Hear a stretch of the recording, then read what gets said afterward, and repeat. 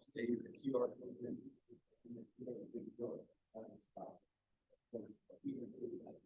Send that out. I mean, it's following 28.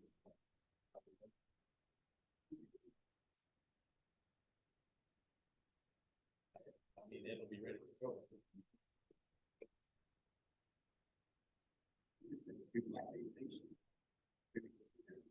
Last, if I got 2 flags, then 50 of the font.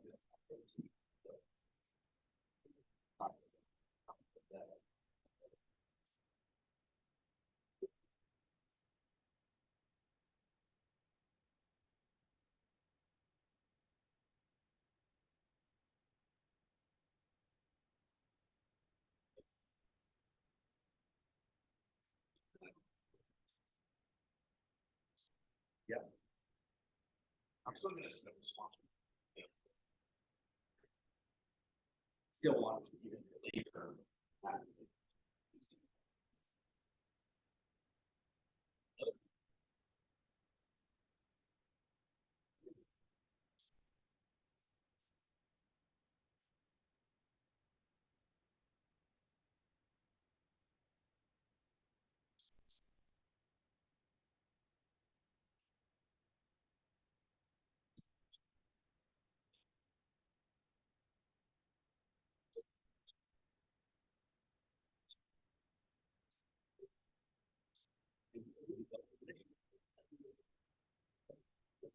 It's just organized it.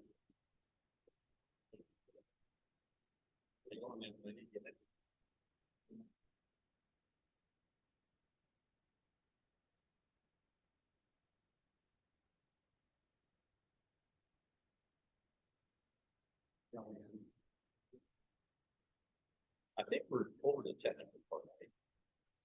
As far as we know, but as long as it stays. But find out. Yeah, so Matt, it's 28. That's what I have on. Okay. That's why I thought if we can get this thing out next week, first part of next week, that would be good.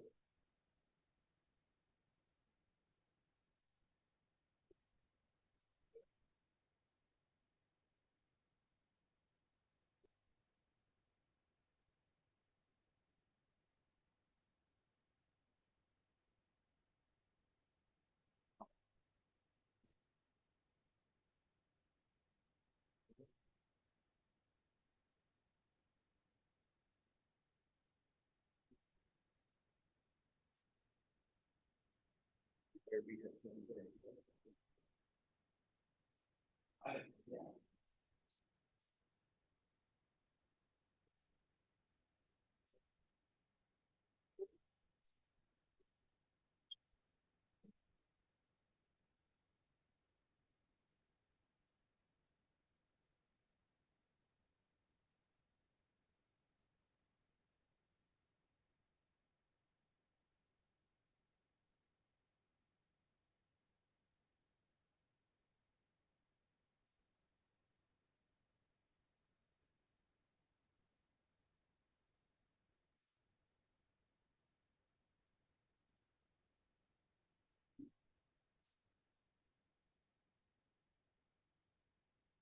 Ours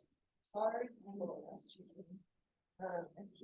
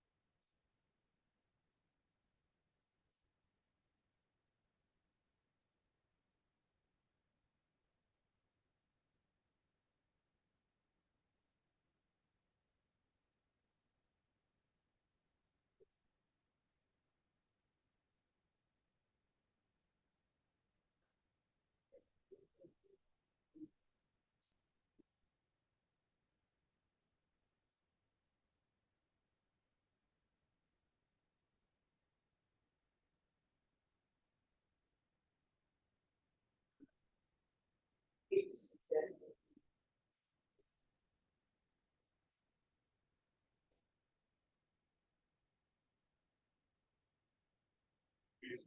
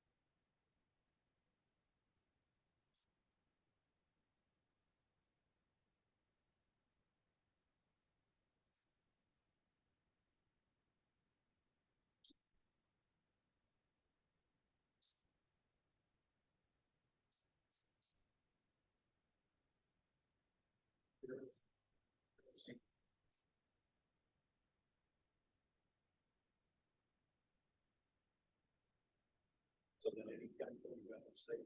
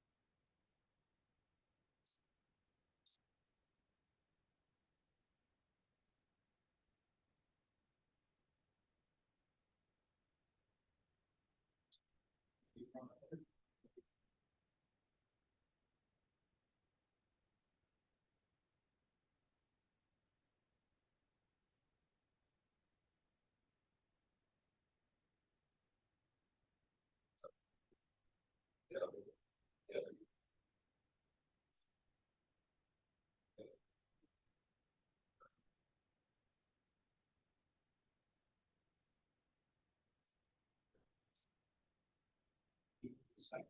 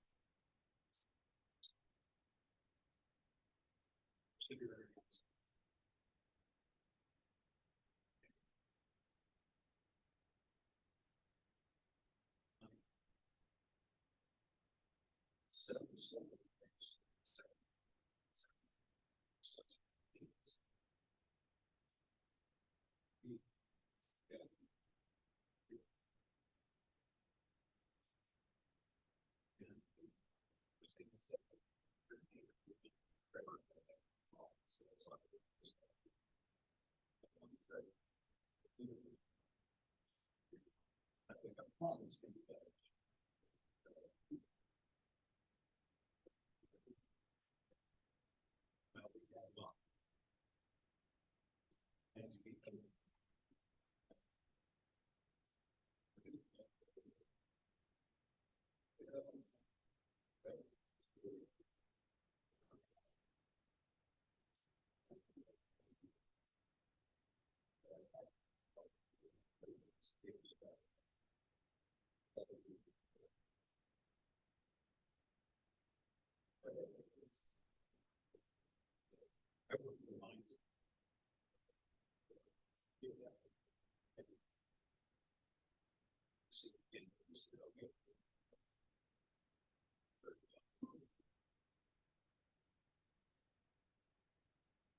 Good morning, how are you, Scott?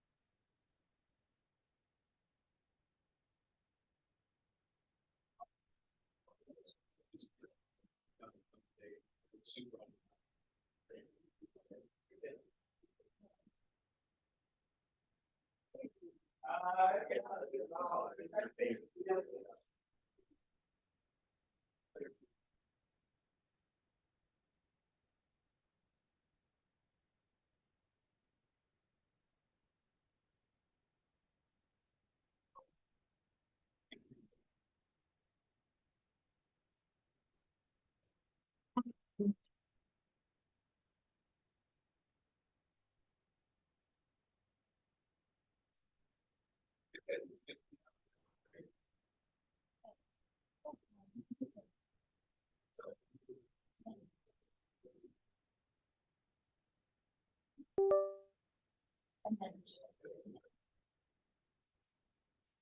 No fossil fuels. I mean, it matters.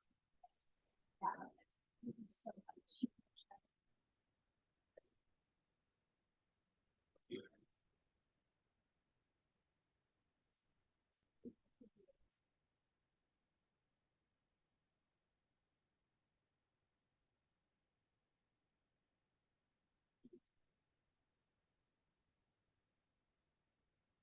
So much.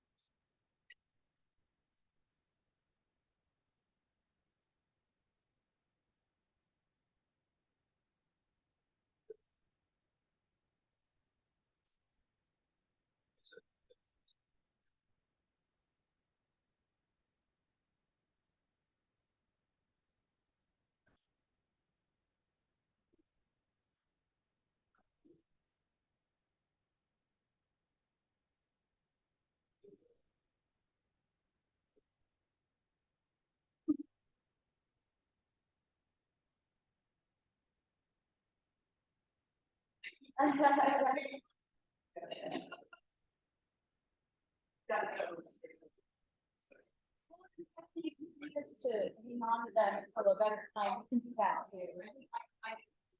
Okay.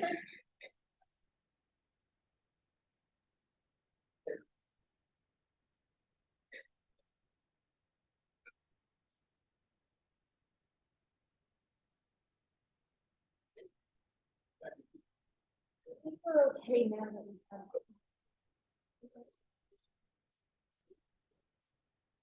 So I think we're all gonna be okay.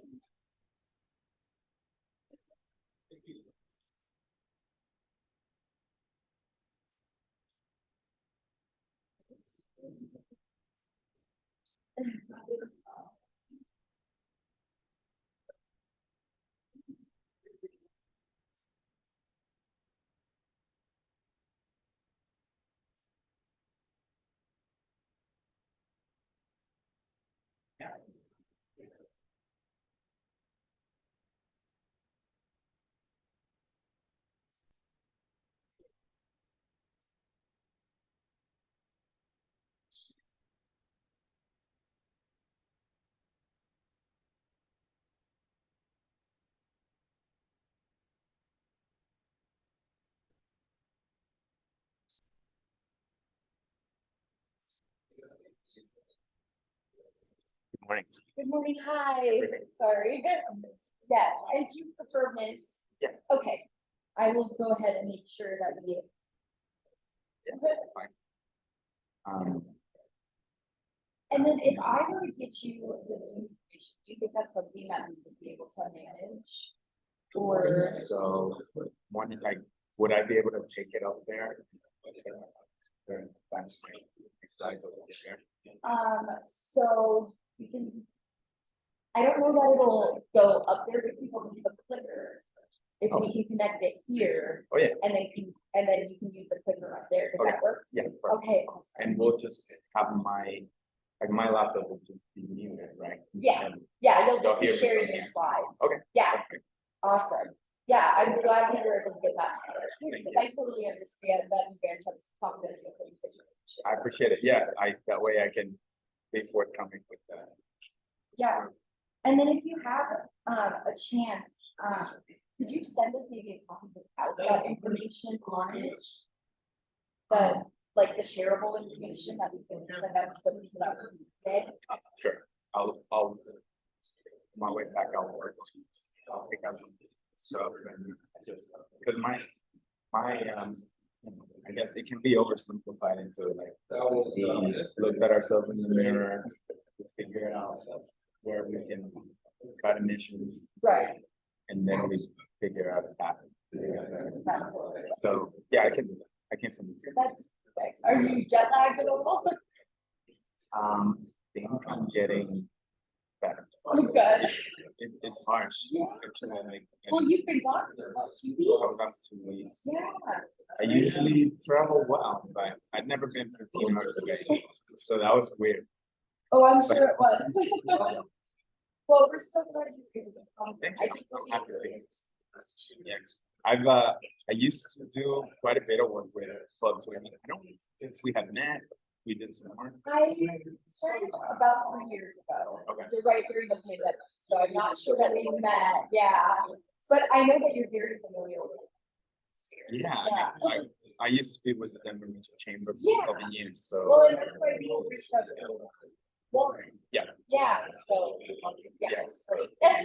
Great, and welcome. Yes, I hope you're like, Yeah, it's I love. much difference than the pandemic. Oh, yeah, it is, it's crazy. Excellent. I'm gonna grab a space for my daughter. Okay, sounds good. Thank you. Thank you. Yes, so there can be all these little parts, it should be kind of spread out all over the place, but if you have any issues, let me know.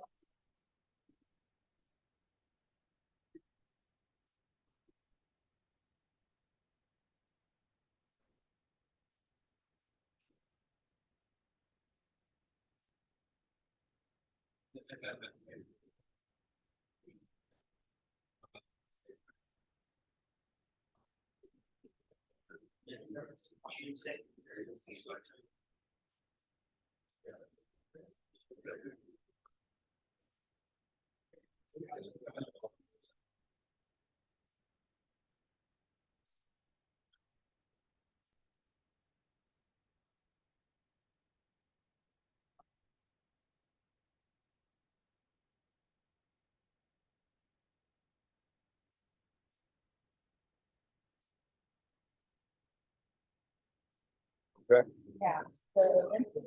So it's been a fun. So not. And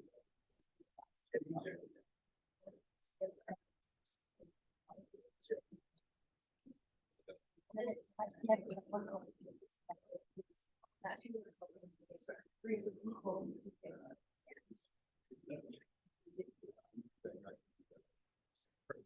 I could I think so, I think. The biggest thing that I'll need is someone who's close during those changes. But they.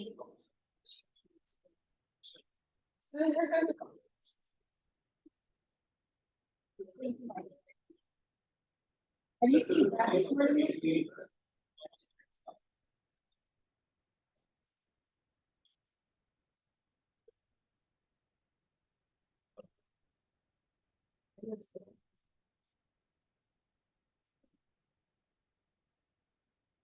This hasn't been finished.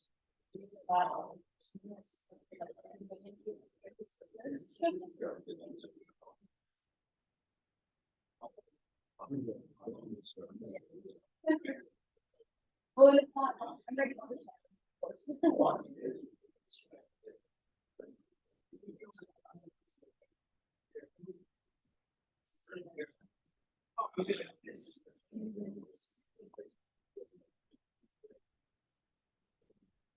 Thank you.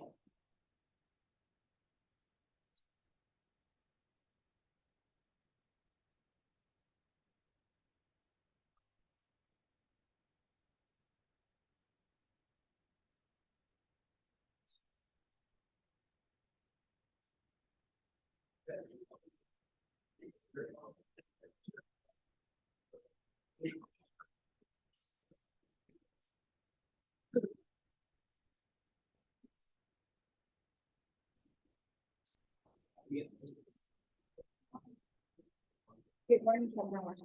I'm fine. How are you surviving? Well, you did great. Yeah, everything's good.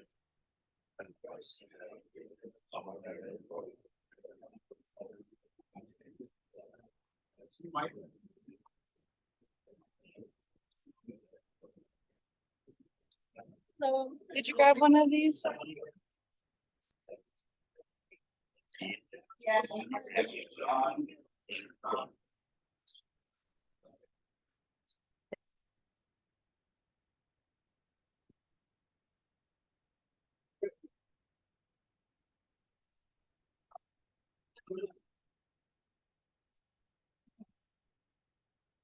I got it.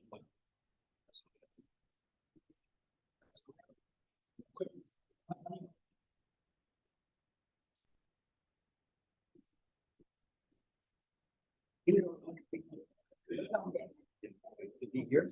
Yes.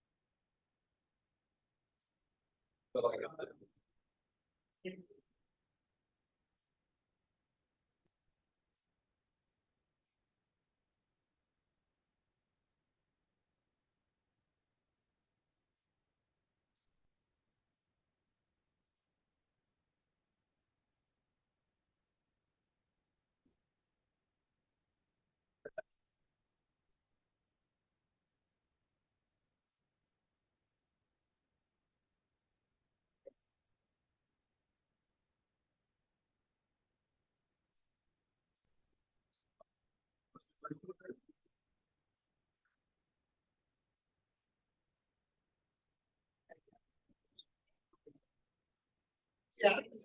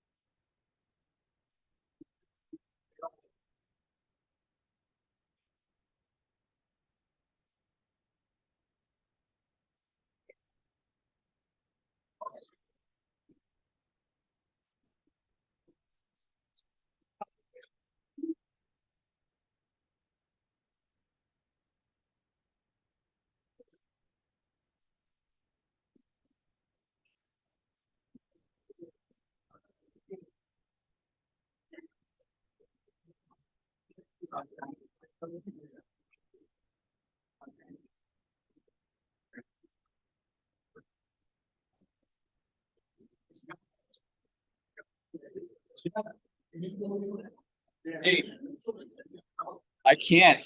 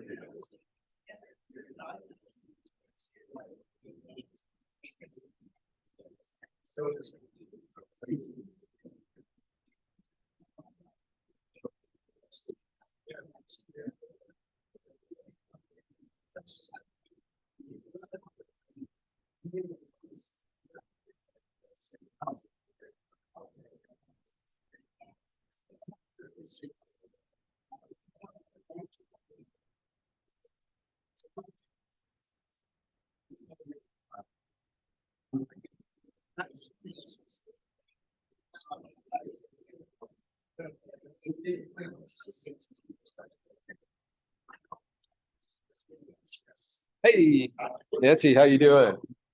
Oh, thanks for the invitation. Yeah, it's.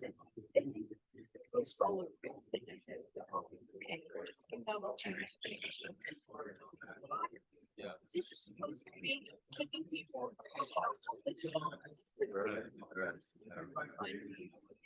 Sure, we'll take a good shot at it. Yeah, because I originally, when they called and asked, I said, I thought I was gonna get the water. I've been doing, yeah. Yeah, well, about, the real story is how the travel part came after. Then when I laid out everything I was doing, we all did the internet. And they picked right up on it. That's what it is.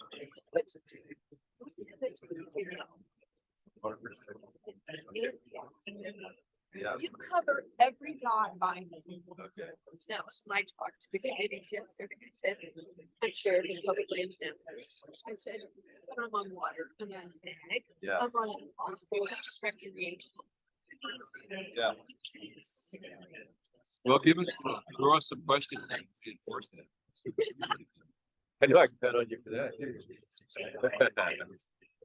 So you're still going hard at it. You know. I just decided, okay, I know all this temporary, I understand. Right. What's your stuff? Timber, then water. There's fire, there's rocks, there's western side. They have. Yeah. So we're well. That well, see, so I spent, I worked on Colorado, we did your water rights, development of the water. In the next 22, we were doing hotels that. Yeah, you guys, yeah, so that's what we were kind of. But everybody gets it. I mean, just like yeah, so we all understand it. Water managers used to think. They told me that it's the water meeting, trying to get water. And I said, well, we should know a little bit more about water already, funding and stuff like people for next. Yeah, really. So here's what everybody's confused down in Rondinelli. I mean, water managers used to look at how much they had stored in their inventory, how they're doing it. We all now realize. And you don't have something to have. You're not gonna have any water distributing. They brought her, their focus is on Grand County, because they're the waters. Realize that their headwaters are water, the Gunnison. Yeah. And it's a tributary, and unlike the water basin, it's part of the. Yeah, well, that's the. They don't. Well, that's really the big debate. All, I've been getting into the Colorado reservation stuff because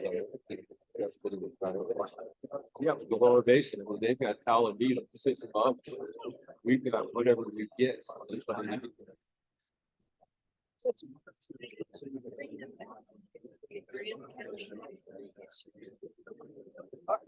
Yeah.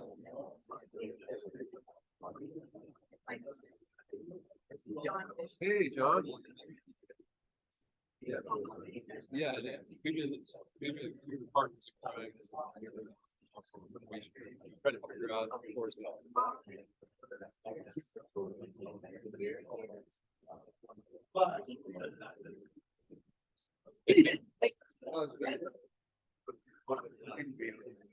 yeah. Well, that's the interesting thing, how we got going. In Montezuma County really started to do the Ponderosa Pine demonstration. is we were standing on a high over house, an area called House Creek. The district ranger, chairman of the county. And they were saying, and Dudley Miller, he was chairman of Colorado Timber Industry Association. Wow. Yeah, It should be such a good idea. There are, Also, we were looking across at an overstocked farm supply, you know, stand Yeah. with probably 3 or 4 stand, then- 6 or 50 under natural conditions. In the rain. You know, this is the no, over you know, here. fire is not gonna. Right. I might, yeah, We need to get ahead of it. And so Dudley Wilson, the timber. Let's, you can take care of some of that. Because at that point, timber wants to go up and kick it along. Yeah, so he said, we can help. And so Tom Culver, the chairman of the county commission, looks at me and says, okay. Let's make something happen, yeah. So we started, yeah, we did everything.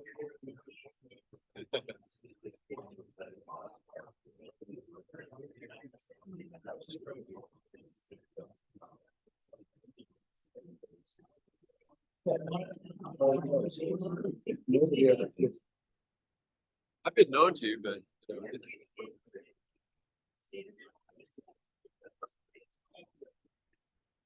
Yeah, they're trying to buy out, well, I heard about this yesterday.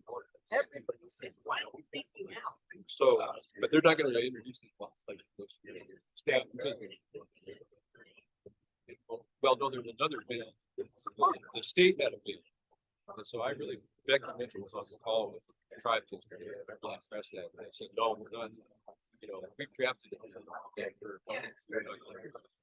not gonna introduce it. It needs a lot more work. So there's another bill that's being conservation. Southwest. And some of the environmental groups with a different concept of how you use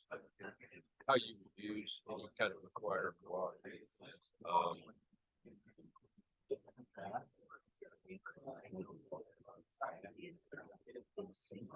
Yeah.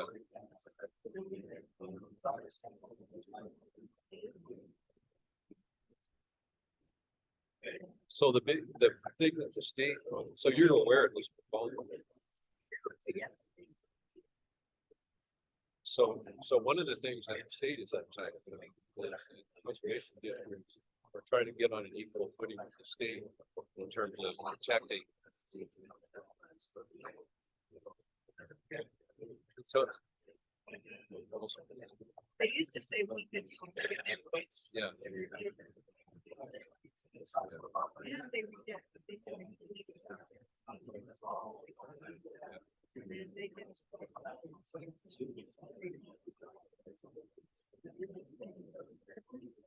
Yeah. Well, that's the whole thing. What's happening is, you've got legislators with the best of intentions saying, "Oh, we can solve this problem." What are you doing? Yeah, yeah. So that's the whole thing. Yeah.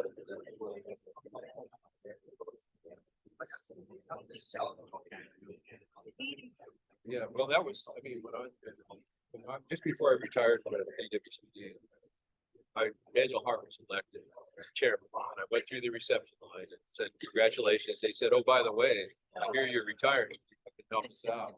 Well, I had no idea what I was looking into, but yeah. Yeah. Yep, that's the one consulting job that I did. Everything else got ditched.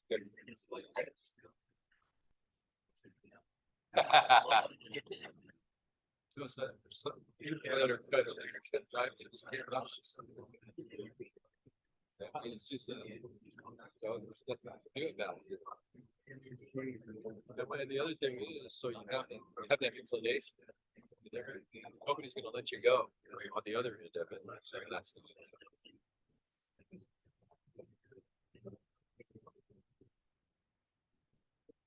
Yeah.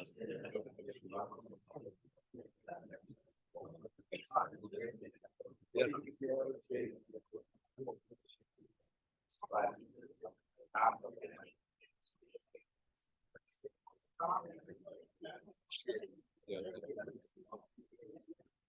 Yeah.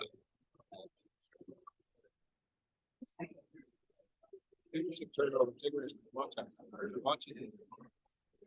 Water. I go to those meetings. It's not. You could just shoot against generation. Yes.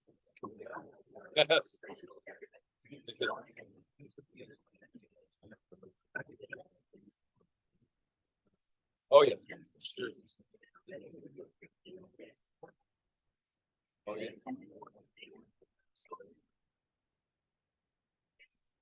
Yeah, well, somebody could, yeah, the experience, but look at the outreach for. Then get it up with the day.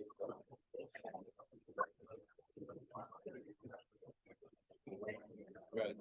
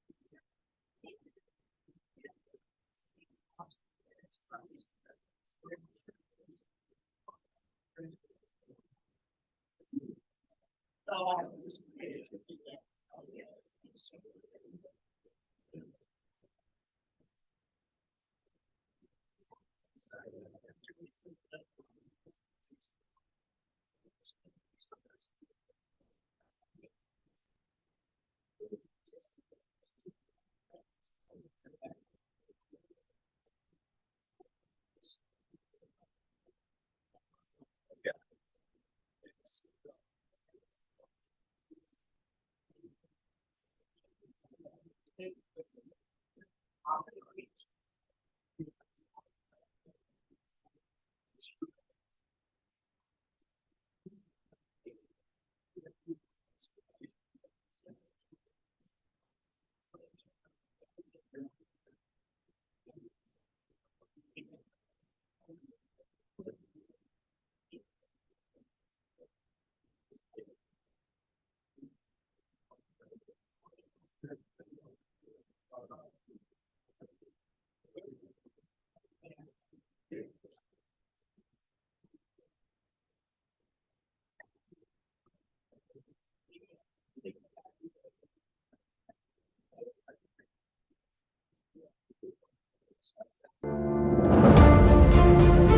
It's about more than those breathtaking sunrises.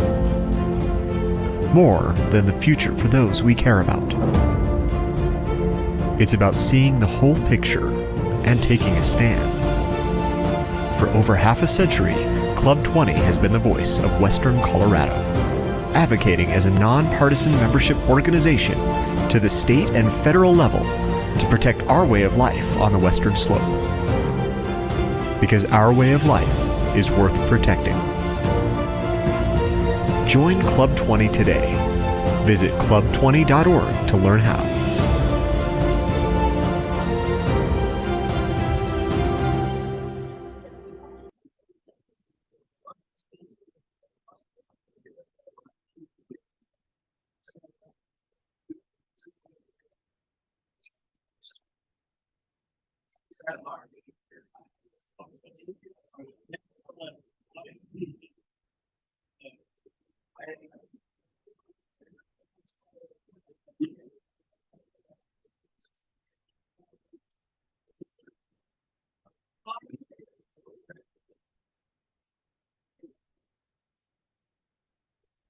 Folks, if everybody could take their seats, we're going to get started here shortly. We're going to start with a quick video about Club 20 while everybody's taking their seats, and then we will begin the program.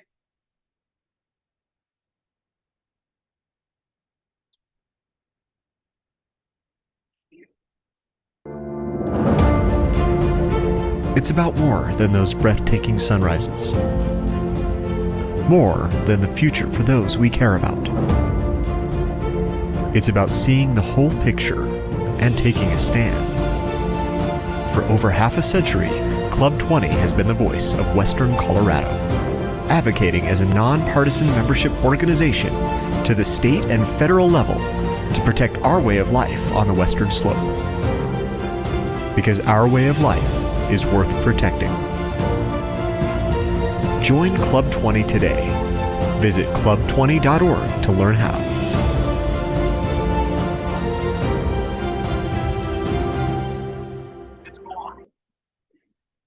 Yeah.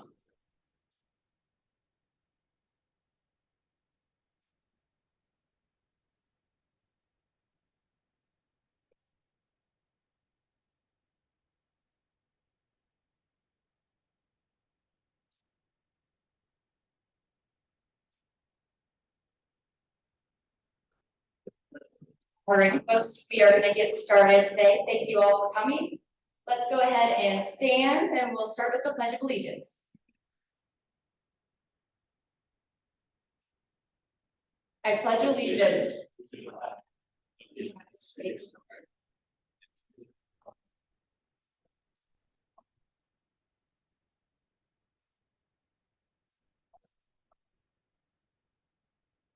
All right, thank you everybody for being here today for Club 20's 2023 Spring Conference. My name is Brittany Dixon and I am the Interim Executive Director currently for Club 20. And I just want to thank you all for being here. It is actually our 70th year anniversary, and that's something pretty incredible for a nonprofit.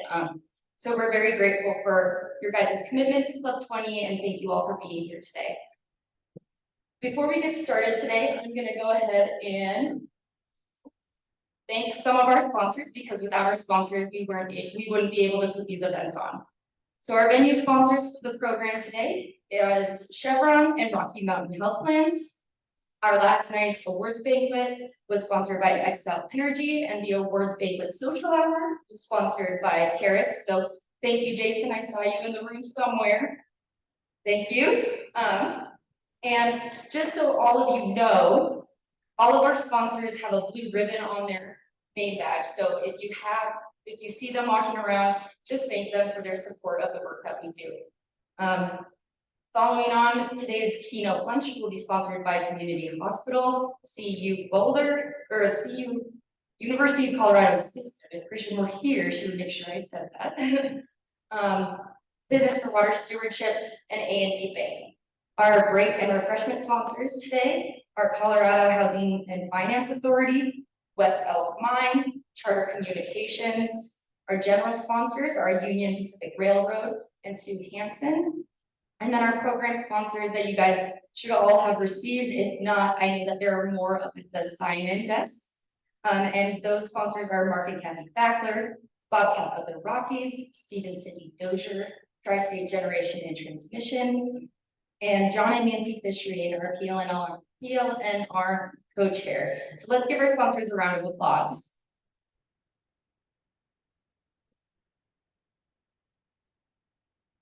So I'm not sure if everybody saw it in the hustle and bustle this morning, but you'll notice SGM has a nice vendor booth up there, so make sure to check that out. And then we also have a Club 20 vendor booth out there that will be giving some swag away later. So if you're interested in receiving any of that, there should be a fishbowl out there for your business cards, but you have to be present at the end of the day to win. So incentive to stick around. There's, I think, some headphones, some chapstick, notebook, pen, a nice hat, a water bottle, all sorts of fun stuff. So make sure you put your business card in for those. Then we will go ahead and get started with our first presenter of the day. We are excited to have our first presenter here with us this morning. Wanting to combine his passion for radio and meteorology, President and meteorologist Don Day Jr. started Weather Inc. After graduating from University of Wyoming in 1992, he started it in 1992 after graduating, sorry. Don loves the challenge of forecasting weather in the Rocky Mountain West and the High Plains. Day Weather Radio started with providing just a group of 14 radio stations across Wyoming, Colorado, and the western Nebraska region. And now his network has grown to nearly 80 radio stations in 4 states across the Rocky Mountain West and the High Plains. Without further ado, I'd like to welcome our first presenter of the day to kick off our 2023 Spring Conference, Don Day Jr., meteorologist with Day Weather. Give him a round of applause.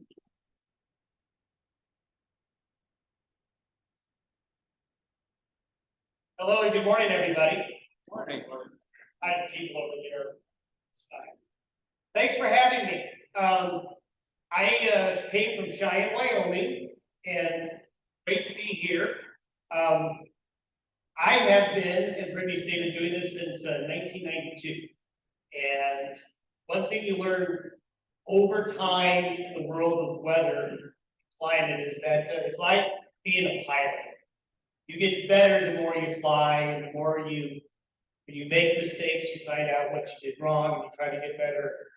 And you learn a lot over time. So you want a little gray hair after a while when it comes to talking about weather, especially in this part of the country. I'm going to give you a little bit of a unique presentation. You're probably going to see and hear some things you may have not heard about. Maybe some of you have. Probably going to ruffle some feathers. Some of you are going to like what I'm going to say. Some of you are not. But I think some of you are also not going to like what I'm going to say. So if I can make everybody a little angry at me before today's over, I have done my job. I'm going to start with Richard Feynman, physicist. He's one of my scientist heroes. Little bit of a map. Richard Feynman was the one who figured out how the first space shuttle accident occurred. But I like to present this because I'm a scientist, was trained as a scientist, and sometimes we forget that scientists put their legs on one, put their pants on one leg at a time. Okay, so science is only as good as what we know. Okay, so the statement is the belief in science is the belief in the ignorance of the experts. And so you got to keep that in mind. So every time somebody I talk to about the weather, they say, well, how do you know when a weatherman is lying? With his lips are right? So being what is called a private meteorologist is something that's a little bit different. So in addition to what you heard about me doing broadcasts, which is how I got started, I've been able to really expand into different areas, aerospace, been involved in some very high profile projects like Red Bull Stratos. I've done a lot of aerospace. And when you're hired as a private meteorologist, you got to be right 51% of the time. Okay, just enough to pay your mortgage, to convince somebody to pay you for possibly being wrong, which is really not easy.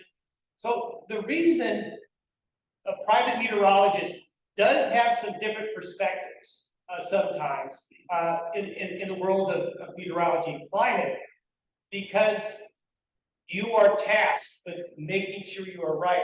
I have been involved in projects where people were risking their life, tens of millions of dollars are going to be spent. You gotta perform, and you gotta keep your level really high. Therefore, when I look at weather and climate information, I take that same perspective. My bar is high, and if I see where the bar is low, then I'm going to talk about it. So track record accuracy is really important. Scientific integrity is really important. Your intentions can be great, okay, but you've got to make sure you're doing everything all the way up through. So first of all, I want to talk a little bit about the weather and the climate of this part of the country. We are driven by the Pacific Ocean. We live and die in the Intermountain West from the Pacific Ocean. If the Pacific hiccups, we hiccup. And this area near the equator, from South America to Indonesia there, is the most important piece of real estate when it comes to the weather in Colorado. Now that looks really far away, doesn't it? But that is the biggest stretch of water anywhere in the world, the Pacific. The Pacific is the largest object in the world. That area is the warmest part of the earth. It's on the equator. So that water there is warm 365 days out of the year.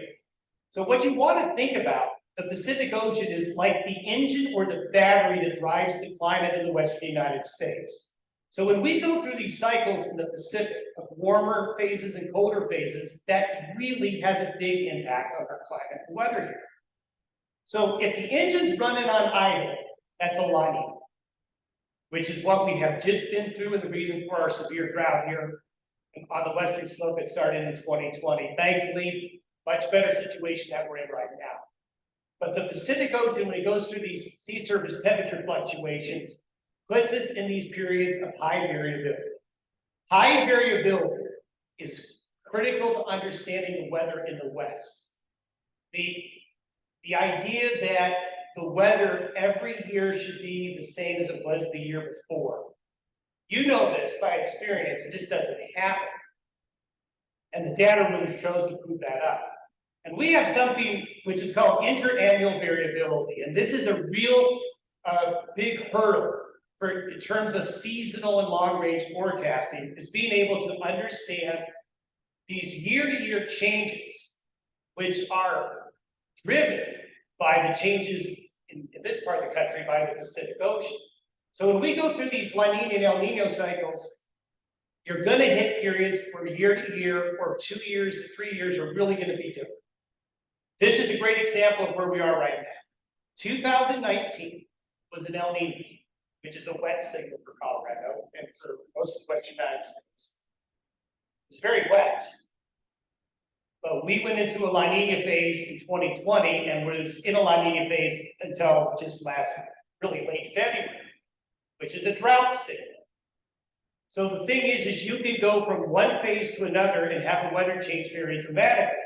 The trick is, how do we model the oceans? How do we understand how the oceans are going to affect the weather and the climate over time? And this is very hard. This is very difficult.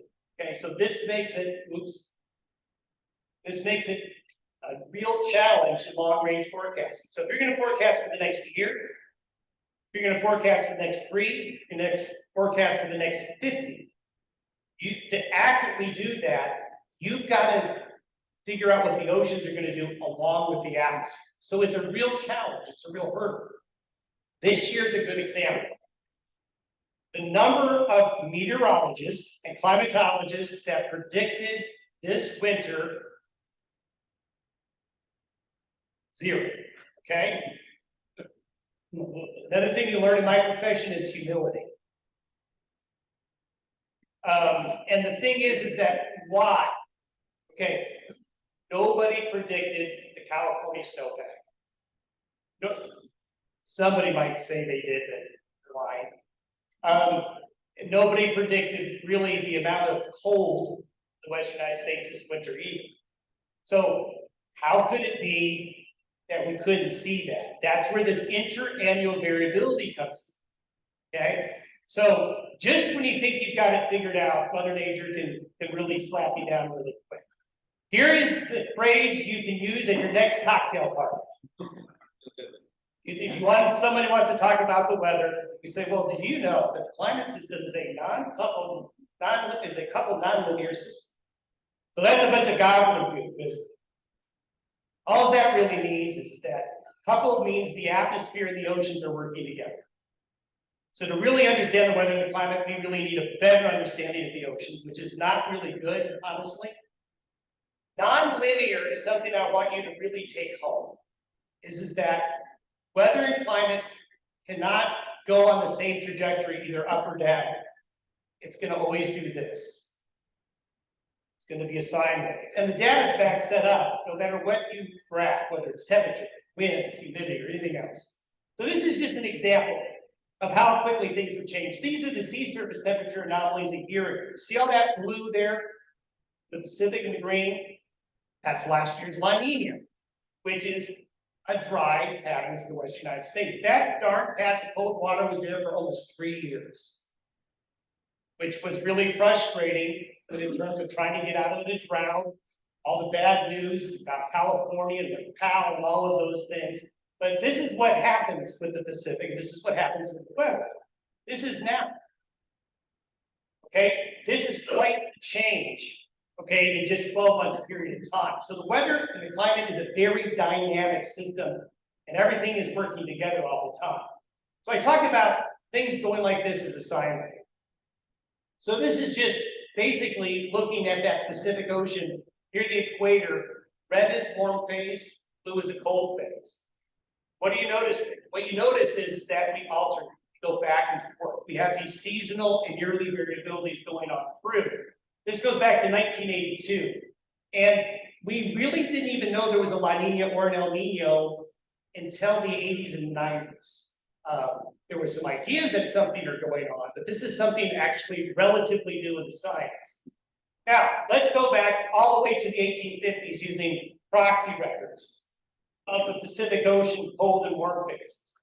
The only thing here you can guarantee is that you're going to not be in one phase very long before you go to the next one. Question is predicting the strength and the intensity of these as you go through time.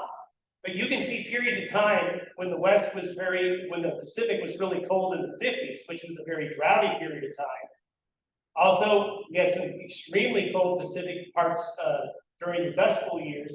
And in recent years, the last 3 decades, we've had 3 severe droughts, last 3 decades. And it's corresponding with the cold tropics. Now, let's go back even further. This is the period of drought and floods in New Mexico. A lot of this is using tree rings proxy samples.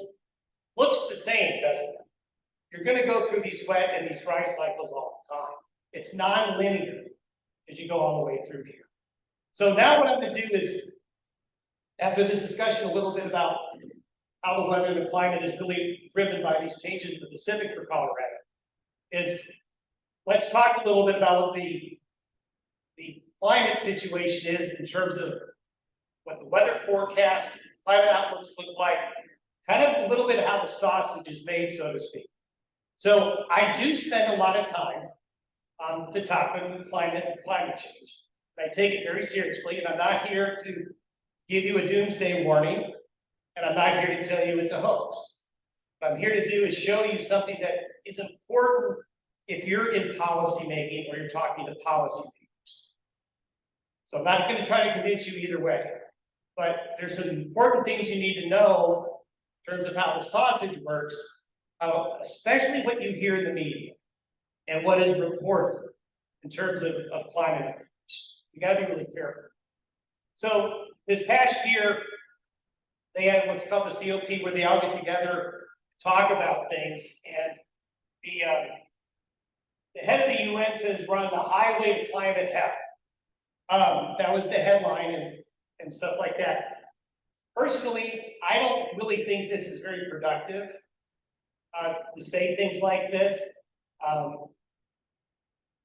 Just a personal opinion, but I think if you want to get people's attention, doomsday scenarios isn't to really do it. You need, in my opinion, what you need to be is persuaded.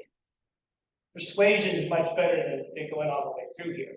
So let's take a look at parts of the International Panel on Climate Change's AR6 report, which is their most recent report. About every 5 years, roughly, they put out a new report, state of climate science, and what they think is going on.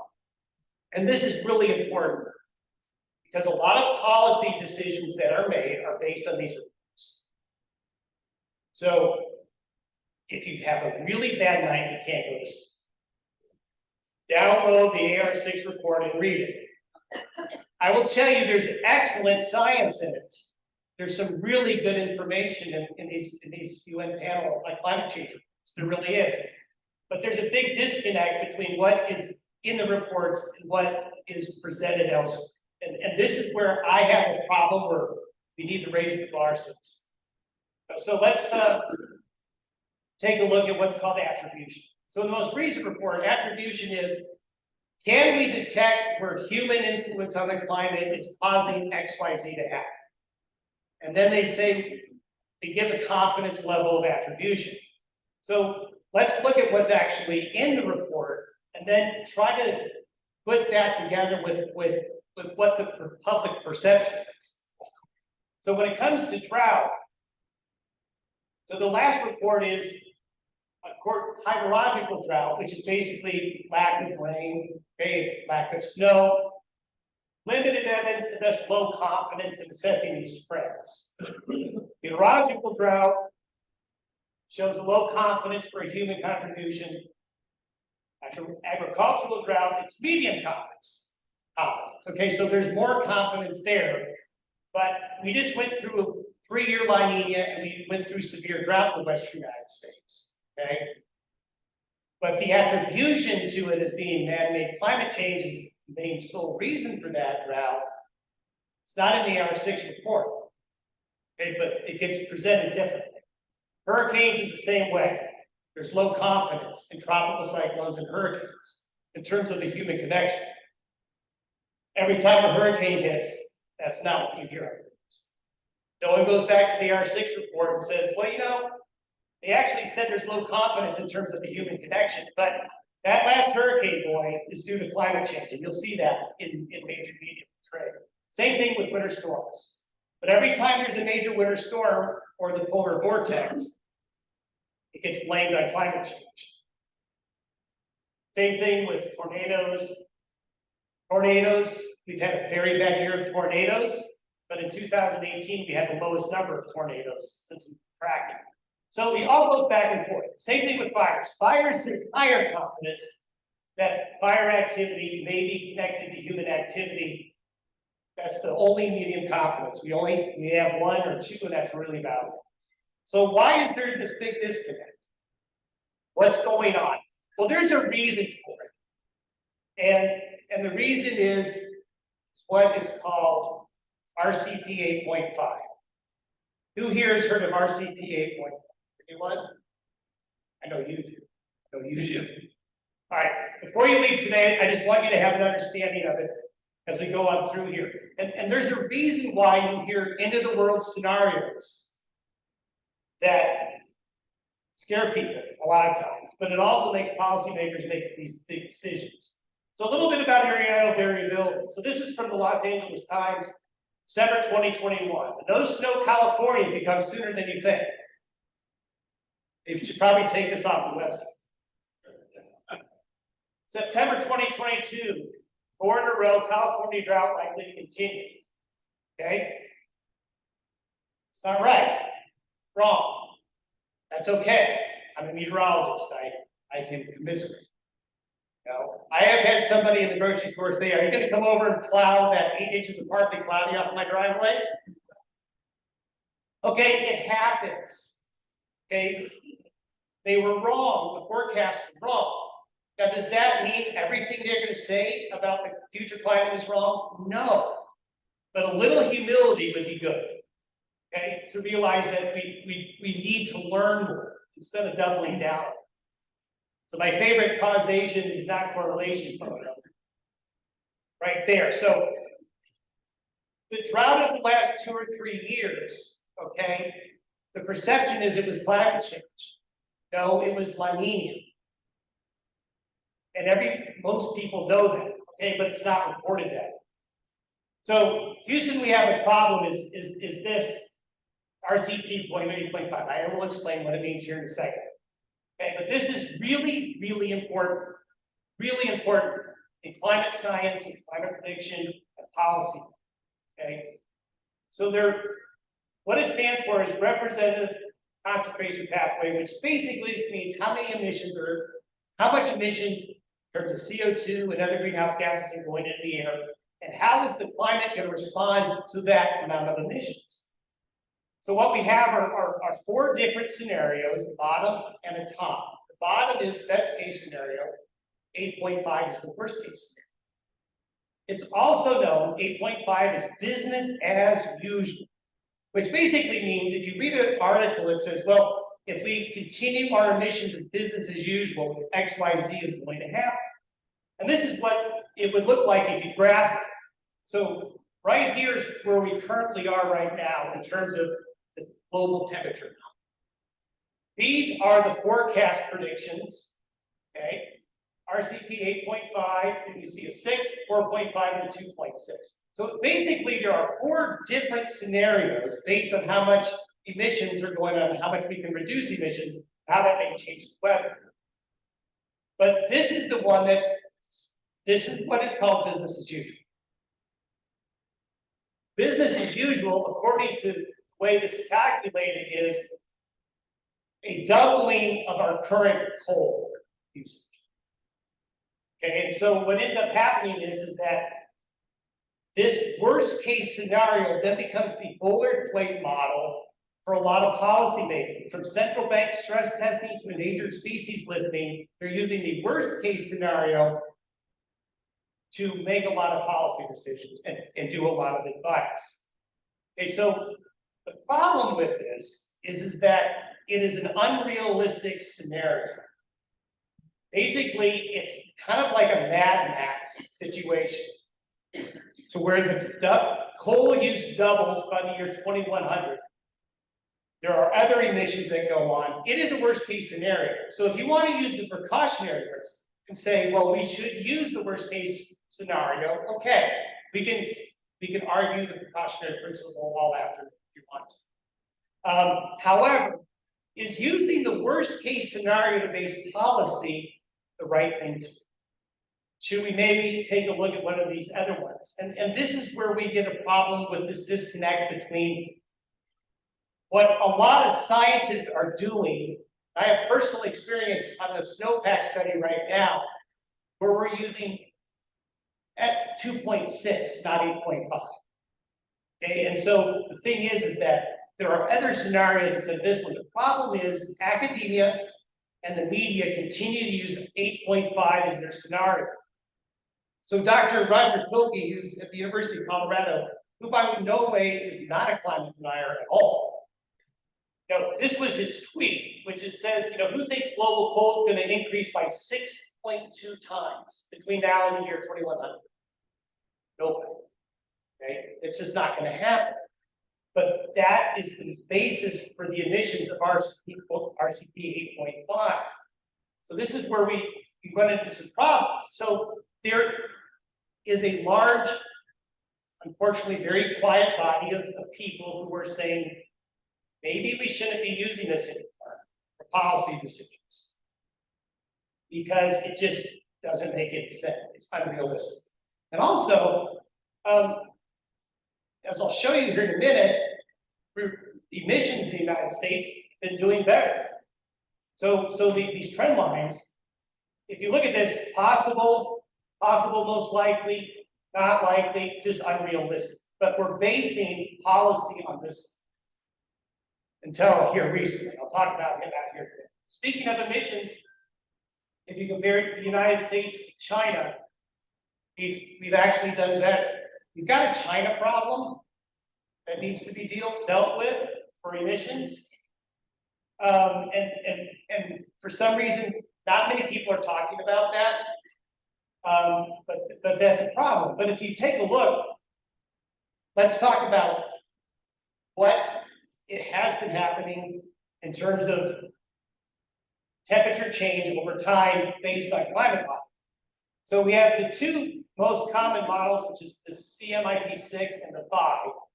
This is the 5 slope of temperature, this is the green slope of temperature, and then this solid line is observed. So the observed line is showing a warming trend. Nobody's arguing. No one's arguing the fact that it's warmer, but it's less than the two models by a fairly good margin. So why are we still using the worst case scenario? Our emissions are decreasing. We're using less coal, and the modeling is over forecasting temperatures. It's a fair question to ask policymakers. If they say you have to do this, this, and this, and this because of climate change, you say, what RCP are you using? It's a fair question. So we're using this, but in reality, we should probably be right around that. However, good news. This happened on a Friday afternoon at the cover of darkness. Not many people know about this, but if you keep track of these things, some of you, I'm sure you've heard the social cost of coal or social cost of carbon. Okay, so hidden underneath a release is that the Biden administration actually has backed off RCP 8.5, which is great news. Because when you go and look at what they've done with the social cost of carbon, is they've actually made some adjustments to account for the fact that maybe RCP 8.5 is too high. However, they're still using 8.5 as the current trajectory of the climate, but then a 4.5 as a mitigation scenario. So it's good news and bad news. If we were to show you this is the social cost of carbon, you see that top arrow? That's the worst case scenario. But what they're proposing now is more down towards here, which is a peaking and then a dropping of emissions as we go through the energy transition. So what this means is you got to really be skeptical and make sure that anything you read, hear, or see, what is the climate forecast based on?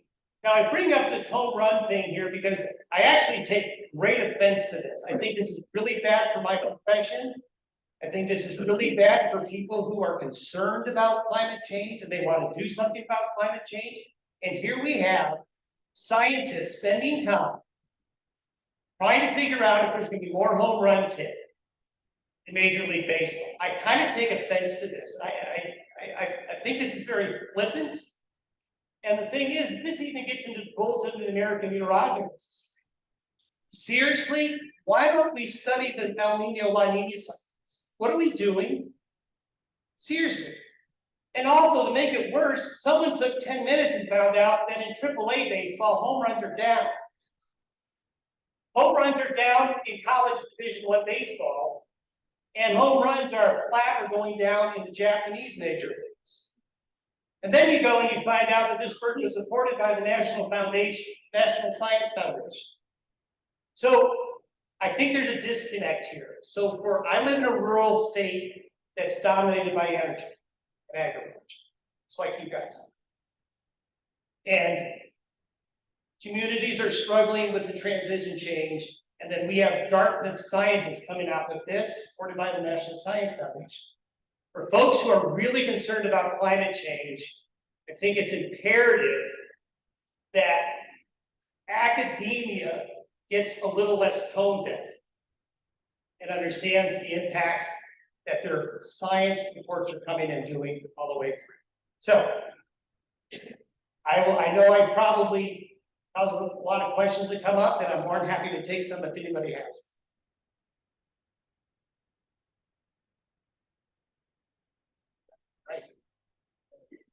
And Mr. Rayback will be running around with the microphone. Yeah. So just raise your hand. Make him run. The model that uses the 8.5, the 2.6, that's still one model with the sole input of CO2, is that correct? No, it includes other emissions as well, but CO2 is the big. Is the big one. It doesn't include the variability that you said at the beginning about climate's hard to predict, nonlinear and chaotic. It doesn't include any of that. It's strictly based on CO2. So am I getting that? Well, and then remember that when you add more greenhouse gases to the atmosphere, when you change the temperature, that causes what's called feedbacks, which then cause other things to happen. But those are the main drivers, yes. And the longer the model goes over in time, the more coarse it is. It can't be too, it has to be pretty granular. So you do miss these interannual variabilities. That's a challenge. If you're asking a question, introduce yourself out of respect for people online before you ask your question.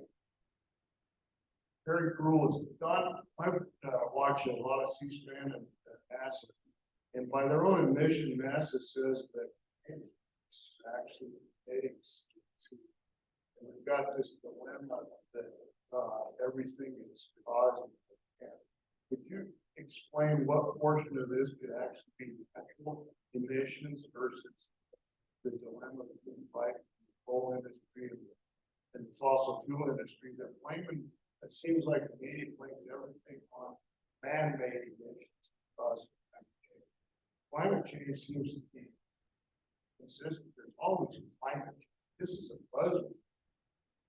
Well, that's a very hard question to answer. If I could answer it, I'd probably get a Nobel Peace Prize. And that's the difficult thing. I mean, I totally believe that humans impact our environment. The question is to what degree? And then we also have to say, if it is to a certain degree, whatever we do to change that is no guarantee we're gonna make the weather better. There is a perception I run into in the public with people is that if we completely eliminate emissions, we'll no longer have bad weather. Which is not true. I mean, we went through the Dust Bowl years with carbon dioxide about 320 parts per million. We're at 440 now or something else like that. So bad things happened before carbon dioxide came into play. So again, part of this is messaging, and I do think it's a problem going forward. If folks want to solve this, got to work on the messaging and understand where a lot of this is coming. Next question. Got time for just a couple more. Isn't that right? Steve Dom, Grand Junction. I've read some, follow up on that question. I've read about volcanoes in the Pacific Ocean actually ejecting water up into the stratosphere. And it looks to me like there's a lot of CO2 emissions attributed to volcanoes in the Pacific Ocean. Can you speak to whether or not that has an impact on weather? Large volcanic eruptions that go into the stratosphere absolutely affect the weather. Usually it's short term.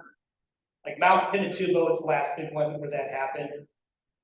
The volcanic activity may play a bigger role in the Pacific with those sea surface water temperature changes, those changes in the ocean temperatures. That's something that is trying to be looked at more right now. It's one of the factors. That's the thing is that weather and climate is about 36 different variables all put together and mixed up. So, and volcanoes is one of those. Don, thank you for your presentation. I always learn something here. I'm Wendell Coons from Delta County. I was in attendance at the Montrose Energy Summit that Sue and Montrose County put on, and you predicted, that was last November, you predicted a big change in the El Nino La Nina cycle. You hit it right on the note, 100%. What do you see coming out of that? Okay, so from the you now entered the forecast section. The good news is La Nina is over. We can rest in peace La Nina for now. We're going to go into a new El Nino cycle, which is good news. It's good news for the entire Western United States.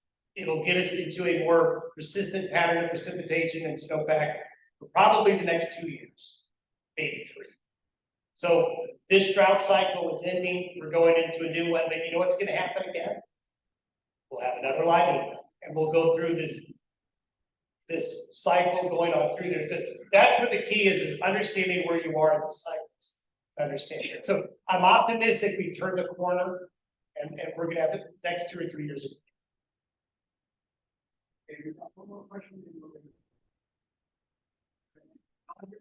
I'll hang around and you can corner me and talk to me all you want.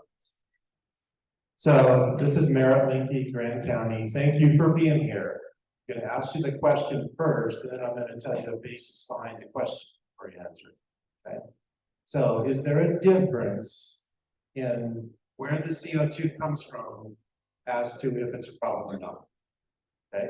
And here's why I'm asking that question. Grand County had the second biggest fire in Colorado in 2020. East Troublesome Fire. Okay. I read a report that said that 100,000 acre fire, the CO2 emissions from 100,000 acre fire is equal to 6 coal power plants. So it's, say it's off by 20%, it's only 5. So we want to shut down the coal plants to knock off the CO2, but yet are we managing our forests? Because we got a triple whammy there. Not only we eat into the atmosphere, we're putting CO2 in the atmosphere, but we're also killing the carbon sink. Why is that CO2 not something we're dealing with, but coal plants are, especially considering how many coal plants, as you just said at the beginning, our weather comes from the Pacific. How many coal plants are being built in China? That's okay. Thanks. Yeah, I mean, what you said is a lot of politics in terms of where we're going with. No, we do have a China problem, and an India problem. Because those developing countries are gonna be using energy and they're not gonna be using the cleanest energy. So that is a concern. In terms of, fires, they do fires all the time in Asia especially, just to get ready for the crops. So there's a lot of CO2 going into there all the time. But I think this goes all levels, forest management, everything, it's all interconnected.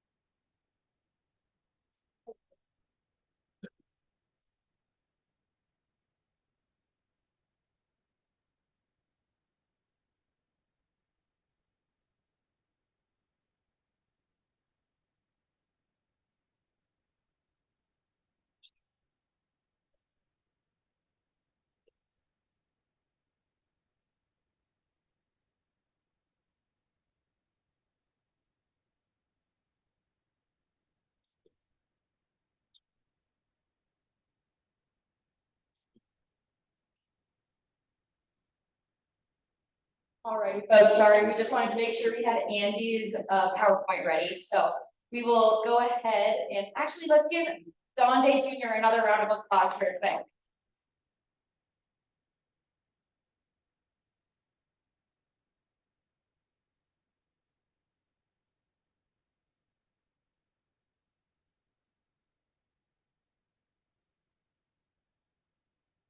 Our next speaker leads the Colorado River District and is certainly no stranger to Club 20.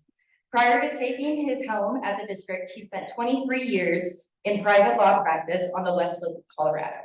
He worked on all sorts of critical Western Colorado issues, including water, natural resources, land use, and community issues. Please welcome to the stage Colorado River District's General Manager, Andy Mueller.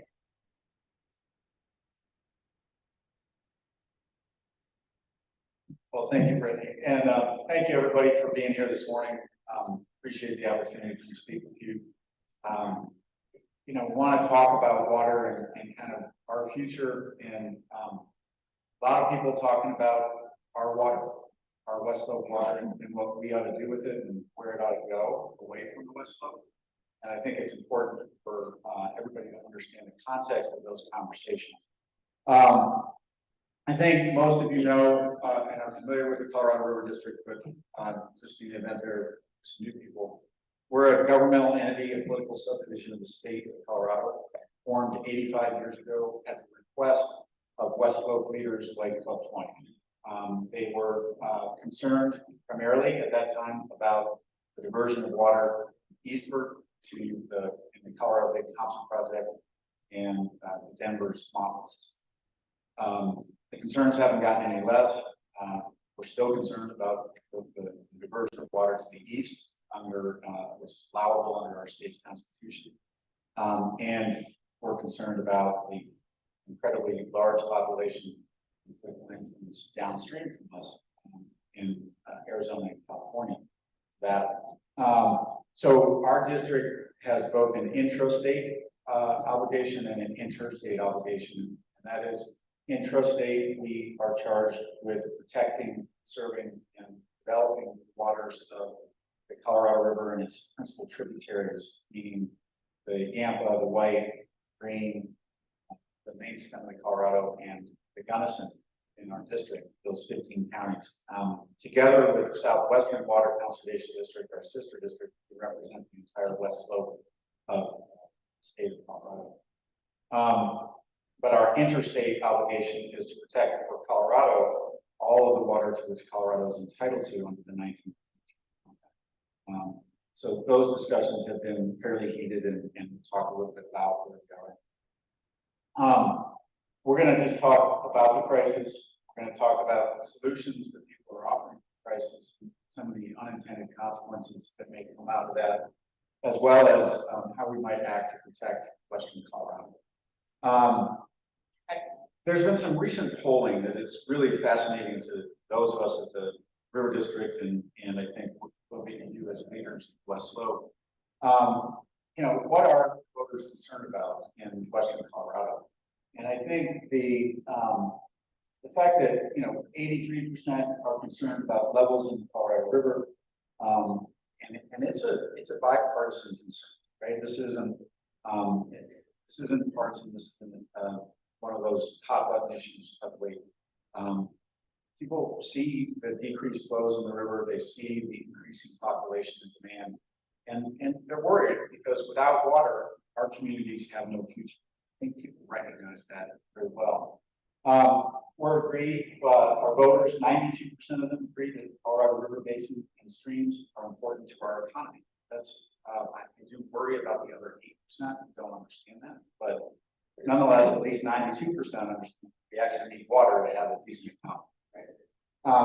And then 97% feel that California and other downstream threats pose a threat in other states. So that's up, believe it or not, from any previous polling. But the next number is the one that's really interesting to me, and that's that all but 2% of our likely voters in Western Colorado are greatly concerned about outside investment in West Slope ag. West Slope. It is a point that I think hopefully folks in this room can relate to. You know, water is a private property, and we need to respect that in our state. It is a right to use that water for a beneficial purpose. That is what our Constitution says. And so as a right to use the water, our state has defined what those beneficial purposes are. And we are running into a class of investment coming from primarily the East Coast that are looking to make money off of the non-use of that water. And investing heavily here in the Grand Valley and other places on the West Slope. And the question is, as a community, what do we want to do about it? Because those folks aren't the multi-generational farmers and ranchers, or even our urban areas that are growing more West Slope residents. They're not our recreation economy. They're not they're not the traditional industry that we see on the West Slope. And where their private announcements will lead you before they got very cautious and started taking things off their websites and taking things down on the internet. We were able to view a number of their private investor conferences that were trying to attract investment into their funds. And their whole point is to invest in ag and then wait till a market develops, a mechanism develops, and then sell that, ideally permanently, could be temporarily for a while, but ideally permanently, to the highest and best use of the water. And they believe very strongly that the highest and best use of that water is not here in Western Colorado, but it's in some urban area, perhaps thousands of miles downstream or a few hundred miles to the east. That's concerning, and it should be concerning for everybody here at Club 20, that's the attention that we're getting due to the crisis that is present on the river. So want to think about that. I think many of you have seen these maps before, but I just want to make sure everybody's aware. Up in the Colorado River District, we have mountains and snowfall that produce about 65% of the average annual flow of the main stem of the Colorado River. And when you combine that with the snowpack in the southwest, we have about a 70% of the entire main stem. That supports 40 million people, 5 million irrigated acres of agriculture, 30 Native American tribes, 7 states, and 2 countries. So it's an important source of water. It's also important to recognize that we have major metropolitan areas both within the basin, like Phoenix and Tucson. But we also have a number of areas that get water exported out to them. Whether it's the urban metropolitan Front Range, the Wasatch Front over in Utah, the Albuquerque area and the San Juan Chama project, or the largest water users in the system down in Southern California. Those are who we're competing with, who is driving a potential market for these outside investments. I want to go back to the fact that 97% of our voters, and I think you probably are included, view out-of-state water interests that California is a threat. Why is that? Well, this is a 10-year average. And many of you will remember the Colorado River Compact in 1922 said that we had basically an equitable division of water between the 4 upper basin states and the 3 lower basins. It said we each get 50%. At the time, everybody thought that was 7.5 million acre-feet each out of the main system. But it was a 50-50 split, and it was a hard negotiation for the state of Colorado, who has at its heart and always had that prior appropriation doctrine, walk away from the prior appropriation doctrine in the interstate world to find a fair split of that water. And that's what they did 100 years ago. But what's really been happening is a 60-30 split, the lower basin and the upper basin for the last 10 years. Mexico gets an additional 1.5 million acre-feet. They take a little bit less than that during times of drought. They've negotiated some amendments to the 1924 treaty that they call minutes, where they are agreeing to share shortages. And I think that's I will say that Mexico as a country has shown a level of cooperation and understanding greater than many of our own states in our country have shown in terms of how to adjust to drought. But nonetheless, that's how the split has been. And that's important to remember as we talk about what's actually been happening on the river. That's a 14.7 million acre-feet of consumption average over that 10-year span.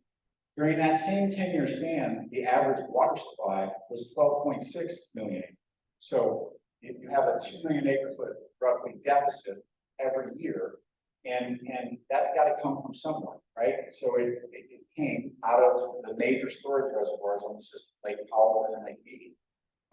Beginning of the millennium, 23 years ago, those are both full. And we had about 50 million acre-feet of storage sitting up above the lower basin, not accessible to us, but above the lower basin. So because there's been a 2 million acre-foot deficit, that what has happened is those reservoirs have dropped. I want to just talk a little bit about some issues that you may have seen in the press and that we're pushing. We think the lower basin use needs to be significant. And when I say we, I mean the Colorado River District, I mean the state of Colorado, I mean the entire upper basin. We think that the federal government is beginning to get that point too. And we can talk about their most recent issuance of a draft environmental impact statement that came out this week to address some of this. But I want to talk about the ways in which we think this river should be brought into balance, because the lower basin states, and I just want to talk about this, in 2021, the upper basin states used about 3.5 million acres. And we've never used more than 4.6 million acres. So never even close to that 7.5 that was set out on the lower basin. On the other hand, when you include all of their consumptive uses, and this little graphic behind me is one of them, their evaporative loss of their own reservoirs. They consume over the last 10 years about 8.8 million acres. So almost double what we're consuming, right? And yet the Bureau of Reclamation has continued to operate the system to allow them to do that, and they've continued to take that water. Our use, on the other hand, has fluctuated greatly, depending on the year and depending on the hydrology. I would be willing to bet this year, our state and the other upper basin states will use more water. We will refill our reservoirs if they're empty. We should use more water when it's available. It's nothing wrong with that. Some people in the lower basin would like to tell us we shouldn't fill our reservoirs, that we should send it down to them because they, for some reason, are more important or valuable. It could have something to do with the number of members of Congress they have, but nonetheless, this is a real issue. So in the upper basin, when we signed the 1948 compact, we agreed with the federal government that all of our major federal reservoirs that were yet to be built, we would get assessed for the evaporative loss off of those reservoirs. That's, think about it like Powell, Flaming Gorge, Blue Mesa, and the Navajo Reservoir. That's a pretty big hit, right? But we also get assessed, organizations like mine and cities and counties that may run their own water systems, have reservoirs. We all get assessed inside of our own state regulations for evaporative loss as well. So when we have loss in our reservoirs and it's a junior right, I augment the senior users that to make sure I get water to them out of our reservoir. And when I say I mean the people who are a lot smarter than me work. So they tell me about what they're doing. So the Lake Mead, on the other hand, and Havasu and Mojave, the lower basin doesn't get assessed. That evaporative loss and then transit loss. So when you deliver water out of the Hoover Dam downstream to Arizona and California, you have as much as 220 miles of delivery before it hits a head gate. In our state, if I deliver something 200 miles from one of our reservoirs down to Grand Junction, we get hit with a transit loss. So the water that gets lost to the stream between the point of release from our dam and the point of diversion at the head gate. So we get hit with that by our state engineer. It's appropriate. It's actually what happens in the system. In the lower basin, if the Imperial Irrigation District orders water, they're down in the lowest point on the diversion of the Colorado River right before Mexico, or the All-American Canal.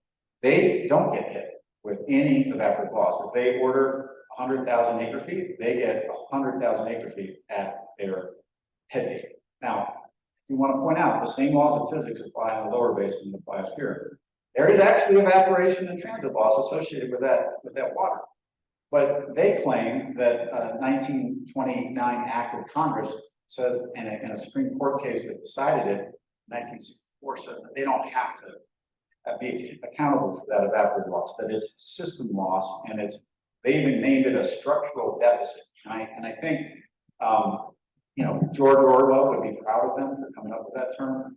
I just call it overuse. It's additional use of water, consumptive use of water that is caused by their storage and their transmission of water to their headways. They need to be assessed for that. So we asked for that, and we've been pushing for that for decades at the River District.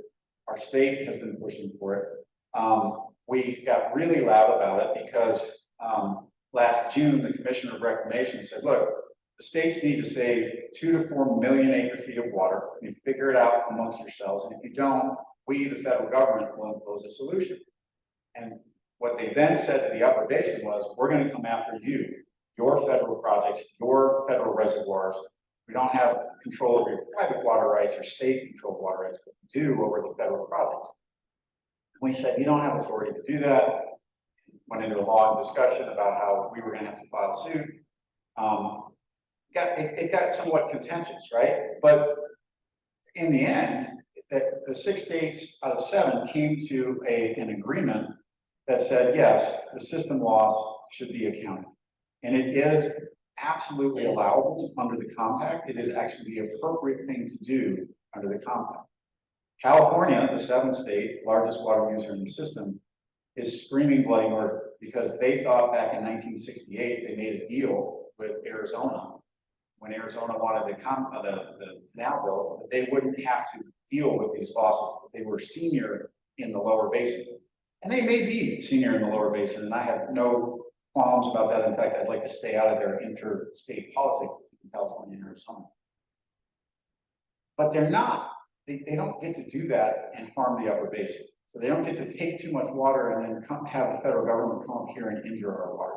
So we did get 6 of the 7 states, Nevada and Arizona, joined us in the call for this assessment. And the way we did this, the reason it came about is that in response to the commissioner's call, the upper basin states came up with a 5-point plan. The lower basin came up with nothing. There was a quagmire quite some time.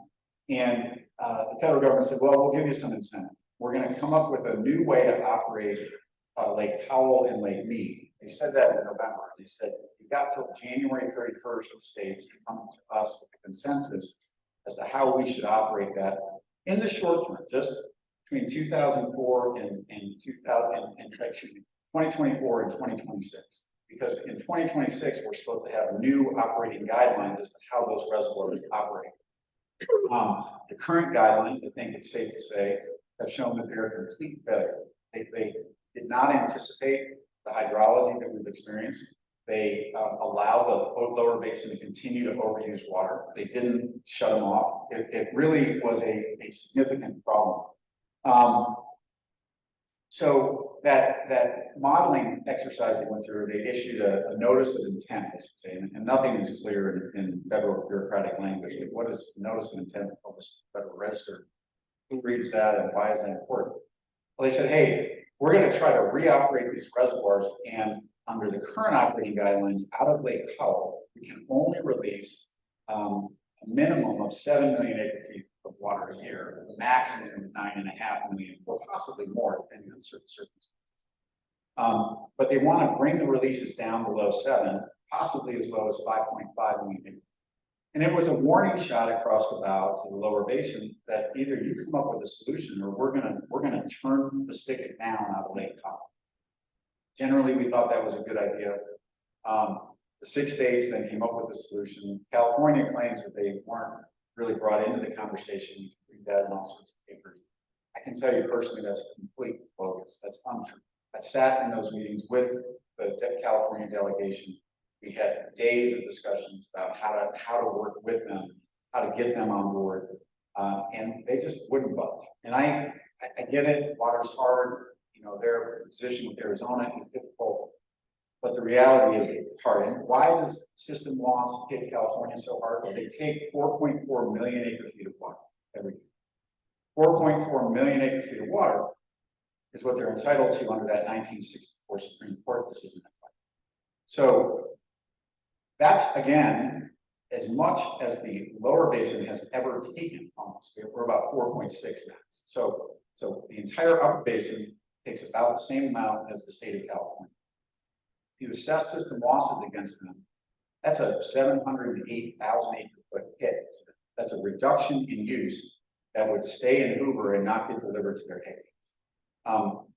Staying in, and I say staying in Hoover, staying in Lake Mead actually would help us bring up both Mead and Powell. It would take the reservoirs out of the crisis that they're in. It would help create some proper governance on the system. So they're very concerned. I get it, but it doesn't mean that what we're calling for is against the contrary to the law of the river. That's what California would like to do, and they have an amazing publicity engine. So that if you're reading the national press, you oftentimes don't read our perspective, you read California's. This was the commissioner back in June calling for that loss. We talked about what that is. And so why were they concerned? And I think many of you know this, but you know, it's really about Lake Powell and Lake Mead and their ability to perform their essential functions. But the primary essential function for both of these under their authorizing legislation is water supply. And in fact, Lake Powell is supposed to actually protect our water supply by making sure there's enough water to send down to the lower basin during extended periods of drought, so that we would have the buffer to continue to take our water without running into compact obligations that insist that California, Arizona, and Nevada are entitled to 7.5 million water. So we've got that situation. Well, Powell is so low at 22% full. And by the way, these are effective as of April 3rd. You'll note that the elevation is at 3522. That's feet above mean sea level. 3522 is 2 feet higher than it was a month ago. So the inflow has started. It is still at a historically low level. The level a month ago was the lowest level Powell's been since it was filled. It is, just, say, 22 feet above, 32 feet above the loss of power production at Lake. Bureau is incredibly worried that if they can't produce power there, they actually will run into delivery problems because the secondary purpose of these reservoirs is hydroelectric. It's supposed to be subordinate to water supply. But the design of Lake Powell is such dam such that the Bureau is not really sure it can deliver water in enough quantity down through the Grand Canyon to the lower basin. They're down below the power in turbines. And so that's where they got really concerned. And that's why you have this very big look of concern, right? She's in charge of that system and she sees these reservoirs crashing. She's very concerned, says, Kate Spades, get this solution done. So they need to be refilled. How do you refill a bucket that's got a hole in it? And that hole is down here at the bottom of the system. You plug it, right? Or you tighten it up. It's not hard to figure that out. I think finally the logic is prevailing. So earlier this week, and I think this is important for folks to recognize, the draft environmental impact statement came out earlier this week. It's a very long document. I will be very honest, we haven't read it all yet. We have a team of people looking at it, and I've been trying to read it, but I keep ending up talking to people instead. It is a really interesting document, and as with any federal action, right, there's a notice period and a period for people to respond. It's a 45-day response period. If you are interested, if you want to read summaries of it, there's a way to respond directly to the Bureau of Reclamation, the Department of Interior, that is on their website. You could also send your comments to us or Becky Mitchell at the state of Colorado. We are working with Becky to coordinate our responses. It's important for us to really dig into this thing and understand it. At first blush, though, it has three alternatives. One is a no action alternative, which is required by the National Environmental Policy Act that this is being done under. That alternative is not a real alternative, and they even say so in the documents. They're not really looking at it, but looking at this. The other two involve reductions in water supply in the lower basin, right? Reductions in water. One follows essentially California's argument that Nevada and Arizona should take all the hits, and that they should next year take 2 million acre feet less, and then the year after that take 4 million acre feet less. The other alternative is that those hits, those reductions in supply should be attributed across the board as a percentage. Very similar to our system loss accounting argument that we've been making for decades, but they don't frame it in quite the same way. So it is interesting to me. There's something going on with the Bureau. We prefer to see a system loss accounting actually corrected. You know, having one set of books in the lower basin that don't account for evaporative loss and one set in the upper basin you do is, you know, if it was any other entity than the federal government, it would be a crime, right? So we still are pushing for that, but nonetheless, it looks at first blush like a reasonable alternative and something that we need to look. So I want to talk a little bit about, let's see if I can actually do this. This is a chart that's going to show, this is a new animation that our staff came up with. If I can actually get it for, well, I'll explain it. So you'll see there 82.3 million acre feet of water. This is the running 10-year average of our deliveries, right? Down out of the lower basin. At our obligation, we believe under the compact is that we owe 75 million acre feet on every 10 years, right? So roughly 7.5 million acre feet a year average. The compact also says that in times of shortage, the upper basin owes half of the Mexican treaty numbers. So that's another 750,000 acres. But we only owe that in times of shortage. So the question is, well, what's a shortage? And that actually says when there's not a surplus, because you can't speak clearly writing a legal document. So it says in times of when there's you know, not a surplus. Well, the lower basin says, well, we're in drought. that reservoirs are empty. There's not a surplus, so you owe half the next treaty obligations. And we say, you guys just spent 22 years overusing water in the system. And had you not taken that extra 1.5 million acre feet every year in evaporative and transit loss and made the system eat it, there'd be 13 million acre feet more or more sitting in the reservoir right now. And there'd be no prices. So, and there'd be surplus. So we don't think the surplus argument for them wins. We also would say that, hey, you know, the treaty also gave the lower basin an extra 1.5 million acre feet. You read the historic notes about it.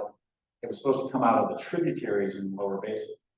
Our counting of what they're consuming in the lower basin tributaries is about 2.2 million acres, not 1 million, but far more than that. So it's an additional overuse by the lower basin. So where is do we have a surplus or do we not? I'd say we definitely have a surplus. I'd say that it's in the lower basin and that they need to deliver the entire Mexican treaty obligation as we move forward, right? So that's the argument. But I want to point out that little chart that was running up and down for the last 10 years shows that we in the last 10 years, and frankly, during the entire time of the compact, have never violated, gone below either 8.23 or 7.5. So the question is, you know, what are they really entitled to? And I would say this: we're going to run into a conflict point pretty quick here. Now, this year, going back to how the Bureau decides what to release, in August, they anticipated another dry year. They said, hey, we're going to keep the bare minimum release, 7 million acre feet. And had that been 7 million acre feet, we would have seen that running average drop again. And in fact, if we've done a couple more years of 7.5 million acre feet or 7 million acre feet, we actually would see us drop below that 82.3 by 2025. So we would have triggered what California has indicated publicly that they would sue us over in the Supreme Court over a quote a compact violation because we didn't deliver half the Mexican treaty. I don't think that they're quite ready to file suit. I don't think they think they're going to win in front of the Supreme Court any more than we can. So they make noise about it. On the other hand, you know, we do have an obligation not to deplete the river below 7.5 million acres, not to cause the depletion. But it's again a lawyerly phrase, right? It doesn't say we have to deliver it. It just says we're not supposed to cause the depletion of the river below that running 75 million over time. It's hard to know exactly what they meant by that. I would say that there are a whole lot of good arguments about it on both sides.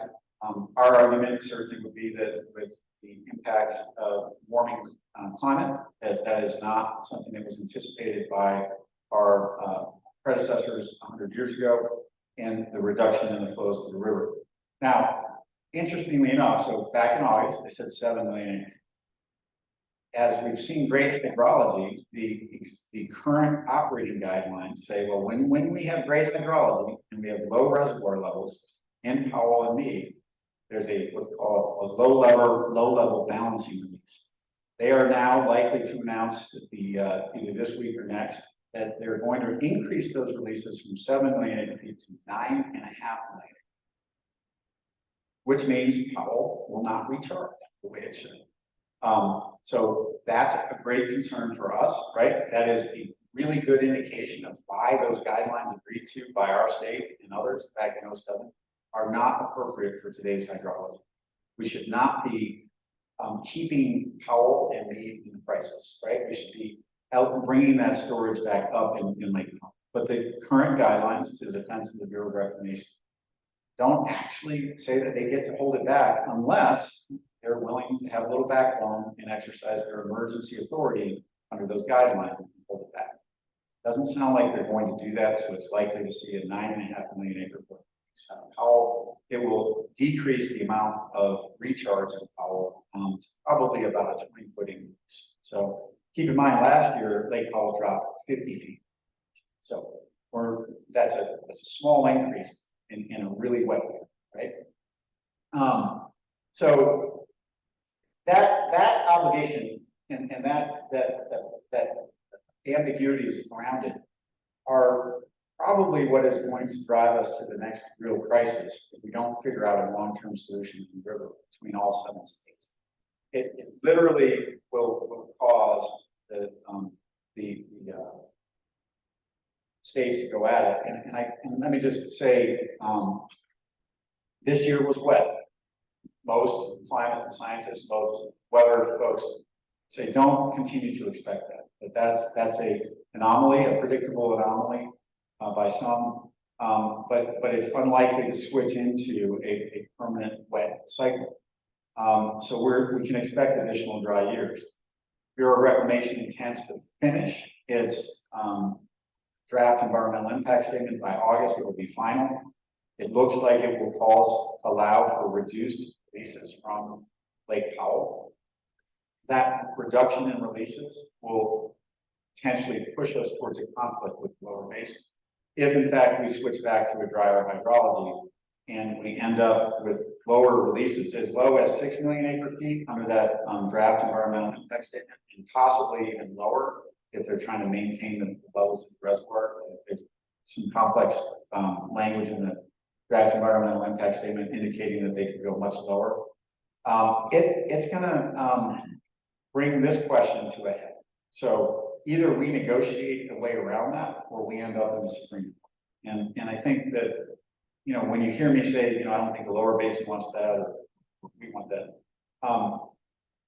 Letting 9 people who know very little about Western water and our communities in the West decide our future is not a really good thing from my perspective. I say that as a reformed lawyer and someone who actually really likes to litigate, but that's not a great solution for us, right?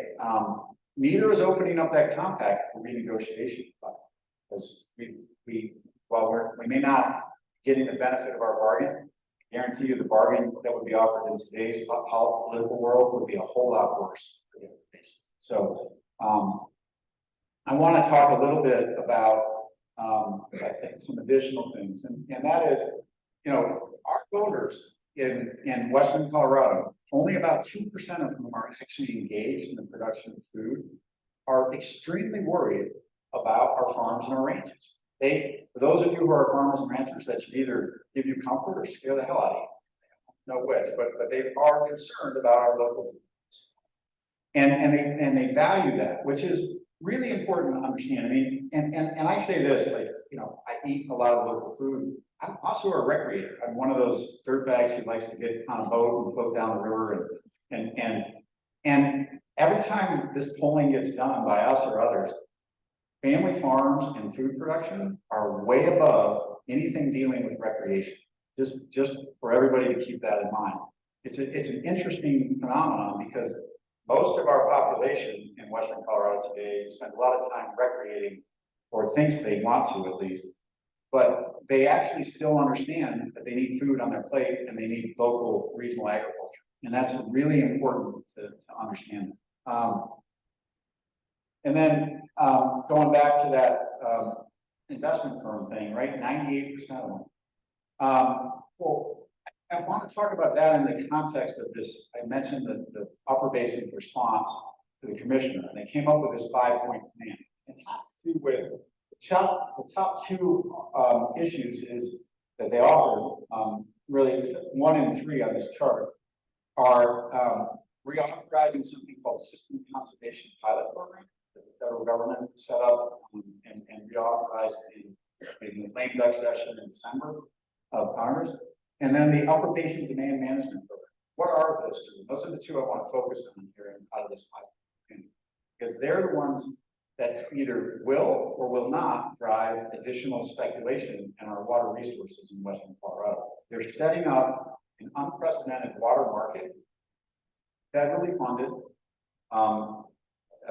designed to meet with federal money, designed by federal and state governments, designed to meet a state obligation, a government obligation, which is a collective obligation of the Upper Basin states to meet a compact obligation. It's not a free market, right? It's a tool to by the government, designed by the government, implemented by the government to meet a government obligation. And so I don't want you to be confused with, hey, this is a free market opportunity, we should engage in it. It is a program through which the current administration and others are pumping hundreds of millions of dollars into an effort. And it's aimed at reducing consumptive use. If I can show you system conservation, man management, but let's focus on the blue for a minute. They're both voluntary, temporary, and compensated programs to pay people to temporarily reduce their consumptive use. It's supposed to be aimed at all sectors of our water user economy, so industry, urban, and ag. But ag consumes about 80 to 85% of the water in the upper basin. And it's really, that's the, as I've heard described by the municipal managers system, big municipalities, when they get together, they call it low-hanging fruit. That's what they refer to your agriculture and our agriculture in the western side. Low-hanging fruit. How do we incentivize them to dry it up and send that water to a different place? It's reallocation of water that these markets are all about. And so two programs. One, you'll recall maybe in the press that the System Conservation Pilot Program was reauthorized, as I said, in December. The Upper Colorado River Commission, so our four upper basin states collectively, signed an agreement with the Bureau of Reclamation for $125 million and said that they could get a whole lot more if they needed it.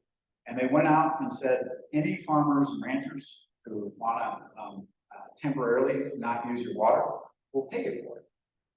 And there weren't rules, there weren't safeguards about how we might protect our communities or our vertical agricultural industry, our processing whether it's the labor force, whether it's the Main Street businesses and supply chain that services the farms, or whether it's the processing plants and the meat plants and things that we all need. It just came out and opened it up. Our state had lots of conversations about how that might look and how a market like this should be avoid disproportionate impact to regions of our territory in the West Slope. But that's not what system conservation did. They just came out and threw out money on the table. In a way, we were lucky. They did it very late in the game for any kind of agricultural producer. Most ag producers would have liked to incorporate that into their plan either years ago, depending on how proactive they are, or at least maybe last fall or last summer. Knowing what they're going to do this planting season is really important. So they threw it out there. It was very confusing. They could have, under the price that they were offering, the base price, they could have taken about 833,000 acre-feet of water out of the upper basin and moved it to the lower basin. And that's the point here. System conservation is water that becomes system water, and it just flows downstream. On the other hand, there's been a lot of discussion about demand management, and I want to focus on that in my last minute, as Brendan tells me. Demand management is not a system that's been set up yet. There's been a lot of discussion about it, and the question is, when that water is saved, it is shepherded to an account in either like Powell or Mesa or Plain Gorge, and it is then utilized to protect the upper basin if we are ever at risk of violating our compact. So it sits there under our control. From my perspective, representing the West Slope, demand management is the better of these two programs, right? I'm not saying that we like either of them at the River District, right? We haven't endorsed either of them, but it's going to happen. Much rather see one that protects and is utilized and controlled to protect our system. For those who know people who are participating in that upper basin system conservation pilot program this year, this is my thought about that water, especially with the increase release out of Lake Powell. Water that was supposed to be in your farm producing local economic activity. It's going downstream, right into Powell, right through the Glen Canyon Dam, through the Grand Canyon, into Meade, and right out of the Hoover Dam into someone's lawn or someone's swimming pool in LA or Phoenix. Doesn't sound to me like a very good idea if you're interested in having the long-term security of the West Slope at hand. So I'm going to end at that, and I appreciate everybody being here. We're just only have 5 minutes to questions. So, all right, who's got questions for Andy? Okay, I see one there. So Andy, I got a question for you. Yes. Out of curiosity, what measures is the lower basin taking to conserve water, either consumptive or non-consumptive? In terms of their water savings, there are, I'll give them some credit. You know, there are some small, and I say small, relatively small compared to their use. Desalination programs going on, desal plants down in San Diego, one that they're looking at in LA. There is a water recycling in a number of places in California, Arizona, and Nevada. And then look at some of the water conservation efforts in of all places, Las Vegas. It's one of the most low water use per capita cities in North America. Certainly lower than any of our cities here in Western Colorado or within our state. They're ripping out lawns, they're doing all sorts of things. They're actually now focusing on evaporative loss from air pollution, right? So there are lots of efforts there. But in terms of large scale water conservation, they are asking that if they're going to engage in that, that it be temporary. And in our perspective, lower basin overuses, they need permanent reductions in water uses. Everything they're offering of a significant volume is all temporary. And under the drought contingency plan agreement that was reached in 2018, authorized in 2019 by the federal government, they're getting paid to reduce their use, and then they're storing that water in Lake Mead. So they're basically renting the water to the federal government only to be able to take it when they need it. And in fact, in dry, low years like last year, Metropolitan Water of Southern California took a tremendous amount of their intentionally conserved surplus water out of Mead, helping Mead drive even lower, which then triggered this larger release out of Howells. So they're not doing as much as we'd like.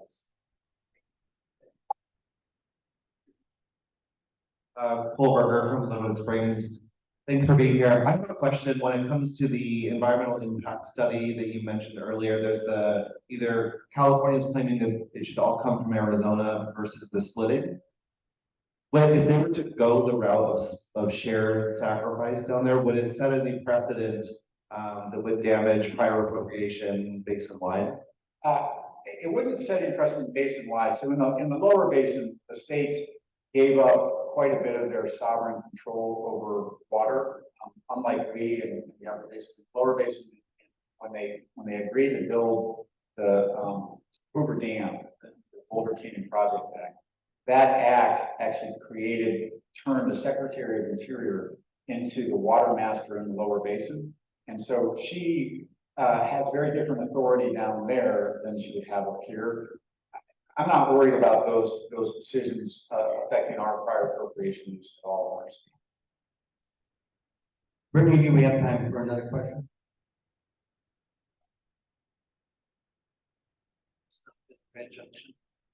There is an awful lot of water precipitation that falls on the Sierras.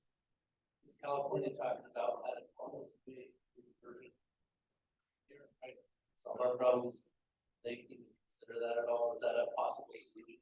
Yeah, in fact, I would say that the state of California has two major systems that transport water out of the Sierras down to the population centers in Southern California, and they have both a state water project and then the Central California project, which is U.S. Bureau of Reclamation.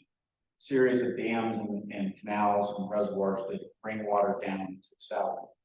This year, they are refilling almost all of their reservoirs that have been incredibly dry. I mean, as much as we've been in a drought here in the Rockies, the Sierras past several years have been even drier. The problem is in the last several years, the Southern Metropolitan Water of Southern California, the largest raw water supplier, basically supplies water for LA, San Diego, the entire surrounding area, about 19 million people down there. And they got a 5% allocation on the state water project in the last 2 years. So they were almost entirely dependent on Colorado River. This year, with the incredible water that they've had, they are looking at not using Colorado River water and leaving that water up in Lake Mead so that it can be stored on their behalf so they can use it later. But nonetheless, they're doing that. So they're taking it out of the state water project as much as they can. there's a lot of noise out in California about wanting to build additional reservoirs and increase capacity so that all that fresh water doesn't just go out to the ocean. There are environmental consequences to that, maybe environmental consequences, depending on whose line of thinking you follow and what science you look at in terms of what damage is. But in a year like this, there's a tremendous amount of water just flushing out the river, out to the ocean. And the question is, can we keep some of that so that California could be more, less dependent on Colorado? Certainly one. Thank you, Andy. Let's give him a big round of applause.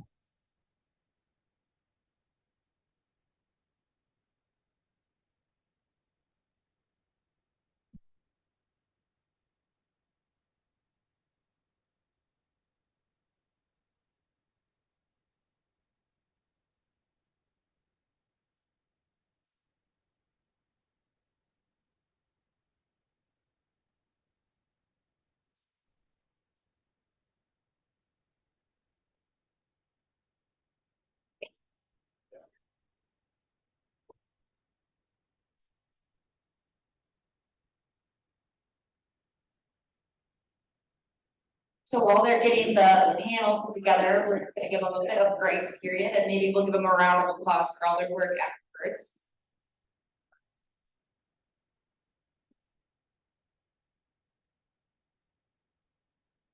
So next on our agenda today will be our first panel of 3 that we will be having, the agricultural impacts panel. Here to moderate today's panel is our Club 20 Agriculture Committee co-chair, Brandon Boehner, who's the Associate Director of County and Member Development from the Colorado Farm Bureau. Let's give him a round of applause.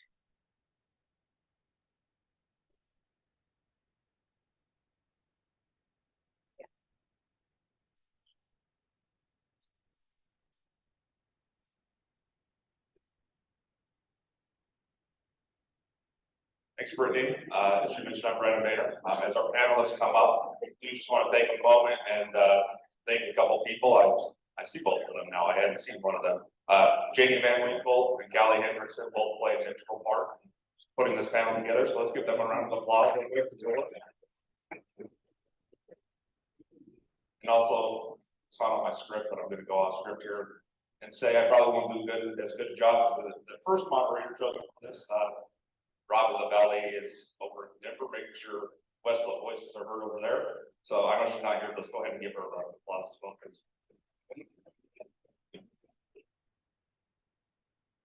So, in no particular order, I'm going to go ahead and introduce our panelists. Our first panelist received his PhD in agriculture, rural engineering, and land resources from the University of Wisconsin-Madison, and his BS in civil engineering from Colorado State University. His research program focuses on innovative irrigation technologies, sustainable water resource management, alternative cropping systems, and crop consumptive use evaluation. He is the lead research scientist at WCRC Grand Valley and its role as Western CSU campus. It's a mouthful. He is focused on water resources, integrated cropping systems, and climate smart agriculture. He is a water resource specialist for CSU Office of Extension and Engagement in the Western region of the state. Please welcome Kari.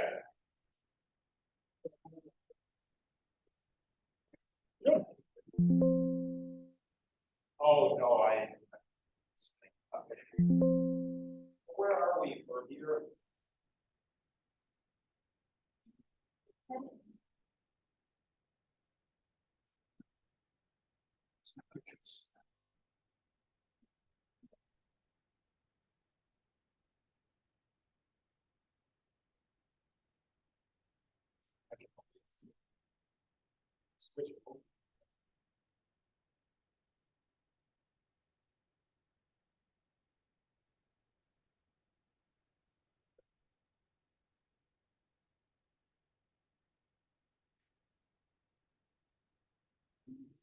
Different. You want to start somewhere? I'll just introduce the rest of the panels first, and then we'll start. So I'll just sit down. So our next panelist is Cindy Lair. She manages the Colorado State Conservation Board program for the Colorado Department of Agriculture. This program provides financial support and administrative oversight to the 76 conservation districts within Colorado. Representing the Department of Agriculture, Cindy collaborates on critical natural resource agricultural issues such as alternatives to agricultural water transfers to municipal and industrial uses, reducing nutrient water pollution, agricultural climate resilience, soil health and cover cropping in Western agriculture, carbon sequestration planning, etc. Cindy serves as the past president of the USDA Western Sustainable Agricultural Research and Education Administrative Council, and is the past president for the National Association of State Conservation Agencies. She represents Colorado on the U.S. Climate Alliance National Emerging Lands Working Group. Cindy has a Bachelor's of Science in Natural Resources Management from Colorado State University. Is an alumni the Colorado Agricultural Leadership Program. I've been asked to shorten this last speaker. Read the whole thing. Our last speaker is Retta Brueger. She is the regional specialist in range management for C2 Extension in Western Colorado and one of the founding members of Drought Advisors. Prior to working for C2 Extension, she worked for C2's Forest and Rangeland Stewardship for Department in Western Colorado and Mongolia on research and community-based adaptation to climate change. She received an MS in Rangeland Ecology and Management from the University of Arizona in 2012 and a BA from Colorado College in 2005. She is originally from Cordero, Cali in Central Mountains, Colorado. We're back. Very good. Okay, perfect. Working. Is it, make sure you speak into it. Speaking into it, sounds good. Okay, in the interest of time, I'll try to be very quick. I recently met with Scott McKinnis and he said I speak in paragraphs, not words, so buckle up. My goal here is to just sort of introduce you to some of the work that we do, both on the technology side as well as the irrigation cropping side of our research, which if you're familiar with the area around here, we have what's called the Western Colorado campus. And so the research center where I spend most of my time at there is out in Fruta. It's primarily focused on water resources. So I'm an extension professor and an extension specialist, and we farm about 80 acres give or take, on which we do a number of different research projects. So I guess I want to sort of introduce this quote, which just came to me yesterday, and I thought this was really good because it sort of emphasizes the world in which I operate, the programs that I develop. We're confronting a 21st century climate change, drought, water supply problems with a 20th century system, and this is out of California, could easily be applied to us, of water infrastructure, and a 19th century system of water rights. And so within that context, my ag-drought impact really is to try to come up with solutions that fit within both the demand management structures and the CP structures that Andy talked about, both of which, of course, are sort of driven by one way or another a Mother Nature type of problem. I guess why agriculture? And Andy talked about this already. Particularly, why the kind of agriculture I focus on is driven. This is a little bit slightly older data, but if you if you sort of consume it, observe it here, the vast majority of consumptive use that would be available for any kind of transport is in grass pasture on the western slope. The next distant runner-up is in alfalfa. So any water that's going to be sort of playing a role in conservation programs is going to be in that particular area. And because most of that, a lot of it is got animals on it, that introduces a further economic problem. You can't just easily move these animals out of the basin. So within that vein, project that I've been involved in pretty heavily is this evaluating conserved consumptive use project. And it's embedded in a large Colorado River Basin roundtable funding source, as well as a CWCB funding source. And so the two tabs I'm going to focus on primarily, if you take one word or one phrase out of this, is the remote sensing evaluations that we're doing. And so this is sort of part of this technological adaptation as we begin to confront droughts, sort of a viable question to say, well, how much consumptive use is really out there in general? Because our historic patterns of historic methods of evaluating conserved consumptive use in general are based in diversion records and potential consumptive use numbers. And so it's not a very good idea to try to think about how you're going to get water if you don't have a very good idea of how much water is really out there. So along those lines, we set up a big research project up in Grand County led by a fellow named Paul Boucher, who I really admire for his leadership. And so we put about 1,200 acres of grass pasture into a full curtailment and a split season type of curtailment program. Really amazing stuff. So this is kind of what these fields look like when you enter it. We were able to really bifurcate and divide these fields into irrigated and non-irrigated sections. So we've got these 6 reference fields, fully irrigated, comparable to 11 treatment fields that are in one form or another, some kind of curtailment program. Why are we doing that? Well, if you're going to pay farmers not to irrigate, this is essentially what happens to their fields. And we need to know how quickly those fields are going to recover. What are the impacts economically and agronomically on these kinds of systems? So this is mostly what Retta's fields look like, basically, during. So yeah, you don't need me up here to tell you that if you don't irrigate grass, you're going to have suffrage there, or suffering. So our technological approach now, moving away from those diversion record approaches, is to use remote sensing. And I don't know how many of you are familiar with this technology, but it's essentially satellite-based technology that equipped with sensors that we use for basically measuring light and heat. And as you might surmise, some of those variables are sort of, they're a little bit outside of the range of what we think of measuring, but what they are is effectively proxies for evapotranspiration.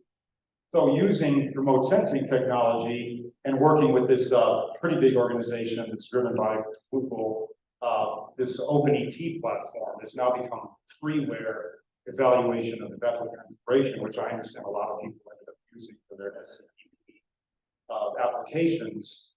We were able to contribute pretty significantly to the work that they're doing. And so what you end up with is all these really cool maps when all is said and done. So what you're looking at here are effectively ET rates. Okay, anything that's green on here is an ET rate. Somewhere in the neighborhood this is actually a whole year basis. So when you look at some of these years when there's full irrigations, these are our prior years, full irrigation 2016, 17, 19. We entered this program in 2020. You can see everything drops really pretty significantly. It's not even a thing, right? So when you get out there and you say, oh, there's all this consumptive use available, if you just dry up these lands, it doesn't go down to zero. You take away effective precipitation, it's still going to consume underlying soil moisture. It doesn't go down to zero, so it's sort of a floor is higher than we think it, we at one point thought it was, and the ceiling is a little bit lower. So in other words, we're not really historically having the same amount of consumptive use as a potential number might tell us, and we're not able to conserve as much as our perception might be. If you don't irrigate, it just basically goes down to zero. So during the year of the curtailment program, it drops pretty heavily, and I've got a couple other slides that sort of show you how that looks. But one of the cool things that you see about this is that you see sort of non-spatial patterns of consumptive use, which again contributes to that fact that when it's spatially heterogeneous, we call it, you have to kind of account for that, because if it's green, it's still using water. And if it's using water, that water is not magically going somewhere else because you said you're not irrigating. It's still consuming. So our goal with this technology is to basically figure out how much of that is really being consumed and conserved. So in these full season curtailment programs, the general amount of consumptive use occurring in the May through September timeframe, which is sort of the timeframe of the peace period, somewhere is around 24 to 23 inches of consumptive use that's happening under typical irrigation programs in the May through September. Compare that with a potential number. We were seeing, with your other programs that we use, algorithms, depending on teeth and other different models. They would put you up in the 28, 30 range, okay? Potential, not real. This is called actual ET. That's the AET designation that we use there. When you fully curtail the fields, you're dropping down into the 10, okay? So you're really talking about somewhere, around 12 inches of conserved consumptive use at that location. Okay, I'm not the guy that has to tell you how to shepherd 12 inches of conserved consumptive use out of Grant County to make it through all those reservoirs that Andy talked to you about. I'm here to tell you that that conserved consumptive use number is quite a bit lower than what we have perceived in the past, especially when some of these programs drop that down to 0. Makes it look like, you know, you're in the 23 inches, 2 feet. 2 feet's a little different than 1 foot. We'll take that. So as we continue to recover these fields, we see that they slowly recover back, even we're kind of hot off the press in 2022 data.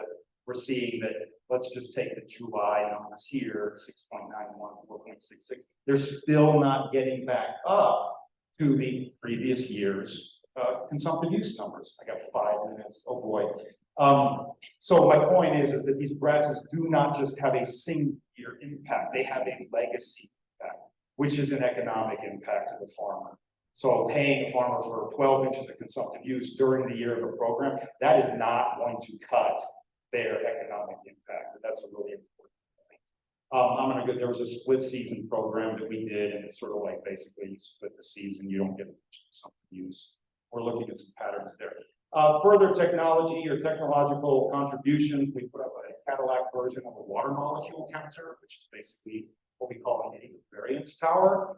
And this is one of the premier towers in the state of Colorado. I'm really proud of the fact that we were able to establish a field with a huge fetch out there. This data has now contributed to the Open ET program. And these are now the kind of gold standard technological tools that we use. So that's a $50,000 water molecule counter, which is pretty fun to operate. We need more of these around the state. So in the questions I got about what should we spend the infrastructure money on, I advise more of these kinds of systems because they give us the actual transportation.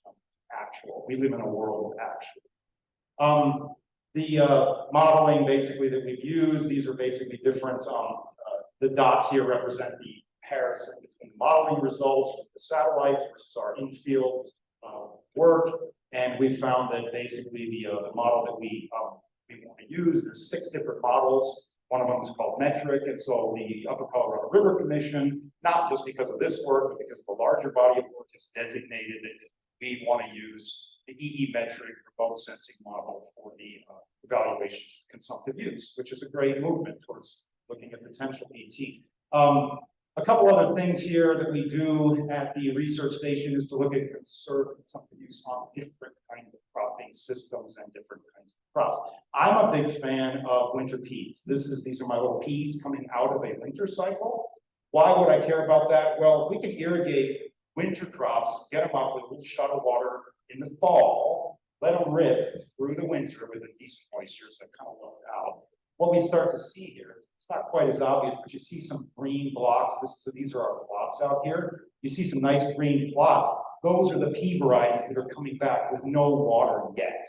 So you could envision a scenario in demand management or SCPP where a producer, instead of going brown and down, they might plant a winter forage crop and allow them to basically have a cover crop that has a forage value, that has a leguminous value, that has a soil health value out on these fields, and still have that season during the summer where there could be some water moving around. So this is protecting the soil as well as giving the farmer sort of a secondary market.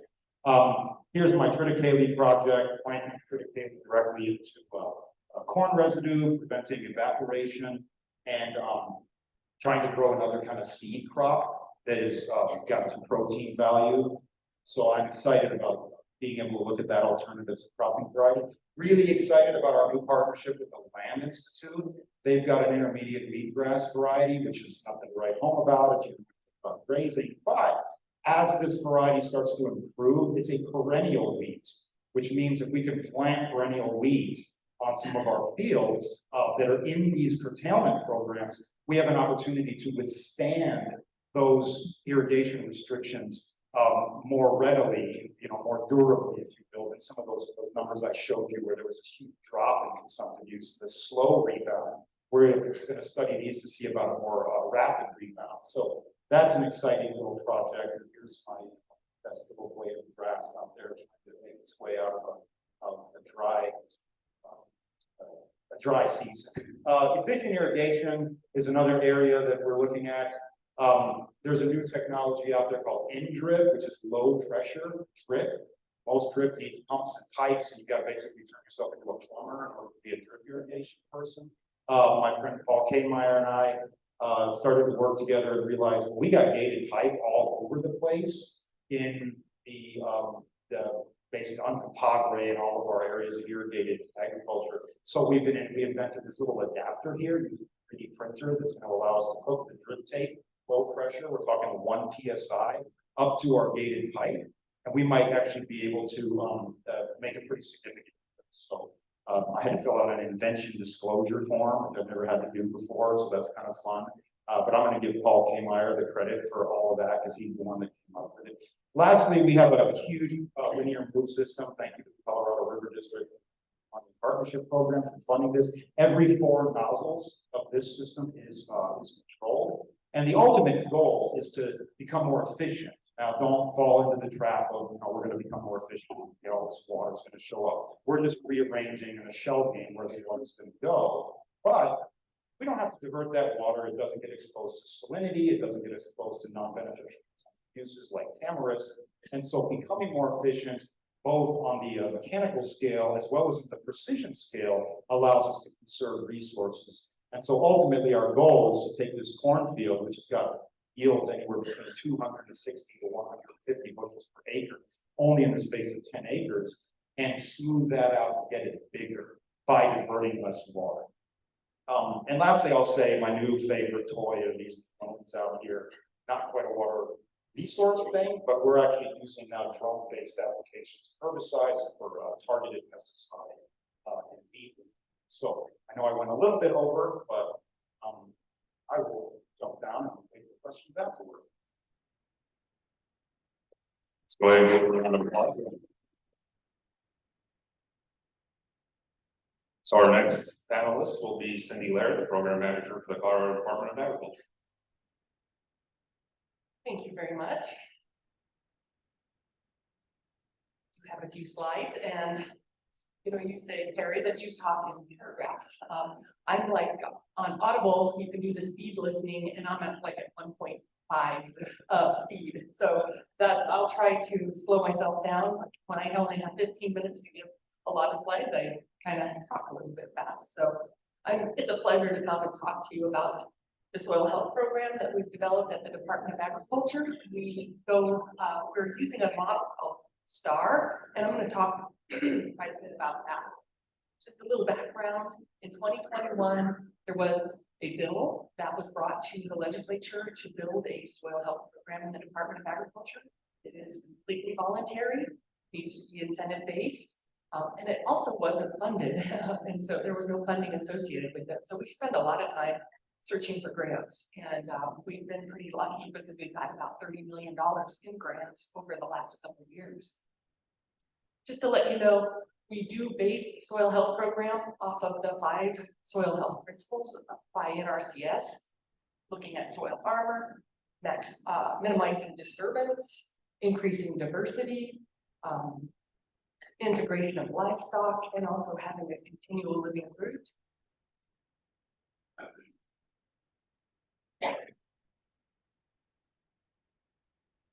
Apologize, I get a little tickle, just covering from pneumonia actually. And so these 5 principles can be applied in a lot of different ways, and it's all on a case-by-case basis. We don't tell anybody how to do it, and in fact, we are really reliant on conservation districts to be able to deliver this program. Conservation districts have been around since the Dust Bowl. Their original reason to be is for soil conservation. And so why wouldn't we put them in the seat to be able to deliver this? Excuse me, I'm so sorry. Anyway, STAR stands for Saving Tomorrow's Agri-Resources. There's 2 ways to deliver the STAR program. We learned about the STAR program. It was created by conservation districts in Illinois, and it was 2 farmers that talked about a STAR rating, and 2 farmers talking about a STAR rating, and they said, hey, at restaurants, at hotels, there's 1 to 5 stars everywhere. Why wouldn't we have a star rating for farmers based on the different types of practices they're doing to protect the environment? And so they developed it for corn and soybeans. As we know, here in Colorado, we have such a broad array of cropping systems, and we can't take that model and use it in Colorado. We collaborated with Colorado State University and NRCS to develop a much better system that would suit our needs in Colorado. We have Star Plus and we have Regular Star.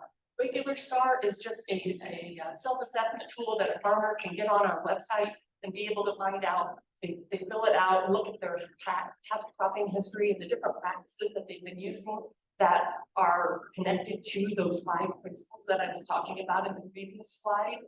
And then they turn in their answers to that questionnaire, and then they are able to get their star rating. They get a star sign. We even have a certain amount of free soil health tests available to those regular star participants. Now then there's also the Star Plus program, which we are running through conservation districts. Right now we have 16 conservation districts that are operating in Colorado. It's also being operated by Colorado Corn, the Dolores Water Conservancy District, as well as the Audubon Conservation Ranching Program. Also want to say, there's not a lot of ranching going on in Illinois, and so it was a tremendous feat to be able to kind of conform this model to work on ranch lands. And I definitely thank Retta for all of her time and hours that she spent with us to develop and make sure we were able to expand this program to include rangelands. And so anyway, the great thing about the Star Plus program is that it does provide capacity building for the conservation districts. As you know, the state of Colorado doesn't really give a lot of support financially to conservation districts in Colorado. And so being able to have some of this capacity money, it's $20,000 capacity building. It doesn't change their life, but it does help them be able to have the ability to oversee and take on this local role in delivering the STAR program to producers. And then the other part of this is the STAR Plus program. There's up to $5,000 per producer that's involved in that with the conservation district. It's been in the past about 5 to 7 producers that conservation district works with, and we're helping them to build up to 10. And so that may not sound like a lot, but it is when you look at the amount of time that's spent with consultation with those producers, as well as helping them decide what it is, what one practice do they want to change to. In an agronomic cropland setting, it's one field that they're working with. In the ranchland setting, it's the whole operation. And here's a nice map to show you where the STAR program is being delivered in Colorado right now. And some of the conservation districts actually are able to expand and offer it to neighboring conservation districts that haven't been able to deliver it. So from our perspective, we think soil health is pretty important, because what have we been talking about all morning? Water. What have we been talking about? Drought and extended periods of drought. And so really making that soil is sponge, and making the sponge bigger is what we're after. Helping water quality, helping water availability and infiltration are really critical. And this is a terrible slide, so I apologize for it, but it really tells an awesome story about how water and having that sponge be able to receive water is so critical. This is a friend of mine, Jimmy Emmons, who's a rancher and farmer in northwestern Oklahoma. And his place is on the left, and then there's another place on the right that's more conventionally grown. And they had a 5.3-inch rainfall. So Jimmy farms with cover crops and no-till, and he has livestock integrated, and also a really robust rotation. And so he gets a call from his neighbor and says, "Hey, how much rain did you get?" And he says, "I got all of it." Because if you look at the infiltration rates on his place compared to the guy on the right that has the big pool of water there, the guy on the right got 16,000 acre, or 16,000 gallons per acre. That actually infiltrated into his soil profile. Jimmy, on the other hand, he got 100 and almost 144,000 gallons. Same rain, same 5.3 rainfall event, but because of the different practices he was using, he's able to get into his soil profile, which I think really illustrates a great part and a great reason why we think this is important. So recently we were able to get a grant from USDA and a Climate Smart Commodities opportunity, and it's about $25 million. And we're working very closely with Colorado State University on this grant. They have a strong research component, and they're expanding this with other land grant universities, Wyoming, Utah, Montana, Idaho, Washington, and New Mexico. They are all partnering on this with CSU. And from my perspective, what I'm excited about is being able to expand it to include up to 45 conservation districts and eligible entities, and having over 400 producers involved in the program. And so another exciting part of what we're doing with the Climate Smart Commodities Grant is tying a market incentive to this. You know how it is, where government gives you money to do something different. You do something different while you get paid money, and then you go back to the old ways. and we've learned through talking to producers, they would much rather get paid through the market than the government. And trying to support that type of philosophy, this market side of the STAR program is what really excites me, because we're already working on some pay-for-performance models where producers are able to get more money because of the way they are farmed. And there's so much going on in the supply chain, and the demand from consumers to want more regeneratively produced food. And this STAR model is able to help reward that. We don't want Walmart or Pepsi to get the money that farmers should be getting for the different practices they're using. And so we have quite a bit of money going into the market side and the market development of this. And so these are the outcomes, and there will be some climate outcomes for the producer. We're not taking them. We are giving that information to the producer. If they want to use it, if they want to sell it, if they want to be able to profit from those ecosystem services we're providing, we're helping them do that. So I'm done for now. I can't believe I was able to get it done in less than the time. So I apologize for my tickle in my throat, but thank you for the water, and the cough helped a lot.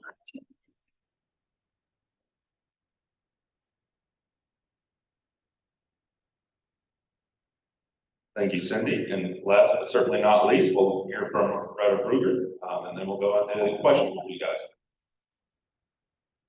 All right, well, it's a pleasure to be here. Thank you for having me today. I'm going to be talking about a non-controversial topic today, livestock and climate change. And I'll really be focusing both on how animal agriculture and livestock production is impacted by climate change here on the Western Slope. And I'll also talk about where the greenhouse gases are coming from in terms of livestock production and how those fit in with the broader production, the broader generation of greenhouse gases in the US. I'm here today, and I'm glad to be here. As you already know from my bio, I live and work here in Grand Junction with CSU Extension, and my job is to provide rangeland ecology, rangeland management, outreach, and education for the Western Slope. I also do a little bit of research. But I'm here and I'm talking a bit about the research and work that's happening at another institution at CSU called AgNext. This is a fairly new group at CSU. I think it's about 2 years old. And it's a coalition of different faculty members from various backgrounds that are really looking at sustainability from a broad perspective in animal agriculture. So when they talk about sustainability, they're talking about environmental sustainability, social sustainability, and economic sustainability. So they take a broad scale perspective And you might, a lot of their work is focused on greenhouse gas emissions in livestock and animal agriculture and strategies to mitigate. So I wanted to mention them because really, if you have questions or want to follow up more specifically about greenhouse gas emissions from livestock, I really encourage you to contact AgNext because they're the real experts in this area. They're led by Dr. Kim Stackhouse-Lawson, who joined CSU from GDS. So this is a really interesting group. I'm really excited about their work, their continuing work at CSU, and they're the ones who are really driving the conversation forward around sustainability in agriculture. So with that, I'm going to dive into something that is a little more in line with my expertise, which is rangelands. And I wanted to talk specifically about rangelands, not only because it's my expertise, but also because rangelands provide something in the state, and livestock grazing on them provides something in the state that is really special that can't be done by us. And that is livestock grazing on rangelands in the state of Colorado and elsewhere convert energy that's arrived here through photosynthesis, converted into plant tissue. They convert that energy into something we can't consume. We can't eat grass, but we can't eat livestock, we eat grass. So they're doing something pretty special out there on rangelands. And rangelands are very extensive in Colorado. They're about 60% of the surface area of the state, geographically speaking. And I think they're also sort of, while they're very large spatially, they're sort of overlooked, especially potentially, because we have so many beautiful ecosystems in Colorado. But rangelands are non-forested, they're kind of non-forested ecosystems that are dominated by native perennial plants that are managed extensively. So we're not managing them intensively. We're not tilling them. That's usually a bad idea, causes a lot of erosion. We don't fertilize them. That also tends to be a pretty bad idea on the western slope. It can increase invasive species that we generally don't see. And we don't irrigate them. And so by nature of all those things, they are generally a native plant community that supports an array of ecosystem services and food production. I think they're really unique in that way because they're supporting livestock production of product, an agricultural product and livelihoods, and supporting all these other ecosystem services that we consume as Coloradans, whether it be open spaces for recreation, which others have talked about, or if it's habitat for wildlife.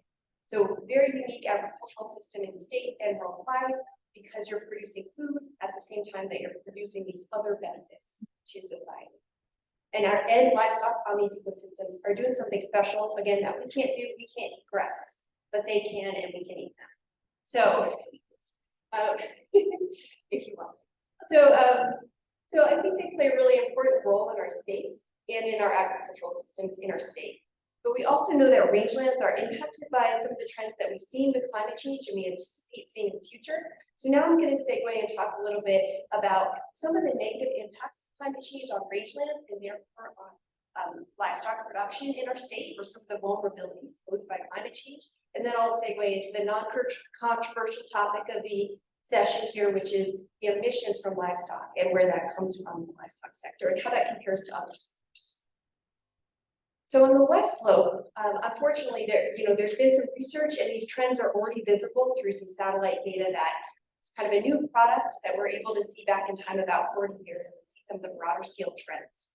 Some of those trends are from both modeling and visible evidence, like observational evidence, and then experiments that were done, is that we expect perennial grasses to decline in dominance on the western slope, and we can already sort of see this in the trends data.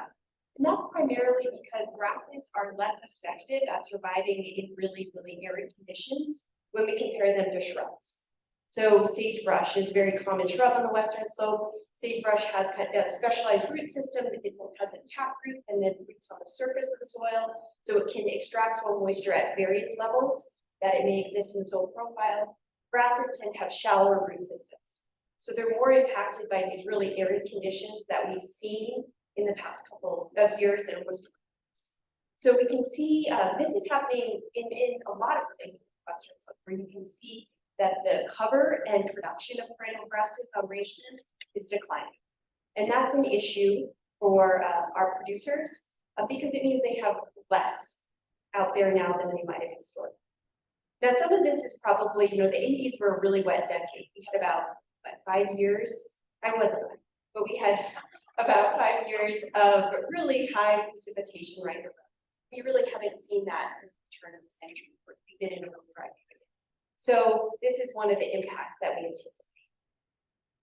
Another impact, though this is more true for the Eastern Plains, is increased variability.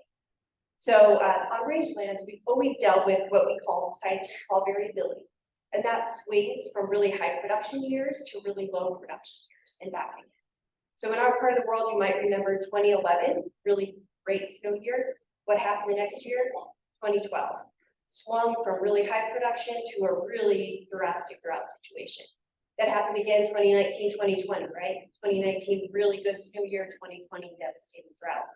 So this is a part of what rangeland has always been. These pictures here are from the Colorado Experimental Range. I'm getting that acronym wrong, but it's in non-Colorado in Weld County. These are the same pasture, same management over the course of 4 years. And you can see the volatility in production. We have 200 pounds per acre produced in 2004 or 2002, really severe drought. The next year that increases sixfold, back down again and up again. Now it's not this volatile here on the western slope. A lot of our production is driven by snowmelt or soil moisture that's caused by snowmelt, so we're a lot more stable, but we still have this volatility in these extremes. And while we've managed for these extremes historically, increased extremes have an economic impact. So there was some work done a few years ago by a team. One of them now works at CSU, John Ritten, an economist associated with AgNext. So they looked at what is the economic implications of increased variability. So if we expect increased variability, what does that do economically to operations? And what they found is that, with it, variability, you have these highs. So you might have the potential to harvest more of that forage, increase production, but you also have lows. So what they really found is the impact of the highs don't counteract the impact of the lows. And so they expect that more economic diversification will be needed for many livestock operations. Now, if you're in livestock, if you're in the livestock industry, many operations are already economically diversified. People are doing all kinds of different economic enterprises within their businesses. So this is a real challenge, I think. All right, so let's switch here in the interest of time to where the emissions are coming from. So again, I talked about what are the impacts of climate change to livestock agriculture in Colorado. So I covered that. Now we're going to switch a little bit to where are the emissions coming from within the livestock sector and how does that compare to other sectors.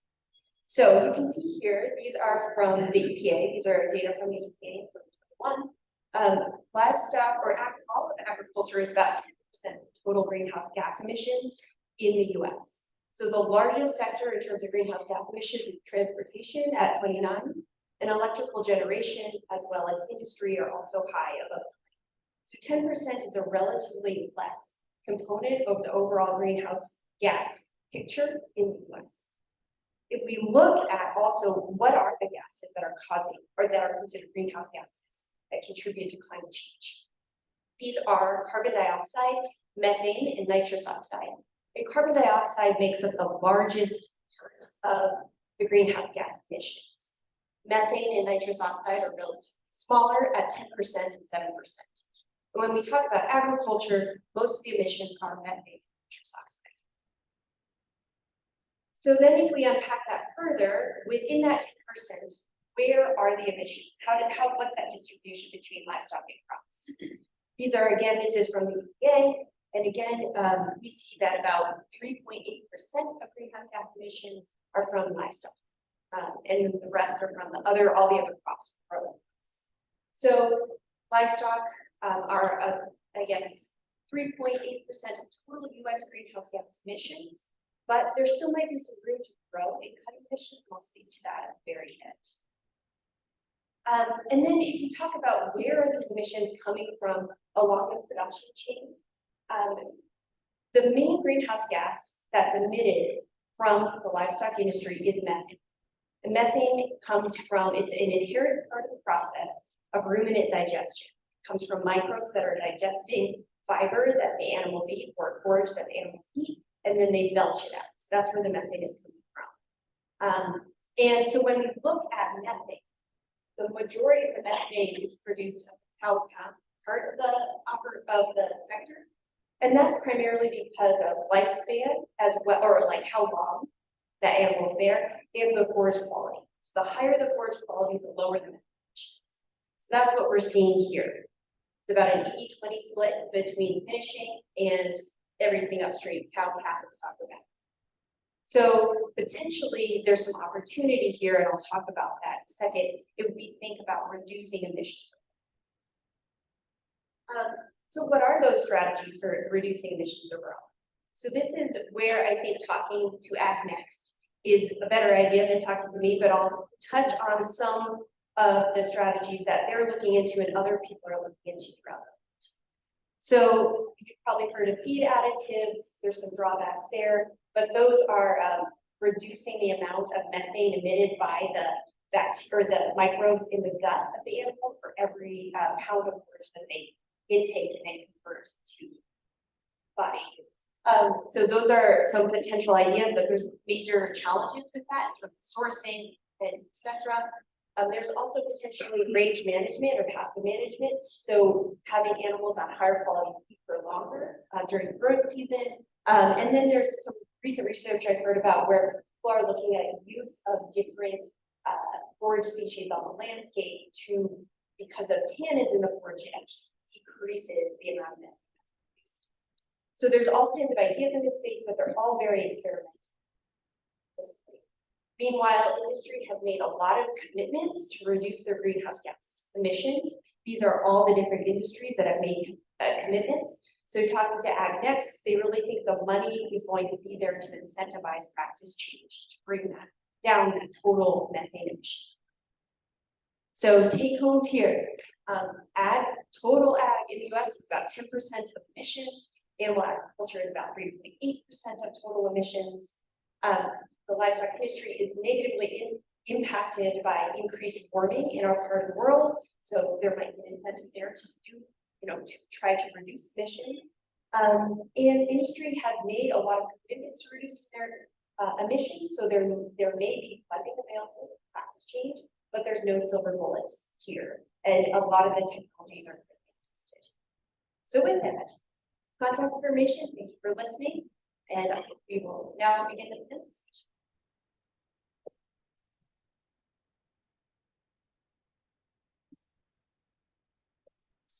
Thank you for the round of applause and welcome in front here. So let's go ahead and open up the discussion. If anybody has questions, I'll hand off the right here today.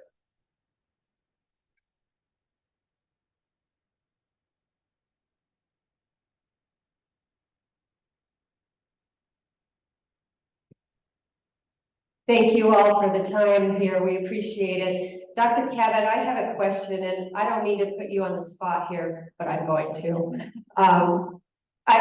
In your opening statement from your quote in California, are you advocating for doing away with the prior appropriations doctrine? I just want to give you a chance to clarify that. No, the point that was being made is that doctrine is embedded, right? So we have to contend with the fact that we have Colorado water law, and so as producers begin to navigate how they're going to operate within these STPP programs, I think the main point is that nothing that we do, and in fact, I noticed when Andy put his presentation up there, his pilot is in parentheses. I think these programs will continue to, in some sense, be piloted. They'll have to adhere to the way the water law is set up in the state. And some of that takes you in the direction of acknowledging that saved water that arises from irrigation efficiency, that is not remunerable. Put in an irrigation system, you're not getting remunerated for the saved water, you're getting conserved consumptive use. So as those numbers are calculated, we need to maintain an understanding that reducing consumptive use, or money comes in, or the technically shepherdable at some point. So hopefully that clarifies the point. I get that question a lot. Any other questions for the panel?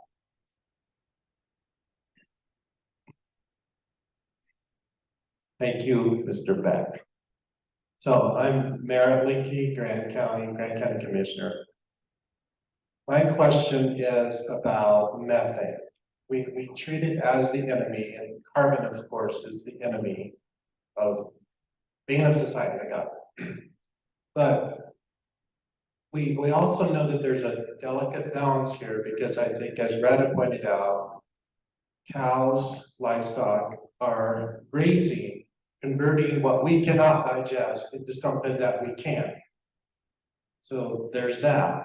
But yet we want to go after the livestock producers because of the methane that they're belching, which is ruining our world. I understand. But didn't we have thousands of buffalo? There are also ruminants before we had a livestock industry that were also emitting methane. Where do we go from here? Why do we go after the livestock industry when it also has so many benefits? We want to go straight to farming, but we know that western part of the world, western United States, there's millions of acres that are unsuitable for any kind of farm, but yet we can produce food with livestock. Delicate balance. I'm not sure how to answer that question, but I'd like somebody to take a step on it. Yeah, thank you for bringing that up. I think, well, yes, I do think livestock do things that we can't do and are really critical for agriculture here, especially in Western Colorado, but many places throughout. So I think there's probably been excess blame put on the livestock industry. I think in the public imagination, that 10% number of total greenhouse emissions from agriculture in the US, in the public imagination, I would guess that that's a lot larger, like if you were just to stop the average person. And I don't know if others would agree, but I think perception sometimes is larger. So I think there's, AgNext, I think, is doing work to help change that perception. And then maybe what you were touching on as well is biogenic carbon versus fossil carbon. And the real concern is net warming caused by fossil carbon that's warming the atmosphere. So there's a certain amount of animal agriculture that is biogenic. It's cycling through the ecosystem, and so it's not contributing to net warming. As you say, there's always been ruminants.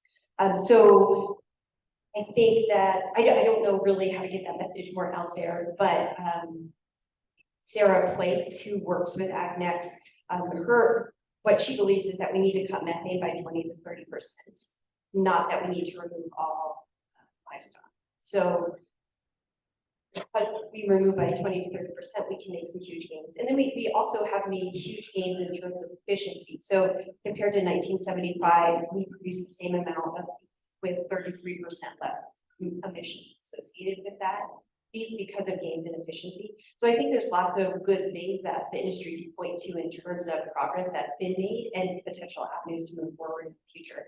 But I guess I don't know if you asked a question, but I think there is, I would say, a public misperception about the general contribution of the livestock sector. And sometimes it potentially obscures us from talking about the real issues. So that's non-controversial. Anybody else got questions? No, I think we're just about out of time, so let's give our panel a round of applause.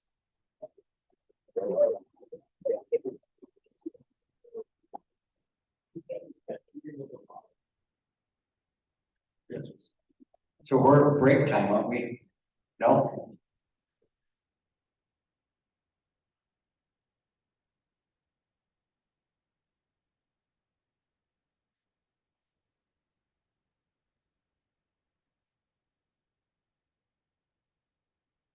Alrighty, so to follow our previous panel conversation and to kind of tee up the panel for this afternoon, our energy panel, we will now move into our second panel of the day, discussing the intersection between the business community and advancing climate actions.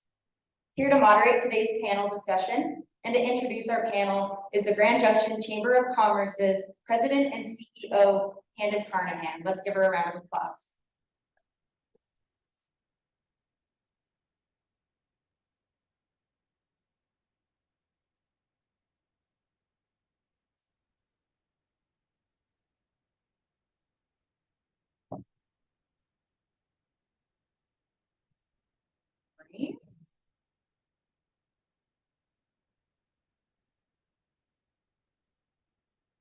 Thank you, Brittany.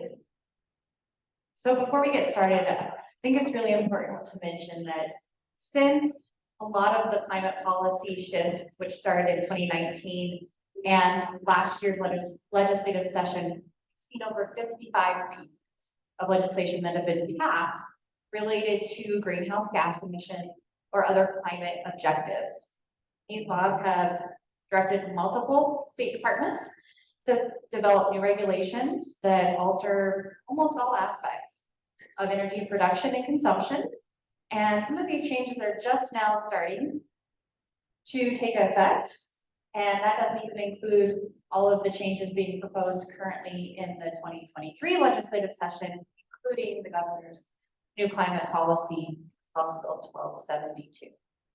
So as we're looking to keeping a vibrant business climate, it's important that we are taking into account all of the climate actions and legislation as it is part of our larger puzzle for success. And so we're excited to have those conversations today here with our panelists. So without further ado, let's learn more about those who are joining us today. But before we get started, I do want to make sure that we have a quick thank you to Wes Harmon at Pinnacle Assurance. He is an executive committee member and helped bring this panel together and has been just an integral part in making sure that this discussion is vibrant, and we appreciate all of his hard work. Say a quick thank you, Wes. Our first panelist today is the operations manager and a partner at Ella Family Farms. Currently serving on the National Organic Standards Board, Steve brings his experiential and soil science background to represent organics as a family farmer, helping set organic policy for our nation. He is on the board and a past president of the Valley Organic Growers Association, and has also served as president of the Western Colorado Horticulture Society and served on the board of the Colorado Agriculture Commission.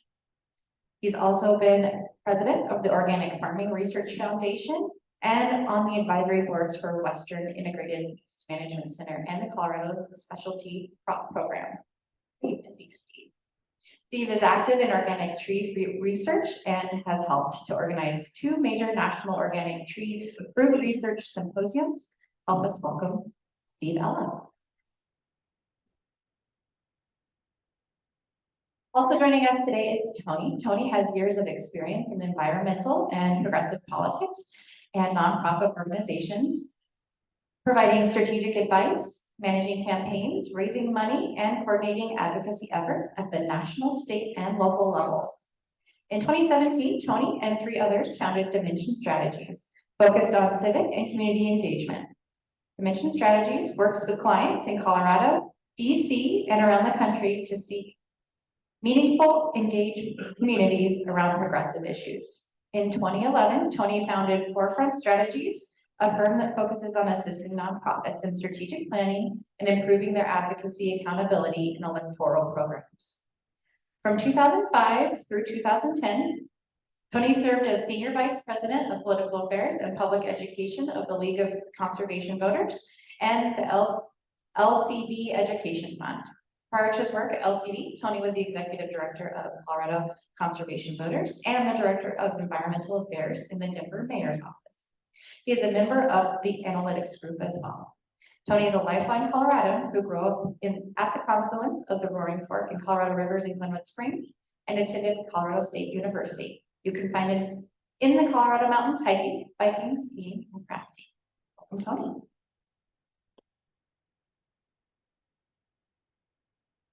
And finally today, join me in welcoming Ms. Ms. develops and maintains strong relationships, educates and advocates on behalf of United's interests and strategic objectives to external stakeholders and elected leaders in a 10-state region. Before joining United, Ms. was Vice President of the Government Affairs at the Denver Metro Chamber of Commerce, where he advocated for statewide business-friendly policies. He's a former Director of Government Affairs for Commerce City, where he focused on strengthening business and community relationships. Ms. is devoted to civic engagement and is appointed by Governor Pols to serve as Chairman of the Colorado Creative Industries Council. He serves on the boards of the Denver Metro Chamber of Commerce, the Downtown Denver Partnership, the Colorado Enterprise Fund, the Colfax Marathon, St. Anthony and St. Anthony North Hospitals, and the Biennial of Americas. Please welcome Ms. Cordero.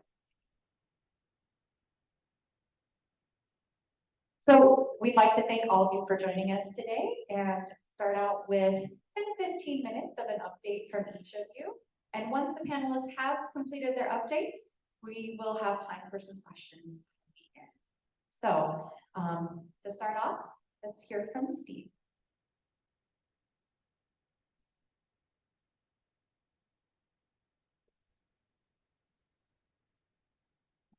Thank you very much for being here. And I did not prepare a slide presentation. It's a slightly busy time of year. You've noticed winter was here and then it wasn't, and now it may be back. But and we also, I'm no longer serving with the National Organic Standards Board. My term ended, but I am working with the National Organic Coalition now, which to the NOSB, and that is a group of 14 member organizations across the United States helping to formulate organic policy, the Farm Bill through the National Organic Standards. But my first full-time job and my love is farming. We are up in Hotchkiss, Colorado, and farm perennial tree fruits, peaches, pears, apples. The picture, of course, shows tomatoes, which is not a perennial, if you haven't noticed, but it is a fruit, to be technical. So, so we'll stay with the fruits. Fourth generation grower here in Colorado, and one of the things in 4 generations, of course, we farmed every different way. We were conventional growers, and then we started to transition to organic in 1994, and I believe it became 100% organic in about 2000.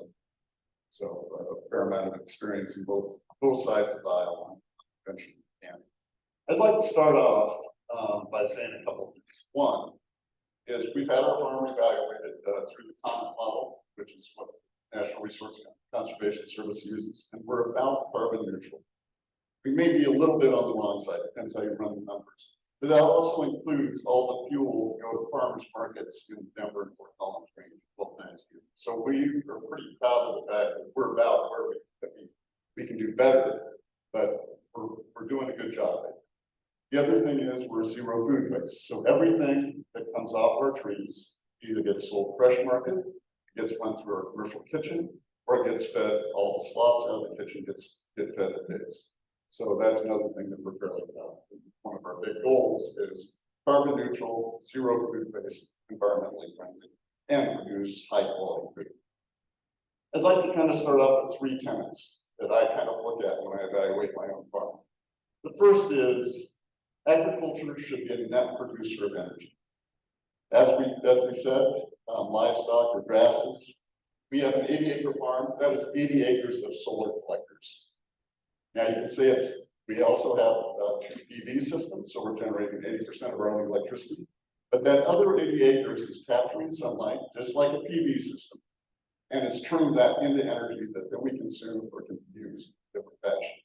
And so at this point in the United States, agriculture is not a net energy producer or a net energy consumer. And that is used primarily through fossil fuels. So I think we need to step back and look, how do we change our agricultural systems and in terms of carbon footprint so that we're actually taking carbon out of the air and putting it back into the soil or putting it into food rather than putting carbon up in the air by the burning of fossil fuels. And so I'll just challenge agriculturists, including myself, that we need to rethink how we're subsidizing, how we're externalizing and internalizing costs within agriculture. The other thing is we need to think both in terms of, on my farm, how do I capture carbon out of the air, put it into the soil, but also how do I reduce my carbon use of what I'm burning? So, for example, photovoltaic system reduces my use of electricity from off the farm. Using soil cover crops, and we have cover crops over 100% of our farm. Where we're growing fruit trees, they're perennial cover crops. And they're legumes, so we're fixing nitrogen out of the air, so we're not having to buy as much nitrogen off farm. But how do we both capture carbon and how do we reduce carbon? The other thing that I think is really important in agriculture is the systems approach. So we tend to, in the carbon climate change issue, we look at no-till versus tillage. We look at cover crops versus no cover crops. We look at grazing versus not grazing, livestock versus not. You can parse each of those out and say, one is carbon capture, one is carbon release. But the whole point on a farm is to look at the whole system. You may have practices that release carbon, but you may have other practices that capture carbon. If you don't take all those into account, then you don't have actually a big picture. And so as an organic farmer, one of the things I love, and it's the difference between a conventional farm, is I have to think this is systems-oriented approach. I don't have the magic bullets. I can't just go put a synthetic fertilizer on the farm. So how am I going to fertilize my trees over the long term? How am I going to use my cover crops? How am I going to capture carbon? How am I going to use those cover crops to help with insect control and disease control, the whole systems approach? And one of the things, at least with organics, well, let me back up. Conventional and organic farmers can be very climate friendly. There's no one system that's going to fit everybody. The beautiful thing about organics at this point is every year we have to file an organic systems plan that documents all those soil health practices that we do. And every year we are inspected. And so organics at this point are the only system that is annually inspected for soil health. I'm not going to say that conventional farmers aren't doing a good job, because many of them are, but we're the only one that is actually certified at this point. So as we talk about climate friendly practices, they're documented in our annual organic systems plans and they're inspected. So let me just talk a little bit about our farm and what we're doing in terms of climate change. We are in the bullseye. We're up in Hotchkiss. Cordero food industry is already farming in microclimates. So it's the Palisade area, the Rogers Mesa area, Cedar Edge, Paonia, down by Lake, Cortez. We're not supposed to be able to grow tree fruit in Colorado. We're farming in very small microclimates. We're farming on the edge of the Gulf Earth where Mother Nature gives us this little gift, a spot. Climate change threatens that. We are already there. We're already farming on the edge. So you introduce a little more variability, and we're the ones that are threatening this. And we're feeling it. We've had our 3 worst crop years the last 3 years. Climate variability, extreme temperatures. We had a late October freeze 2 years ago that killed half our peach trees. It decimated our apple production, decimated our pear production for 2 years. This year looks better, not going to look. But we've also seen more temperature variability, whether it's drought or 150 or 176% of snowpack, that's variability at both ends of the spectrum. And in the tree fruit world, that scares us. So we have to find ways to mitigate that or go out of business, or find different crops. So one of the things we're doing in terms of drought is we've reduced the amount of acreage. We have a 100-acre farm, we only have about 70 acres or 60 acres of trees. Because of the drought years, I want to be able to water the trees that we have well and not stress them. It's just some of the previous slides showed. You drought stress a tree in 1 year, and then you water it the next year, it doesn't bounce back. It takes years to recover. So we're reducing the amount of acreage. We've already done the drip and micro sprinklers on 100% of the place. So we're very irrigation efficient. We use a gravity system. We only pump a very small part of our acreage. We actually can do it by gravity as well. A small pump actually just makes it work that much better. So we're looking at that. We're looking at the cover crops we're planting, both to fix nitrogen with legumes, but also in terms of water conservation. And how do we mow those? And how do we manage those cover crops when we mow them for fertility? It's a very complex thing, and it's something we'd love to have more research on. It's one of the things we're advocating for in the farm. It's more research to understand these dynamic carbon nitrogen systems within a whole farm. I would also say that in talking about soil health, we're really looking at how much carbon can we put into the soil. Because our trees ultimately, that's what they're going to do. They're going to generate carbon out of the atmosphere, the soil, and they're going to rotate that. I'll ask all of you, how many times do you eat a day? A couple times, 3 times, 4 times, once, all day, right? So for me, the transition from a conventional to organic early was when I was conventional, I went out and fertilized my trees maybe once a year, maybe sometimes 5 times a year, maybe 7 times a year if I fertigated. But I still never quite got the tree vigor that I wanted. And I finally looked at it and said, I was expecting my trees to eat 7 times a year. Organically, I'm trying to build a healthy soil so my trees can feed anytime they want. They have the smorgasbord out there. The soil is dynamic, it's releasing nutrients, it's taking up nutrients, it's preventing leaching, it's capturing carbon, it's capturing nitrogen. And so with all that process, I don't have to predict what my trees will eat. They let them eat when they want to. That's part of the soil health things, and like the STAR program came up. All those things are things I'm thinking about.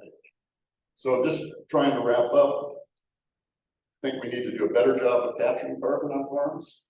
We need to internalize things that we've externalized in terms of where we put the carbon loss, like for example, synthetic fertilizers, manufacture of off-farm inputs. We need to do more of that on-farm, or at least account for that.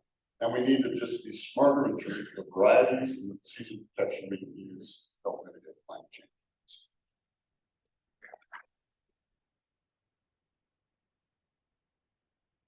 Thank you very much. Next, we'll be hearing from Tony Massaro.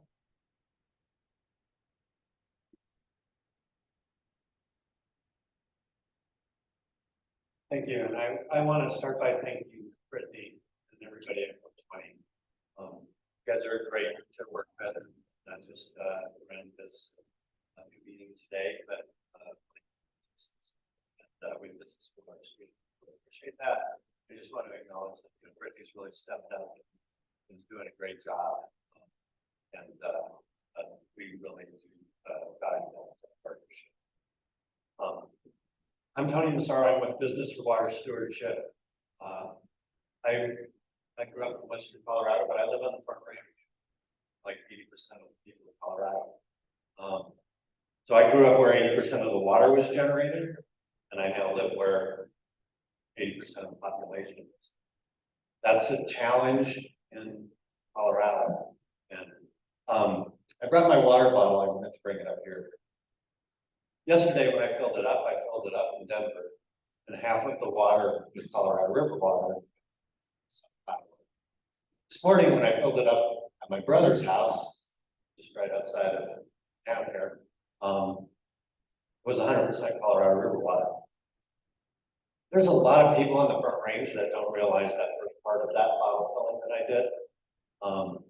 We think we get the water from water that falls on the other side of the Continental Divide, and don't realize that we get it over here, or at least a significant portion of the water. When we're working with the business community, we try to help everybody understand that dynamic, because a lot of folks have been looking at what's going on in the Colorado River, saying that's your all's problem, or it's the down basin state's problem. I'm not going to get into it. Andy did a great job of going through the challenges between the upper basin and the lower basin. And I just want to say that regardless of how that resolves, we have water issues in Colorado that, while interconnected to that, are also independent from that. We are facing a state where, according to the state demographer, we're going to grow from 5.7 million people today to 7.5 million people in 2050. All but 200,000 of that growth is going to be along the Front Range. They're going to use more water than they're using today, unless we take steps. We also have climate change that is giving us less water on an ongoing basis. These two challenges we have to reconcile. And I just want to remind everybody that with 80% of the people living on the Front Range, and I know you all know that, need to be reminded of this, 80% of the votes are on the Front Range.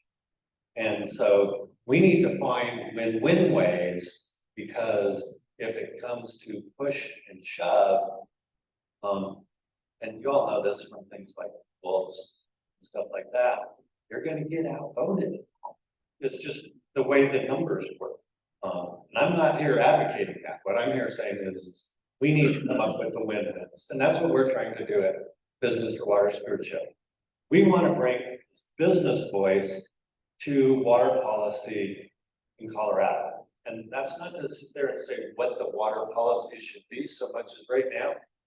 We want to have the elected officials and the appointed officials elevate the importance of water policy. At the beginning of this year, before we knew we were going to have a very big snowfall year, we heard a lot of conversations. The governor in his inaugural speech and his State of the State speech mentioned the importance of water and water policy. The Senate President mentioned the importance of water and water policy. And the Speaker of the House, who's the only one of those three from Western Colorado, mentioned the importance of water policy. And we're still waiting to see what the state legislature is going to do on water policy with 25 days left. We think that they all need to take this issue and elevate the importance in water in their policy ranking. And so we're pushing to have that happen. But the caution here is that we need to make sure that this comes out as a win for everybody in the state. And I think that that's actually possible. When we think about businesses, we think about the economy as a whole, and as well as individual businesses. And agriculture is a huge part of the economy in Colorado. Outdoor recreation industry is a huge part of the economy in Colorado. But even businesses that aren't in either of those two sectors rely on water as an integral part. Now, that could be as remote as you're a business and you're trying to attract employees and you need housing for those employees. And housing costs along the Front Range are being driven up in no small part by the cost of water. And that, according to a study done by the Common Sense Institute, $40,000 of the price of a new home is related to water. That is helping make housing less affordable. And if the housing is less affordable, businesses have a harder time growing because they have a harder time attracting. So this is what the business community is facing. And so that's why we're working to get the business community involved. I want to point out a couple of ways that the business community is getting involved. You all know far better than I the 15-mile reach that basically starts around the dam on the Colorado River and flows the Grand Junction. That 15-mile reach is going through a significant water augmentation program that's shepherded by the Colorado Water Trust. But a lot of that funding for that water is coming from Coca-Cola, Intel, Danone, Ford's. What do those four companies all have in common? They actually use a lot of water in their production, their products. And so they recognize that they need to do what they can do to help maintain healthy rivers and the economies that those healthy rivers serve. And I'm talking about the whole of the economy, not just the outdoor recreation part.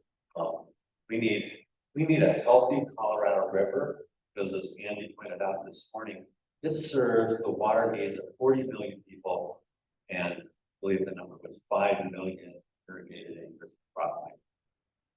I really like heat, probably obviously, but and so the agriculture is important to all of us.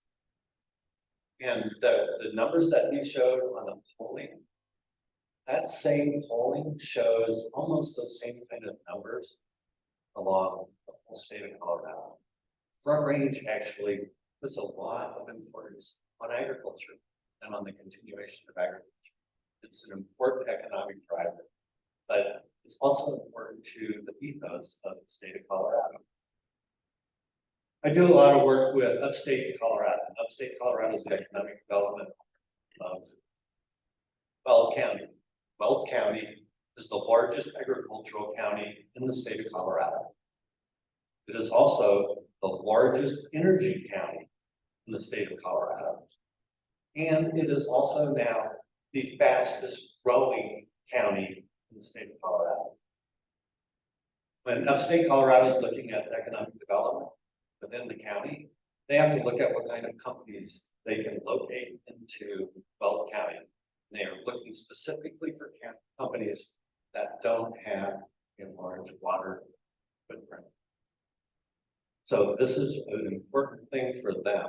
And their growth patterns are now all, what community actually has water, what community doesn't. I was making a presentation 2 weeks ago to the Urban Land Institute. While I was making the presentation, the city of Aurora announced that they had just bought a huge amount of acreage, farmland outside of Greeley, to acquire the waterways. We don't think that line dry is a long-term answer for our water problems along the Front Range. We need to, it's not a very good win-win system, and it is for an individual farmer that can work for them, but it hurts the whole agricultural, the vertical production of the agriculture. So we need to come up with better policies that we can implement state. A couple of things that we're doing, we're working to get the water plan more fully funded. It's not. We think the water plan is a good start on all of this. The other thing I want to mention is that there's a lot of money in the federal system now due to the bipartisan infrastructure bill and the Inflation Reduction. And we hear numbers thrown around like $8 billion, river basin, and so forth. We need to capture Colorado as much of that as we possibly can. A lot of it's competitive grants. One of the things that we supported in the governor's budget was more people to help get that grant money into Colorado. And that's going to be important for a lot of things. One of the things we want to make sure is that what we get out of it is permanent solutions to water. The SCP that Andy talked about is temporary, and we're spending a lot of money. The last thing I want to say is that you all have been asked through this process to stop using as much water as you're using. There's save the Colorado River, save it for downstream users and so forth. Nobody on the Front Range has been asked to do that. I live in Denver. I was on voluntary water restrictions the last 3 summers. We don't even make it mandatory to make me water my lawn every other day. We just say, oh, voluntary is good enough. We're not being asked to do anything. And you all are being asked to do much.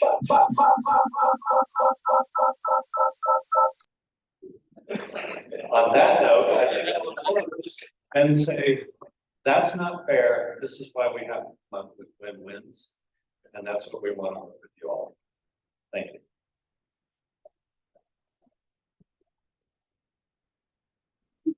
Thank you so much. And last but not least is Cordero.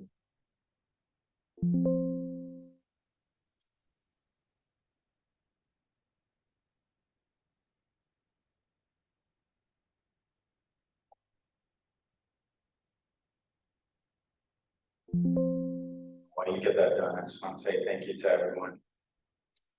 Thanks to Wes, thanks to Brittany for putting it together, for the invitation to come up here. It's so great to be back with folks from Club 20. I got started in policy working at the chamber and was able to do a little bit of work around the state with folks like Chris Trees and others around informing the Colorado Water Plan back when it was being finalized. really grateful for all the work that you're doing to continue that work. My name is Ms. Ryan Cordero. I go by Ms. To all my friends. I serve as Director of State and Local Government Affairs for United, and I am responsible for developing and implementing United's government affairs strategy for what we call the Mountain West. It's 10 states that essentially surround the state of Colorado. I live in Denver. I love what I get to do. I think he left, but I wanted to thank you for inviting Don Day. I am a huge fan of Don's. I listen to his weather report every single day, and I'm kind of down on the weekend because it doesn't come up. He doesn't do it on the weekends. I want to take a selfie with him. I didn't get a chance to. I get it later. All right. So I'm here to talk to you about United Airlines and what we view as our path towards decarbonizing our company, but also our industry, air transportation. Before that, I wouldn't be a good airline employee if I didn't tell you and do a little ad for United. And so United has 93,000 employees globally. We have roughly 14,000 pilots, and all those pilots come to train in Colorado. They start here and they come back here at least every 9 months in order to stay current and continue flying for the company.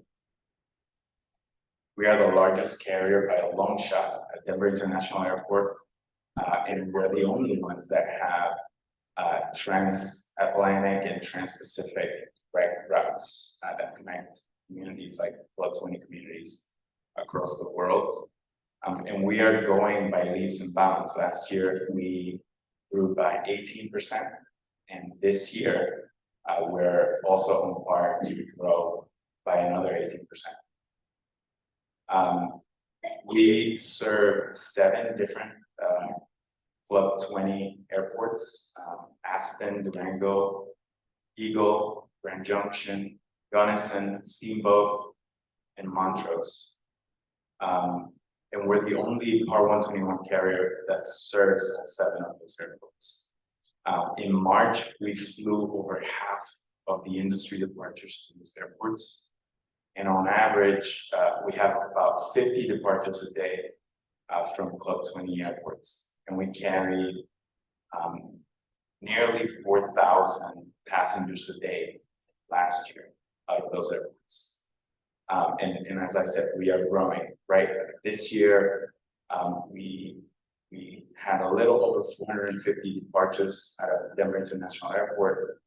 In the next 3 years, we are going to grow that to over 700 departures out of Denver International Airport. So what that means is increased connectivity to your communities through that massive hub. It's going to be our largest hub in the entire net. So I'm here to talk about sustainability. For United, sustainability is kind of a top-down thing. Our CEO is extremely focused on for our airline to operate sustainably. And so we developed the goal of achieving 100% reduction in greenhouse gas emissions by 2050. And that's relative to our emissions in 2019. We have a science-based interim goal for achieving a 50% reduction by 2035. And we're not going to use offsets. We want to achieve that by looking carefully at ourselves and figuring out how to change how we operate in order to reduce our emissions.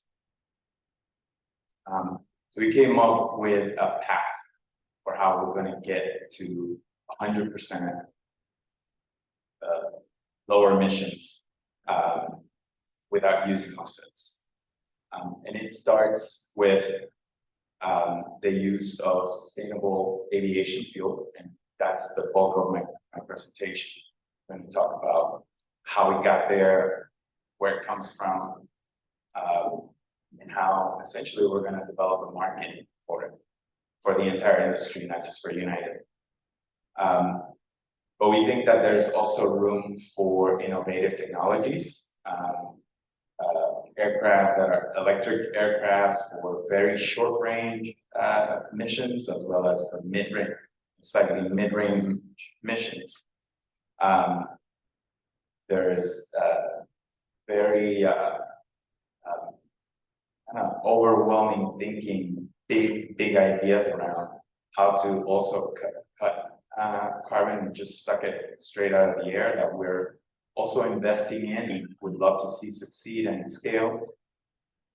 And then we're also collaborating with communities, with our customers, with partners, to fund technologies and bring them to fruition and bring them to scale. So that, how did we get to that sustainable aviation fuel idea?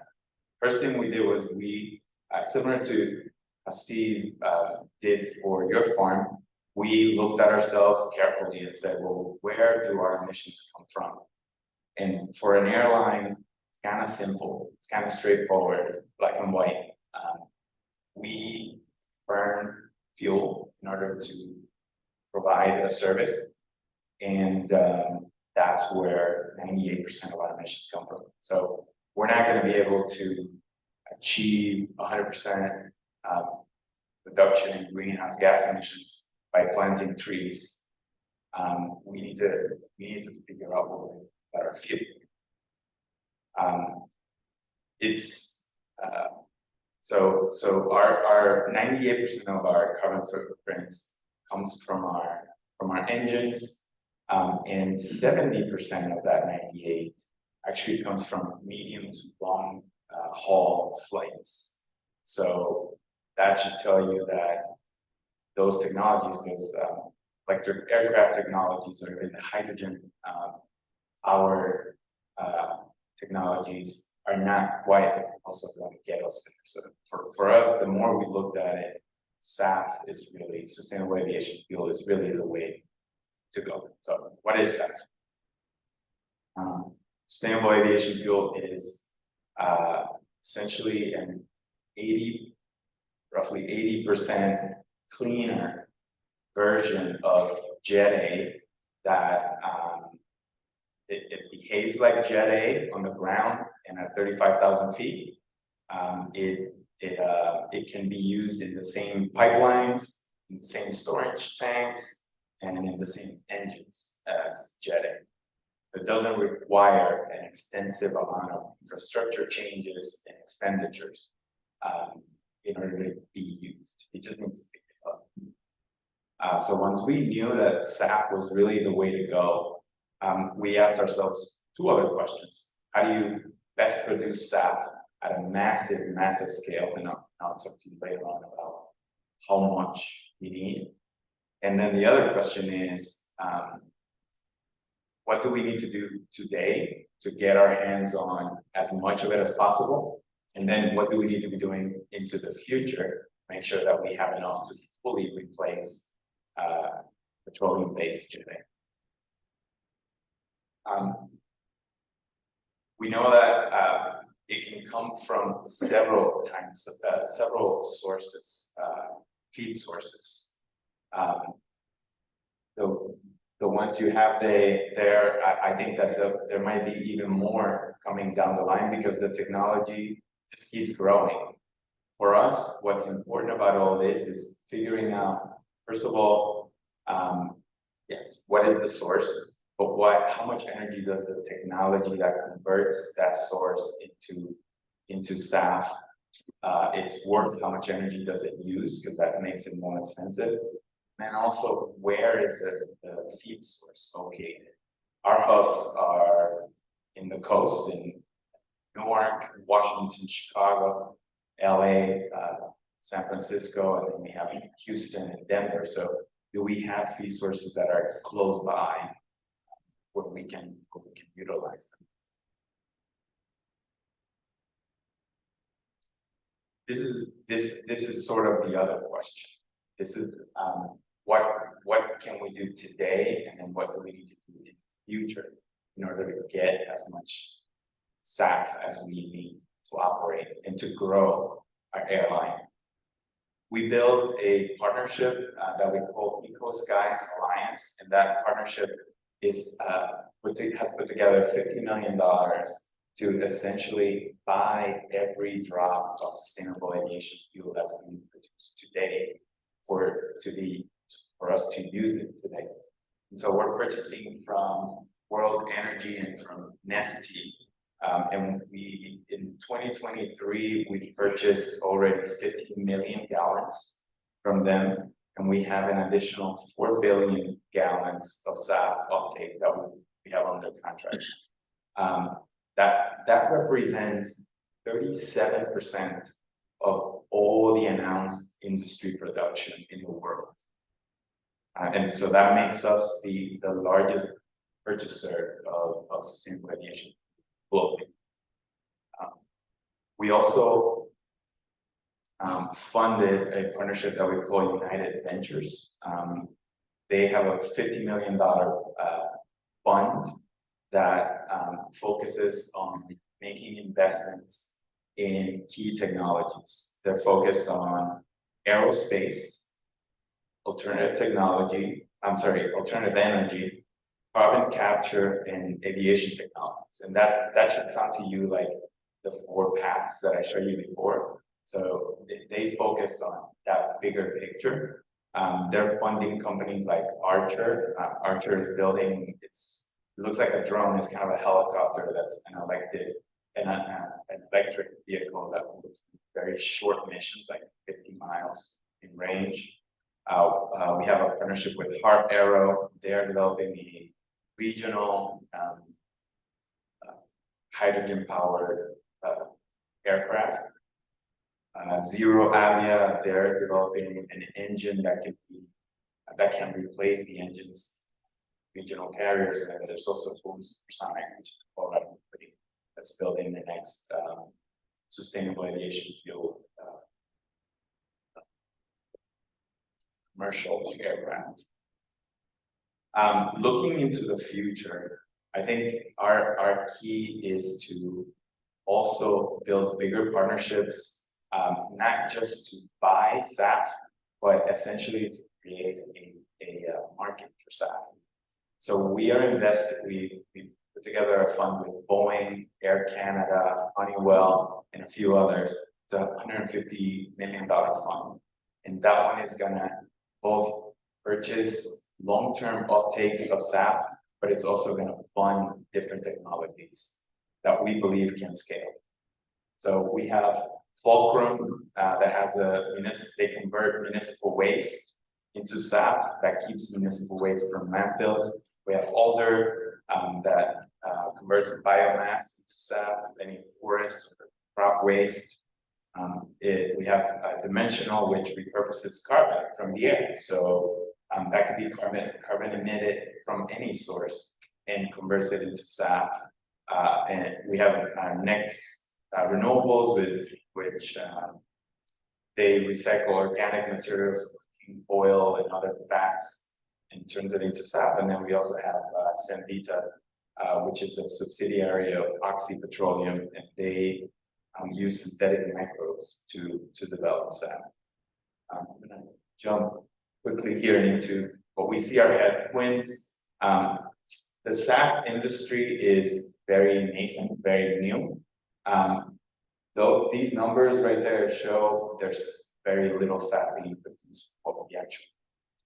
These numbers don't account for SAF that the military will use. I think the US military currently uses somewhere around 4 to 5 billion gallons of jet fuel, and they intend to convert at least 10% of that into SAF by 2028. So they're going to be buying a chunk of the SAF that gets produced. We are working with policymakers because the issue now is that production is so costly that in order to try and be more sustainable, we're actually paying a green tax. And so we're working, there is the IRA that gives a sizable per gallon tax credit, which helps producers reduce the cost for us, for users. Here in Colorado, we're working with the governor's office on an investment tax credit that would benefit any oil and gas producer that wants to create or build a SAF production facility as part of their ongoing production. Think of someone like Zubord or Chevron, any of the brands we know well. If they decided to build a SAF production here in Colorado, this credit can help them do that in a less costly way. And then we are also we're also working with every community, every partner we can think of to figure out ways to do this a little bit more cheaply and quicker. I'll end with this. This is a picture of December 1st, 2022. We flew the first ever jet plane full of passengers on 100% SAF. We believe together we can do it. We're going to keep at it. Thank you for the opportunity to speak.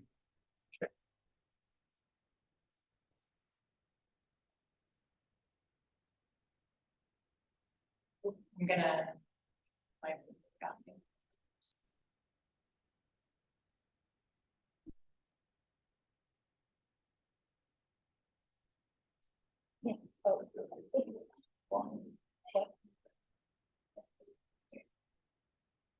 Okay, questions? Well, thank you again. We're gonna open it up to questions, and I have to say, I don't know what I took away from that was innovation, collaboration, as opposed to broad brush strokes and elimination of certain things. We really have to work together because it's not a one-pronged approach to solve what needs to be solved, but we also have to make sure that we're doing it in steps that is sustainable and as a business community, achievable as well. So with that, open it up for questions. I'll start with our first question. So Ms., I know you mentioned this just briefly, but you mentioned the potential for electric planes using engine technologies. I just want to know what the capacity of those batteries are looking like. Is it a realistic opportunity for longer flights, or are these going to be hopper flights, like shorter travel times? And then also, has there been discussions about the storage and afterlife of those batteries?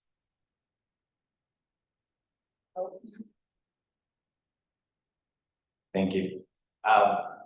Great question. So United, our venture fund is involved, and we're both putting money in and we're putting sweat equity into companies that have this technology, and we believe at some point that technology will be used. That said, batteries are heavy. We don't believe that batteries can provide anytime soon the energy density that you can get from a hydrocarbon or from SAF. And so, yeah, most likely in the short term, those technologies will be used for very short missions, short distance missions. The other thing that I think everyone should know is that, at least in the case of airlines, our aircraft are very long-term goods. When we make a purchase order and we take possession of an aircraft, we intend to keep it for 30 to 40 years. And so when these new electric aircraft are ready for prime time, it's not like we're just gonna mothball all of our aircraft and start buying new ones. It's gonna take a while for that technology to sort of cycle in.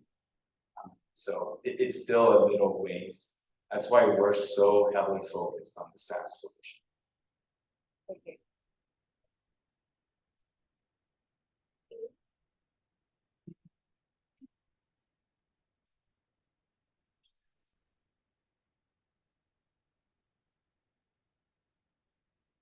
leave it to Ray, he can't be turned off.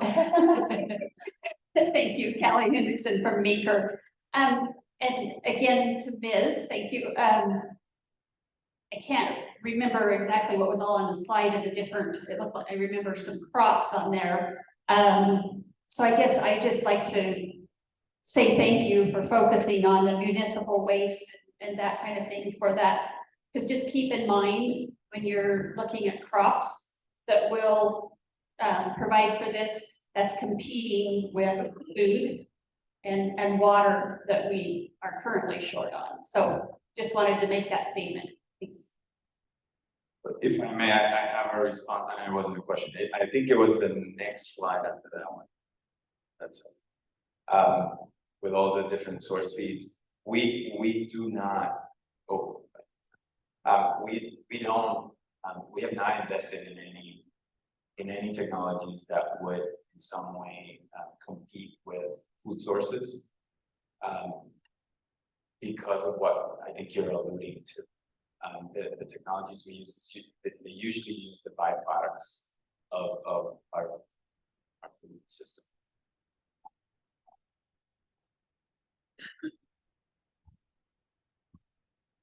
Harry Carolla say, I live here in Mason County. I have a question for both Ms. and Steve. That's a extreme, are you sure you're not in public relations with United? Because that's a very, very aggressive plan that you guys 2015. If you could give us a little bit of data on just what portion United is versus the global carriers. And if they're on that same plan, exactly how that's going to impact growth.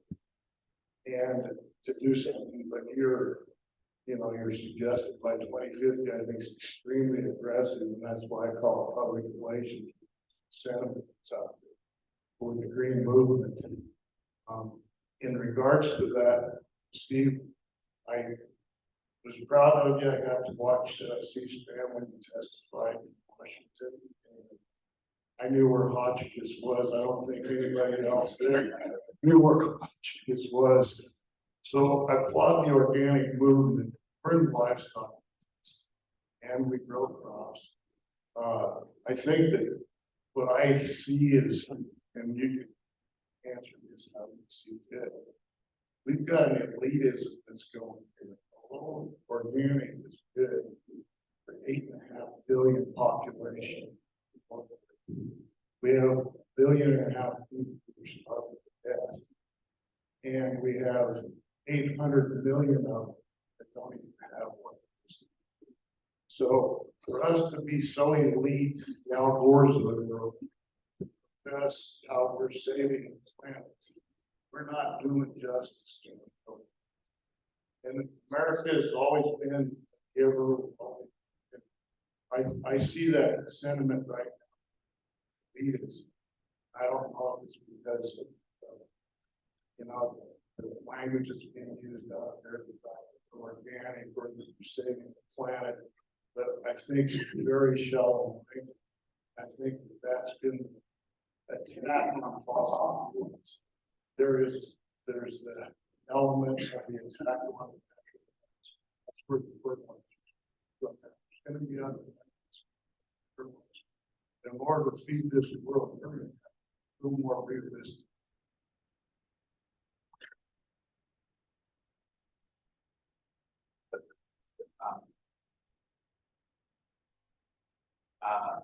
It goes up by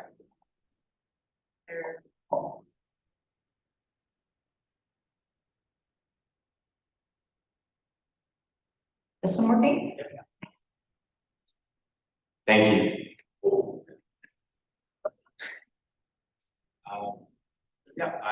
I think that absolutely all of us in government affairs are also charged with a little bit of PR. I would say that this group, just like the governor, just like the mayor, the 10 governors that actually are part of my geography.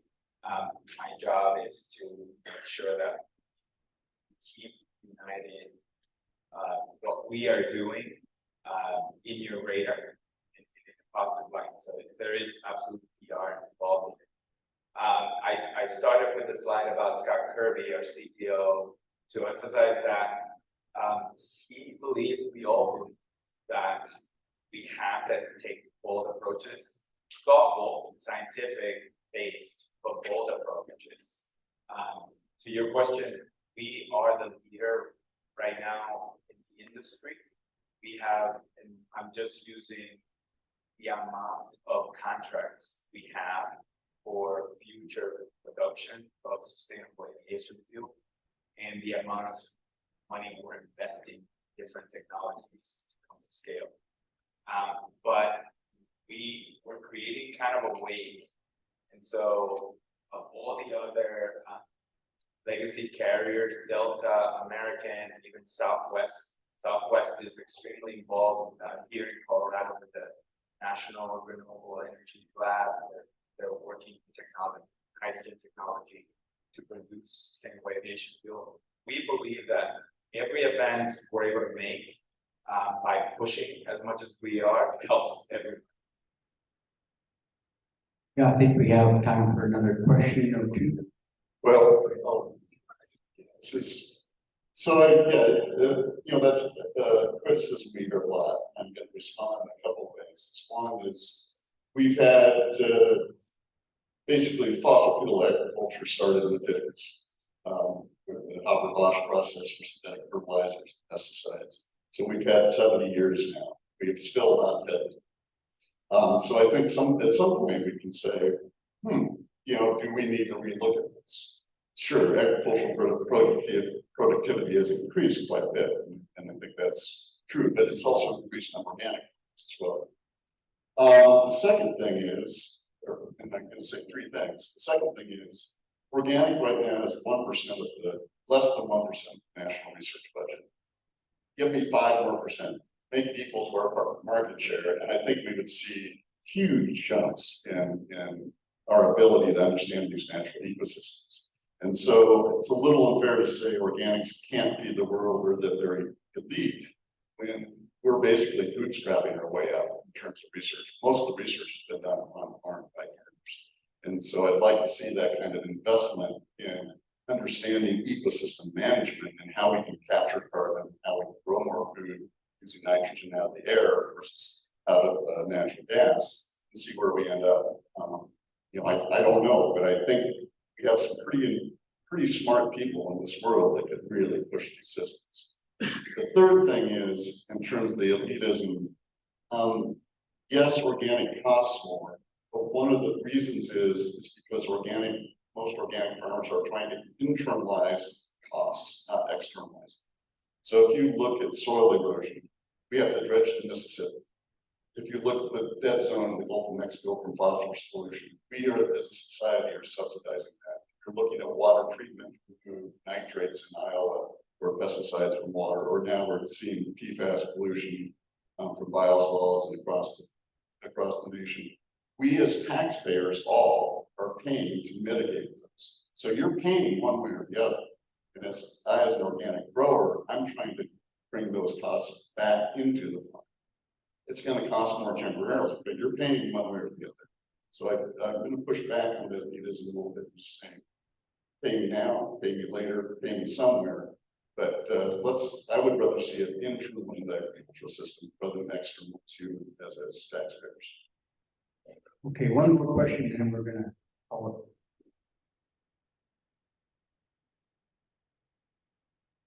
Thank you. Mayor, Grand County. We're just one 6.2 mile long tunnel to be on the Front Range with that 80% of the population.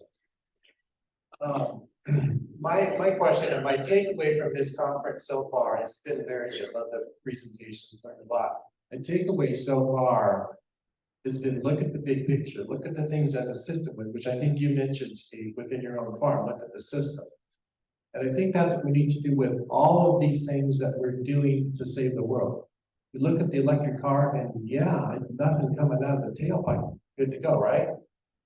Maybe the big system is here, there's more to it. And that's, I guess, my question for Ms. is on this sustainable aviation fuel. And I don't need an answer for the question today, but as we research this going forward, I think these are legitimate questions. Diesel fuel, which some of us in ag are intimately familiar with, has about 140,000 BTUs per gallon. Jet fuel is just a couple notches ahead of that in terms of refined, right? Is this sustainable aviation fuel going to have that same energy output? Or are we going to have to use more of it to get the plane from A to B?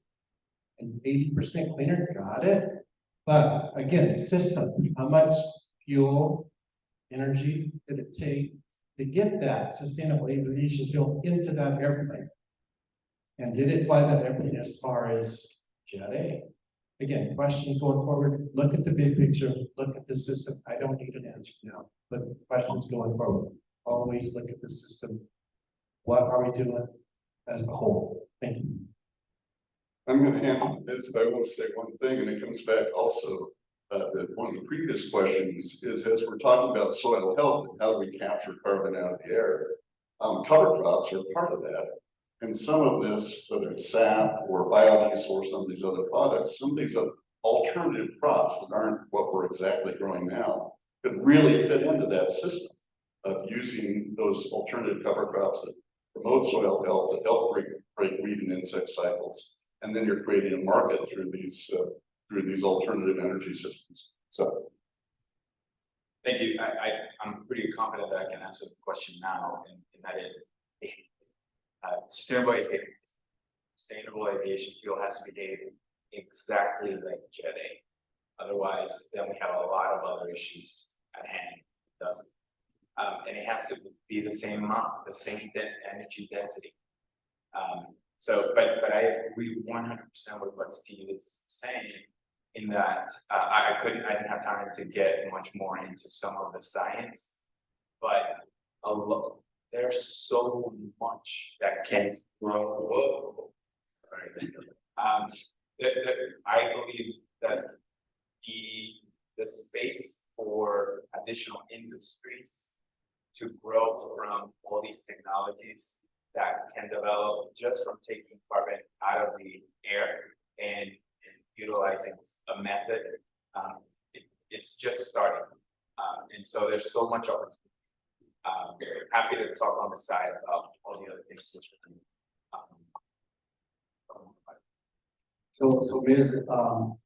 Ray Beck, Mike County, former chair of the Colorado Aeronautical Board and member of the Colorado Aeronautical Board. I just want to, you don't have to answer this now, just a comment, you know, as we go forward through technology with electric airplanes and all that, I for one, I'm not that excited about flying in one. I don't know what that's going to look like in years down the road, but anyways, my point being is that the Division of Aeronautics is funded by the sales tax and excise tax that we get off the fuel.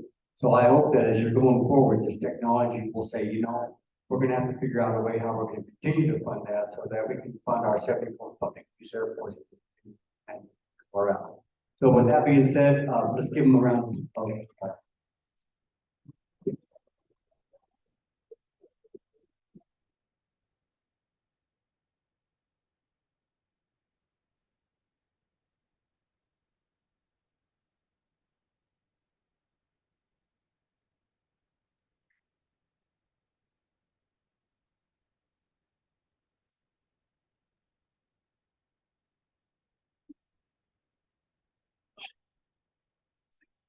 Sorry, guys, not quite to break yet.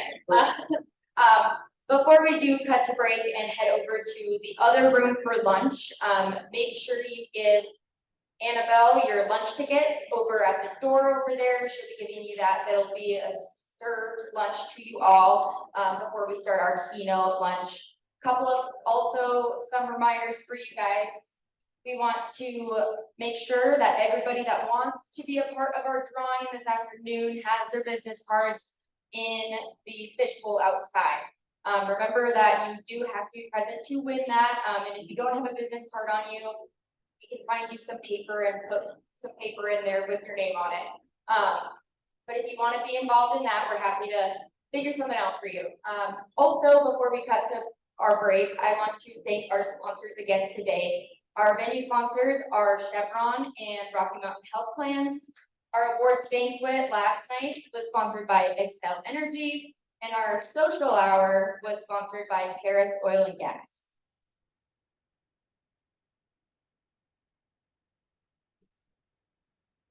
This upcoming break will be sponsored by West Elk Mine, Colorado Housing and Finance Authority, and Charter Communications.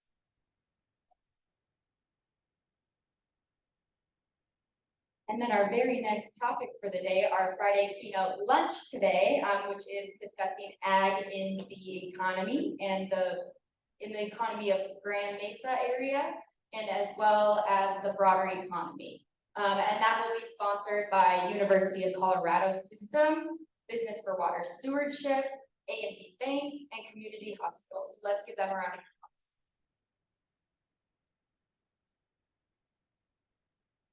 And then lastly, but certainly not least, are our general sponsors and our program sponsors. Our general sponsors are Union Pacific Railroad and Sue Hansen, and our program sponsors are Mark and Kathy Backler, Bobcat of the Rockies, Steve and Cindy Dozier, Tri-State Generation and Transmission, and John and Nancy Fishring, our PLNR co-chair.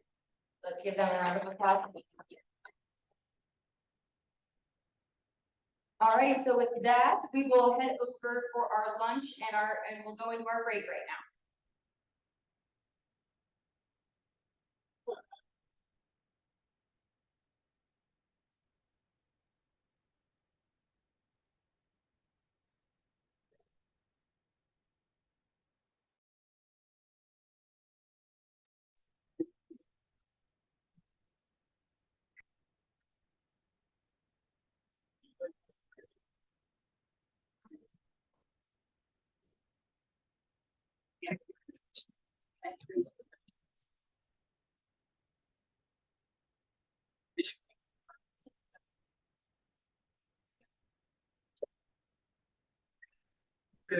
It's so nice to meet you.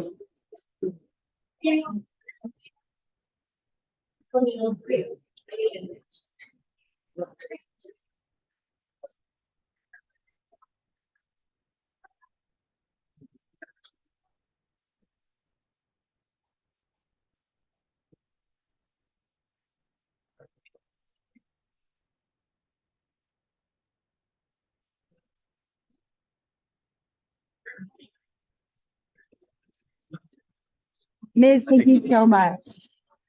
Are you joining us for the rest of the afternoon or? Okay. Oh, geez. Well, thank you so much for flying in so late and then, yeah.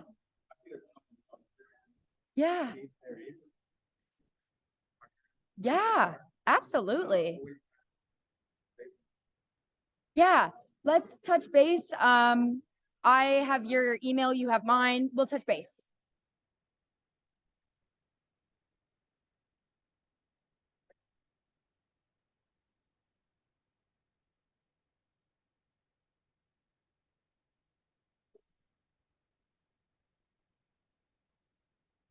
Hi, Pri. Sorry, I'm coming back this way to get through. It was too packed for me to get through everybody else. Thank you so much.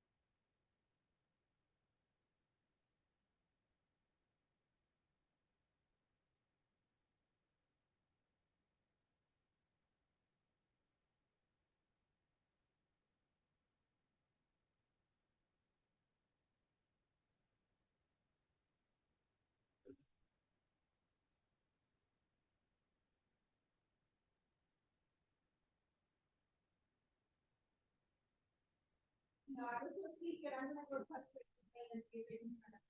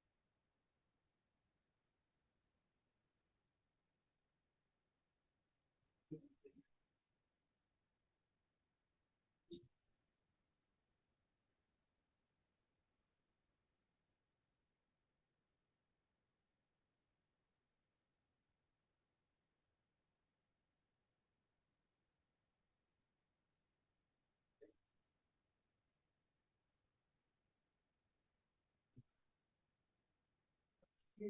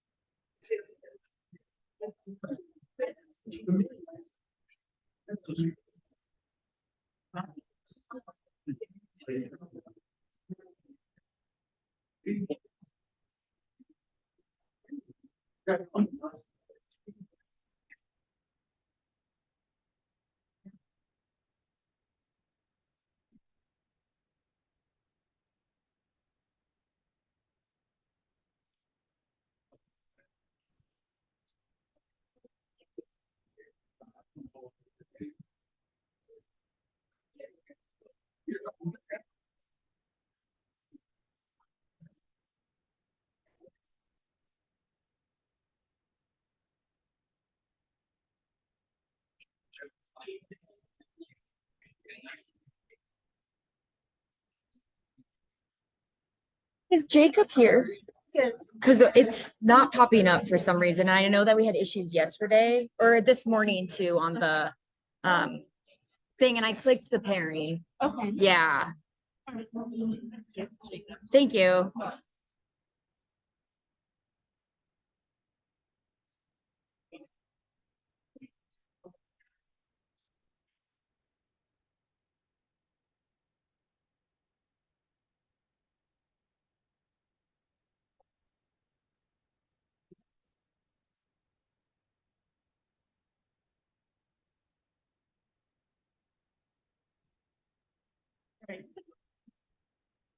Hello.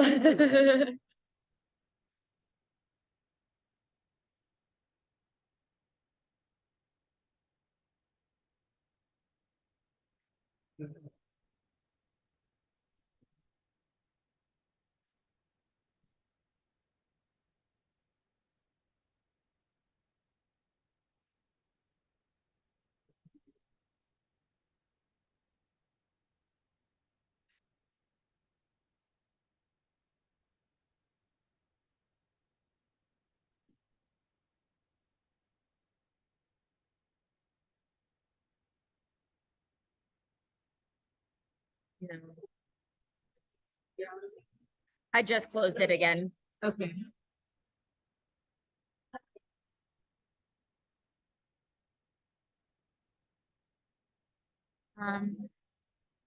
Wonder if- No. This one's in the other room. That's this one. Okay. This one should be a vault 50. Or at least that's what it was yesterday. I think.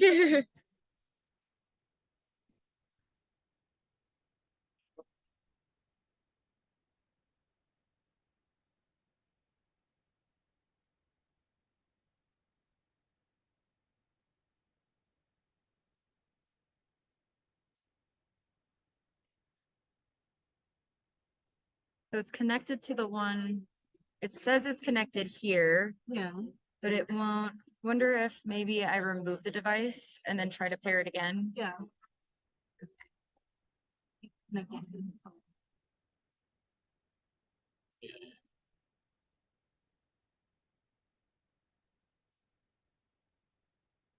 Is it working?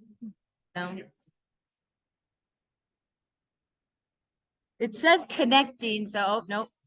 Maybe you can. I wonder if I disconnect from that one over there. Right.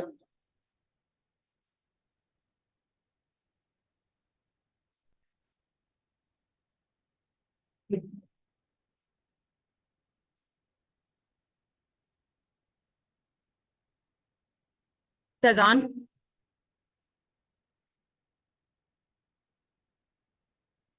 Well, it says connected, but the issue is I don't know which one's this room and which one's that room.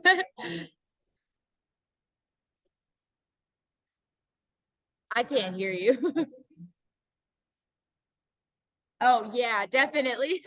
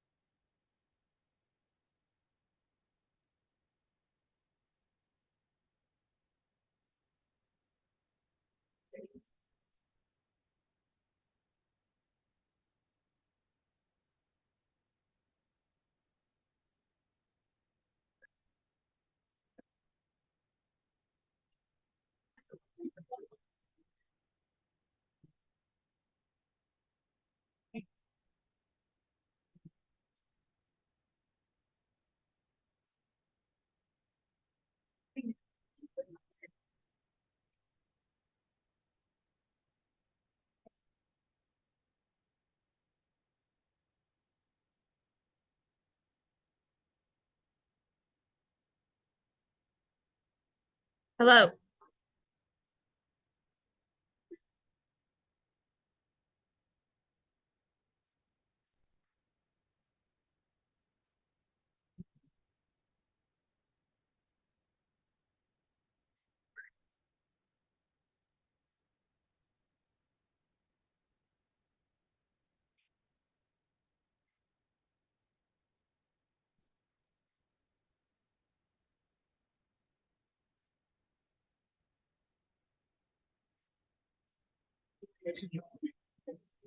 Perfect.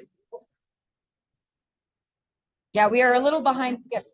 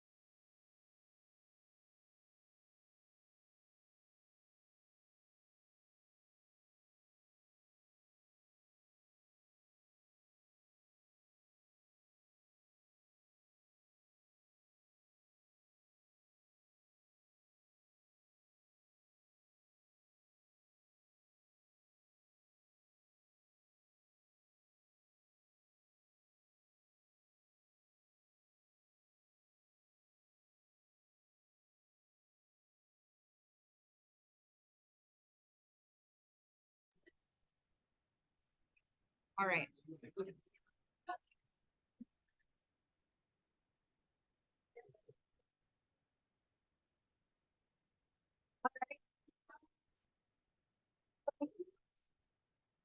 And that was provided by Community Hospital, University of Colorado System, Business for Water Stewardship, and AAB. Let's give them another.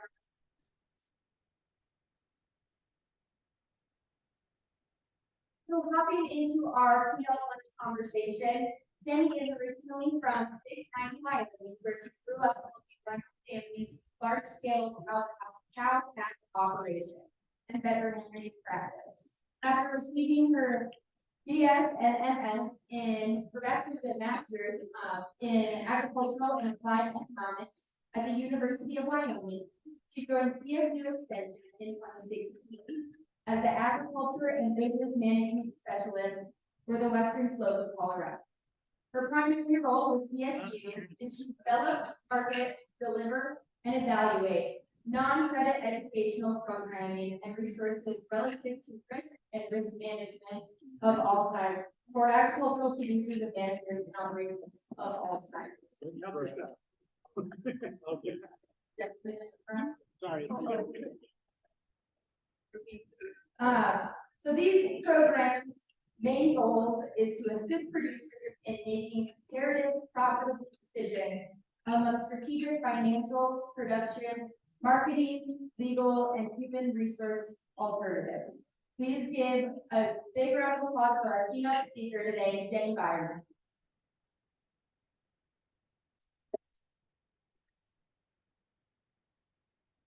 Good afternoon.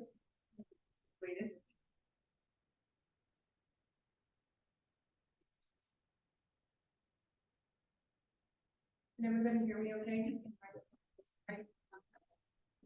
Good afternoon. Thank you, Brittany, for the wonderful introduction. I'm really excited to be here speaking to you today and have this opportunity.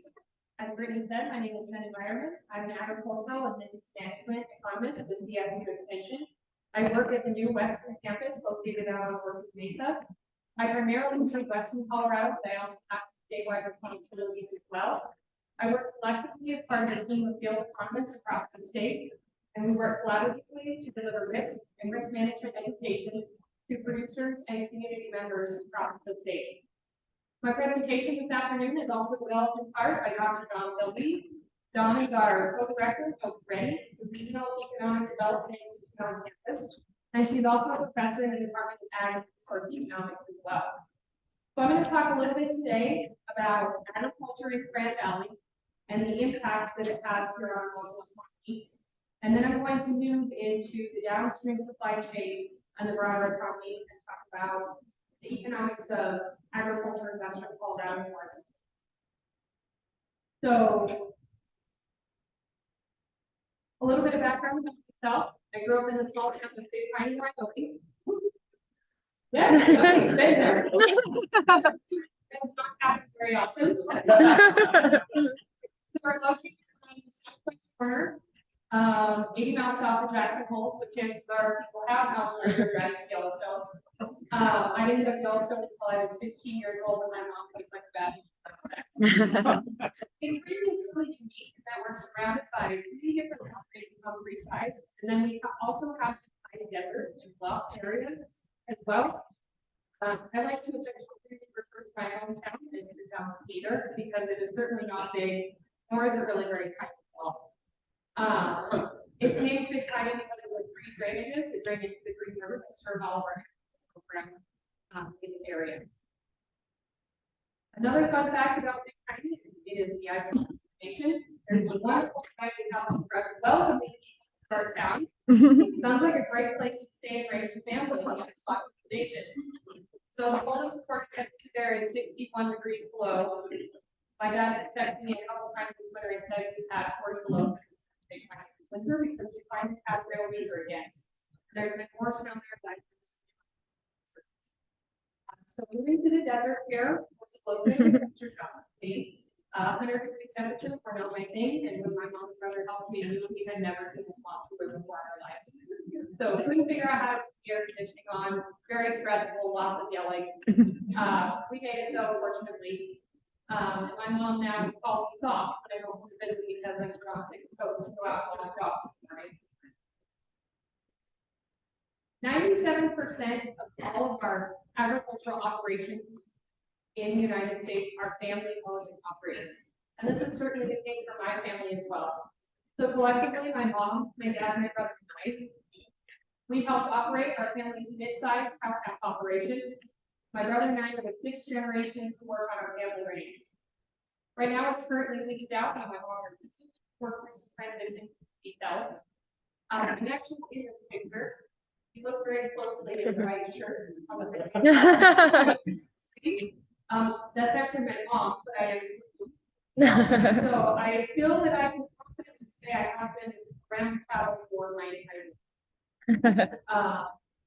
Together, we also help my father operate his mixed animal veterinary practice. My dad sees everything from snakes, skunks, buffaloes, tarantula last week. I'm really impressed with that. And everything in between as a rural veterinarian. So I certainly understand why agricultural producers have children as a form of slave labor. But I have such passion for agriculture and enjoy the work, and I enjoy helping out when I go as well. So I'm certainly not mad about that.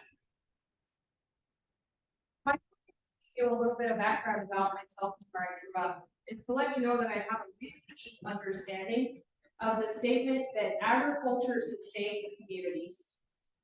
A lot of people have asked me why is it big kind of a ghost town? My house is under, like we're really close to the John Field.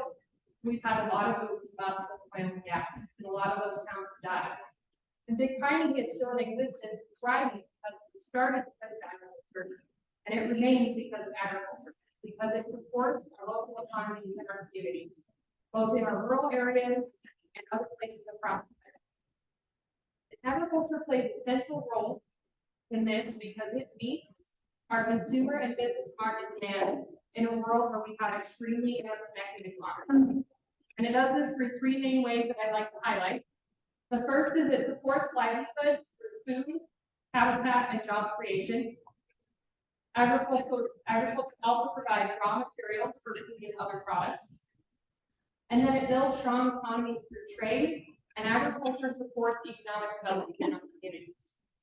So to give you a few statistics behind each of these areas and how agriculture is supporting our communities.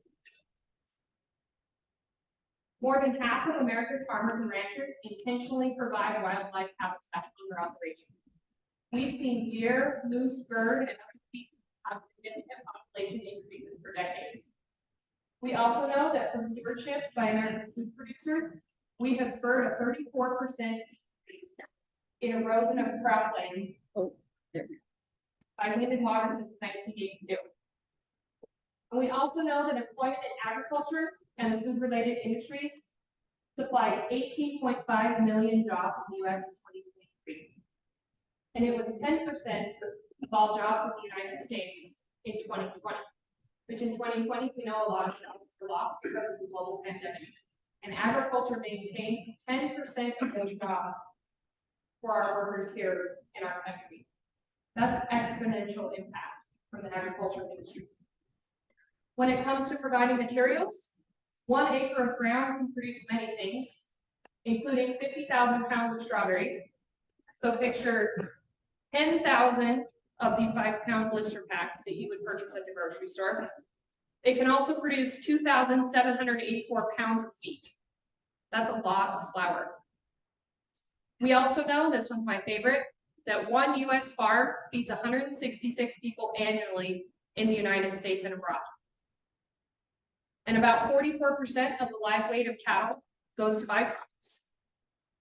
Byproducts are an incredible component that the livestock industry provides. And I'm assuming that all of us in this room have used a byproduct at least 10 to 15 times already today. Almost half of a cow goes to generating other goods and services that we use all the time in our daily lives. When it comes to building economies, agriculture contributes $7 trillion to the U.S. economy. In 2018, we exported $139.6 billion worth of American agricultural products around the world. And it's also shown that countries with strong agricultural sectors experience employment growth in other sectors and have a higher per capita income. This is because agricultural producers innovate through technology, which increases the productivity and the profitability of the agriculture industry, as well as the other industries in that area. So agriculture provides all these amazing things to our local economies, yet there's also some hard truths as well. Most farm families, in fact 90%, only have roofs over their heads because of off-farm income, because one of the operators has a job in town. Farmers and ranchers only receive about 8 cents of every dollar that's spent on food, both at home and away from home.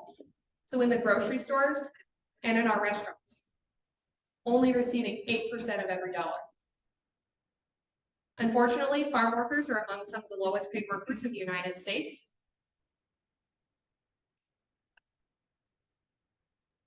And farmers are going to have to grow about 70% more food to meet the expected population increases by 2050. In the next 30 years, they're predicting that our population will increase by 2.2 billion people. And we are responsible for feeding all these extra mouths. So what does this mean for agriculture? What do we do with this? So in 2020, something happened that if you're like me, you had never seen this in your lifetime, or maybe it's something you hadn't seen for a very long time. And it's certainly not something I thought I would ever see. We had empty shelves at the grocery store.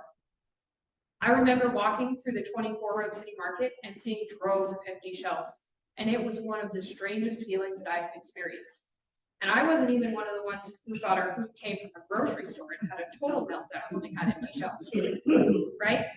I never thought I'd see that in my life. So flash forward to 2023, things are moving back to normalcy, thank goodness. We're moving back into operations as normal. What I think this does is it creates a wonderful opportunity for us in the agricultural industry to advocate for the agriculture industry and teach those other community members and agriculture industry folks about the impact that it has on our communities. And I believe that properly educating them involves providing facts to support our claims. We simply can't just tell people anymore, please slow down for the tractors in the road, or please slow down and watch for cattle on the range. Fortunately, we have to tell them why it's important for them to do that and how it impacts them. But I think that's a key component that's been missing. We now have, in general, a population who's a little bit more concerned about where their food is coming from when we didn't have any for a while. So my hope is today for my presentation that you can take home one thing, one fact, one statistic, one notion about the agriculture industry here in Western Colorado, and use that in your general conversations as you advocate for the agriculture industry. How many of you have ever had a conversation with someone, and whether it was 5 seconds after you left or days after it happened, when you thought, gosh, I wish I would have said that, or I wish I would have said something different? We all should be raising our hands unless we're superhuman. I did it last night at the State of the River. I totally should have answered a question differently. I wasn't prepared with the right statistics because I wasn't prepared for the question. So part of being a good advocate for the agriculture industry is being prepared to answer questions and having the data to support what we're talking about and what we're advocating for. So that's why knowing agriculture's true impact is very important when it comes to educating others about our industry. So I'd like to talk a little bit about the actual financial impact that agriculture has here. We're going to focus on Mesa County because it's our top producer of agricultural products in Western Colorado. And then I'm going to move into the broader economy and the downstream supply chain and talk a little bit about some of the drivers and some of the indicators that we're seeing and how that's affecting agriculture in Western Colorado. So Mesa County is the only metropolitan area in our state that's located outside of the Front Range. And it's also the 4th largest by area, which makes it, again, our top agricultural producing county in Western Colorado. So looking at the Mesa County profile, the total market value of agricultural products sold here was $94,186,000. Looking at both our crop and our livestock sales, livestock takes a 51% share of those sales, at $48,271,000. Crop sales take the other 49% share of those sales at $45,915,000. Now, when we're talking about the impact that agriculture has on our local economy, we also need to take into account the fact that these dollars are then taken and reinvested back into the economy, whether that's buying goods and services, paying workers, paying wages, anything like that. These dollars are reinvested back into the economy. So according to the Economic Research Service, the agricultural multiplier is 2.4, which means that each one of these dollars, these $94 million in sales, are reinvested back into our local economy 2.4 times. So the actual impact that agriculture has just here in Mason County is over double what you see here on the screen. Looking a little bit more closely at our top 3 crop and livestock categories we have here. Fruits, tree nuts, and berries bring in the most sales. Of course, we all love Palisade peaches. They generate $22,239,000 in sales. Other crops and hay comes in second at $9,249,000. And we have nursery, greenhouse, and floriculture crops at $5,431,000. For our livestock categories, this is mostly generated by cattle. They generate $27,989,000 in sales. Second is horses, burros, and mules at $897,000. And we have hogs and pigs at $148,000. Now, we're also fortunate enough to be located to the number 2 and the number 3 producing counties in terms of agricultural products for Western Colorado. So Montrose comes in second at $81 million, $226,000. And Delta's in third, generating $67,117,000 in sales. Both Delta and Montrose County have higher portions of livestock sales as compared to crop sales, similar to Mesa County. Again, impacts are over double considering the multiplier effect because these dollars are reinvested into our local economies. I'd also like to show you a few of the characteristics of our farms and ranches here in Mesa County and what we're seeing. So the total number of farms and ranches is 2,465. That's a 9% increase from the 2012 Census of Ag. The land in farms and ranches is 342,534 acres. That's an 11% decrease from the 2012 Census of Ag. And the average size of farm or ranch is only 139 acres, which is almost a 20% decrease from the 2012 Census of Ag. And this is true for characteristics of operations across Western Colorado counties. We're seeing an increase in the number of farms and ranches, yet we're seeing a decrease in the amount of land in operation, as well as the average size of our farms and ranches, which means that agriculture in Western Colorado is very volatile, especially given threats such as water availability, things like the population influx and urbanization that we're experiencing here, as well as inflation, just to name a few things. I'd also like to take a look at some irrigation statistics for Mesa County since water's good and we're all here today. When you look at the number of irrigated farms and ranches, that's 2,025, meaning only 440 are non-irrigated. And in terms of acres, that's 282,428 acres are dependent on irrigation water to producing agricultural commodities. So basically what this is telling us is 82% of our farms and ranches, or 82% of our agricultural ground here in Mesa County, is dependent on water. So to put this into some perspective, I took the total market value of agricultural products sold for Mesa County, which we said was just over $94 million, and I reduced that by 82%. That dropped our contributions to $16,953,480 from $94 million. That's a drastic change. So this just goes to show how important it is to advocate for the agriculture industry and advocate for our water to serve our communities. Now I'd like to move into the downstream supply chain and the broader economy, and again, talk about some of those trends that we're seeing in agriculture and some triggers and some indicators as well. So I'd like to introduce you to FAME. This is the Food and Agriculture Mapper and Explorer. This was developed by Colorado State University and some other collaborating universities as well. What FAME does is it brings together data from dozens of publicly available data sets and compiles the information. So we have an easier way to search and visualize up-to-date information on our local and our regional food systems. And this is for every county in the United States. The data is available. So all of the counties in Colorado have this data that I'm presenting to you available. They have tons of great data and statistics on there. I've included a link if anybody cares to take a look at this afterwards. You're also welcome to contact me and I can get that to you. So I'd like to talk about a few data points that we get from FAME. And the first is our number of farms that are selling through local marketing channels, our direct sales per capita, and the number of farms selling through intermediated only markets.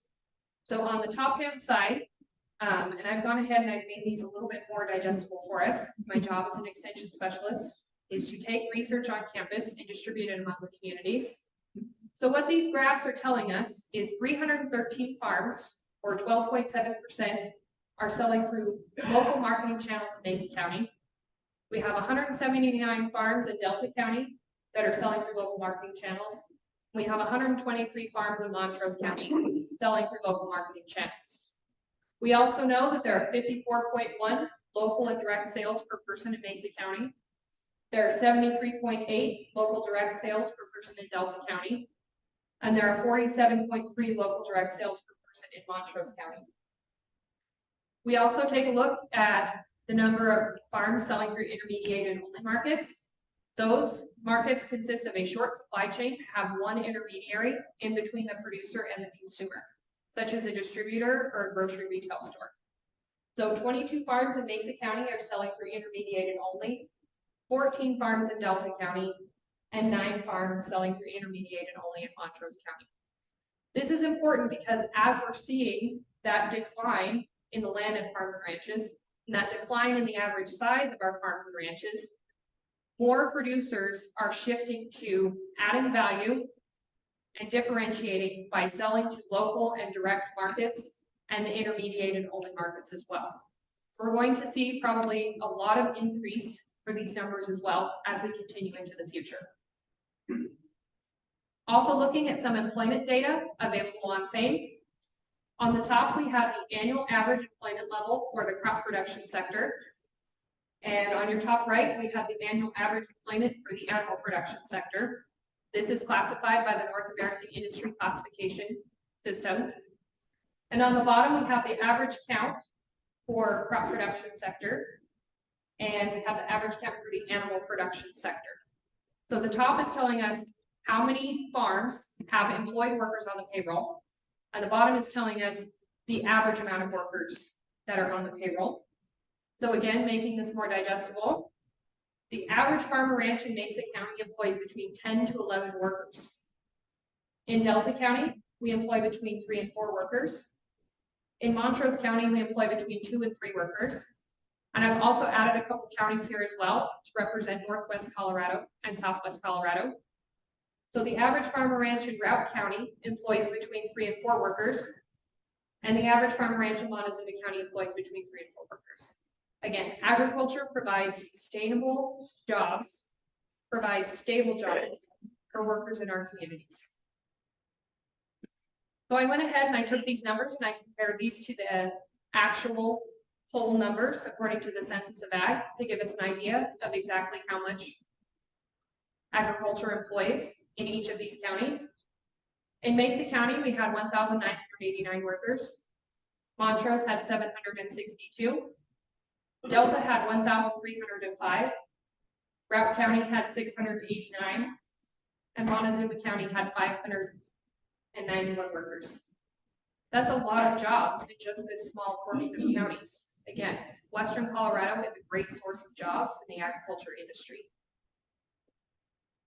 Taking a look at our natural capital, looking at our acres that are designated as prime farmland, and also looking at our share of acres in national forest.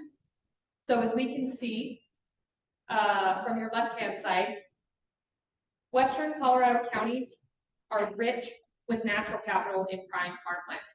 And I've included additional counties you'll see here as well, Rio Blanco, as well as Gunnison County. They have very high rates in natural capital. When we take a look at national forest shares, Gunnison by far has the most, but again, our Western Colorado counties are rich in shares of national forest acres. The reason that we care about natural capital and these natural amenities is because they drive rural population change. Now, I understand that rural population change can be both good and bad for producers. And it can be bad in the sense, as we've seen here, that prime agricultural ground is destroyed for housing developments to house all these people who are moving in here. I realize that I'm a transplant. I came here 7 years ago, so I kind of like to say that I moved here before it was cool to move to Western Colorado. So don't hate on me too much, thank you. But people want to move here, right? And we have to have places for houses, we have to have places for these people to live. But rural population change and these natural amenities can be good because this drives recreation. People want to move out here because they want to live next to the agricultural field, so they have views of the monument, so they have views of the mesa. They want to come and they want to use our public land, they want to recreate on public land. And that drives multiple use, which, as we know, is very important for sustaining a lot of our agricultural businesses here in Western Colorado. So it's very important that we're educating these incoming people into Western Colorado about how agriculture impacts our local economies. So we can have a good balance of some rural population change that will drive and prosper our economy, as well as support our agricultural industry as well. Changing gears just a little bit, one of the major questions that I get from people is, okay, you tell us all this stuff about agriculture and yeah, it seems great, but how does it compare to other industries that we have here in Mason County? And I'd like to show you how agriculture compares to other industries here in Mason County using the employer growth rate of wages. So Mason County is a net provider of jobs because we have more commuting inflows than outflows. So people are coming from other communities into Mesa County because we are a net provider of jobs. So the comparison of Mesa County is indicative of a lot of the trends we're seeing in Western Colorado. Fortunately, this data is available for every county on a county scale, and it's available from our Regional Economic Development Institute. I'm happy to help you access that if you ever want to take a look at your specific county. So we're looking at all the employed industries, so those that have workers on the payroll here in Mesa County, and we're measuring the growth of their business tied specifically to the growth rate of the wages, because as they increase the wages paid to their workers, we know that their business is growing, having positive growth. Okay, so looking at our graph down here on the x-axis, we have the industry concentration in Mason County, and the farther you move to the right, the higher the industry concentration in Mesa County. Industry concentration simply means that they have a strong local base here in our county, and the major portion of the sales and the income generated by that industry are staying within and supporting our local economy. On the y-axis, we have then the growth of the wage rate also on an increasing scale. So as we move up the y-axis, we know that these industries are experiencing growth. So this naturally divides our graph into 4 quadrants. So starting with quadrant 1, this is the best place to be. These industries have increased concentration, so strong local base here in Mesa County, and they also have increased growth. Guess what industries here? Agriculture. Agriculture, including forestry, fishing, and hunting. We also have mining, utilities, we have construction, retail trade, transportation, as well as food services. So these are the industries here that are doing the best job of supporting our local economy here in Mesa County. Now, quadrant 3 is where you don't want to be, because industries here have a decreased concentration, so not a strong local base, and they also have decreased growth. It's going to take a lot of work from these industries to increase their concentration or their growth to move up into some of these more favorable quadrants. Here we have manufacturing, information, insurance, we have rentals and leases, tech services, and public administration. Now looking at quadrant 2, these industries have decreased concentration, so not a strong local base here in Mesa County, but they have experienced positive growth, so they are supporting our economy in that way. Here we have industries such as wholesale trade, wage services, educational services, and entertainment and recreation. Lots of potential for these businesses to build a stronger local base and move over into quadrant 1. And then lastly, looking at quadrant 4, these industries have a strong local base with increased concentration here in Vincent County, but they have decreased growth. So here we have healthcare and social assistance. Again, lots of potential for this industry to have some increased growth and move up into quadrant 1. Also taking a look at the job dynamics here in Mesa County. What we want to look at are these purple lines that are running across the middle of your screen here. And this is net job creation, both births and deaths and continuers of job providers here in Mesa County.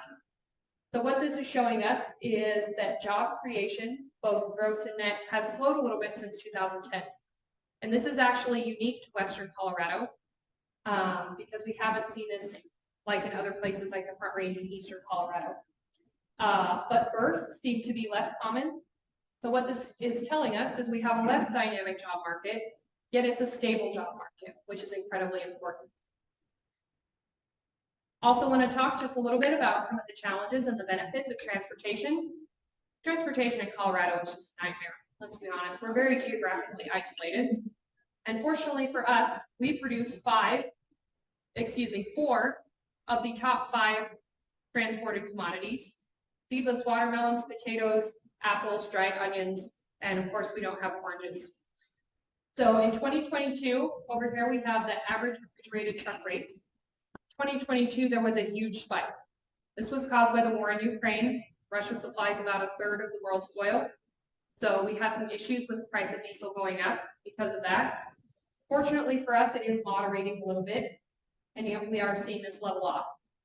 So this can be bad for producers because transportation costs are really hard when you're including that in the already other increased input costs that we're experiencing.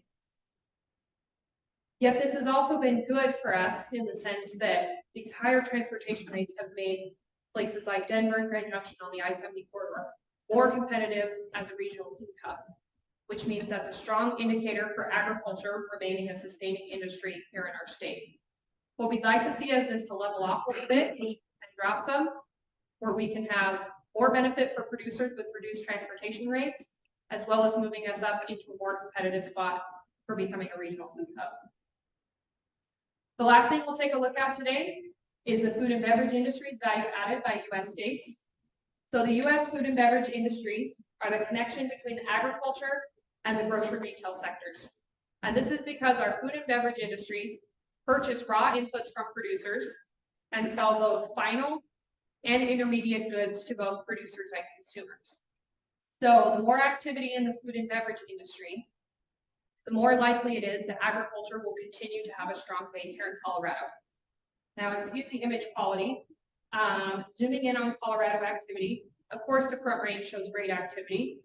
But if you look closely, we also show really great activity over here in Western Colorado, especially in Mesa County.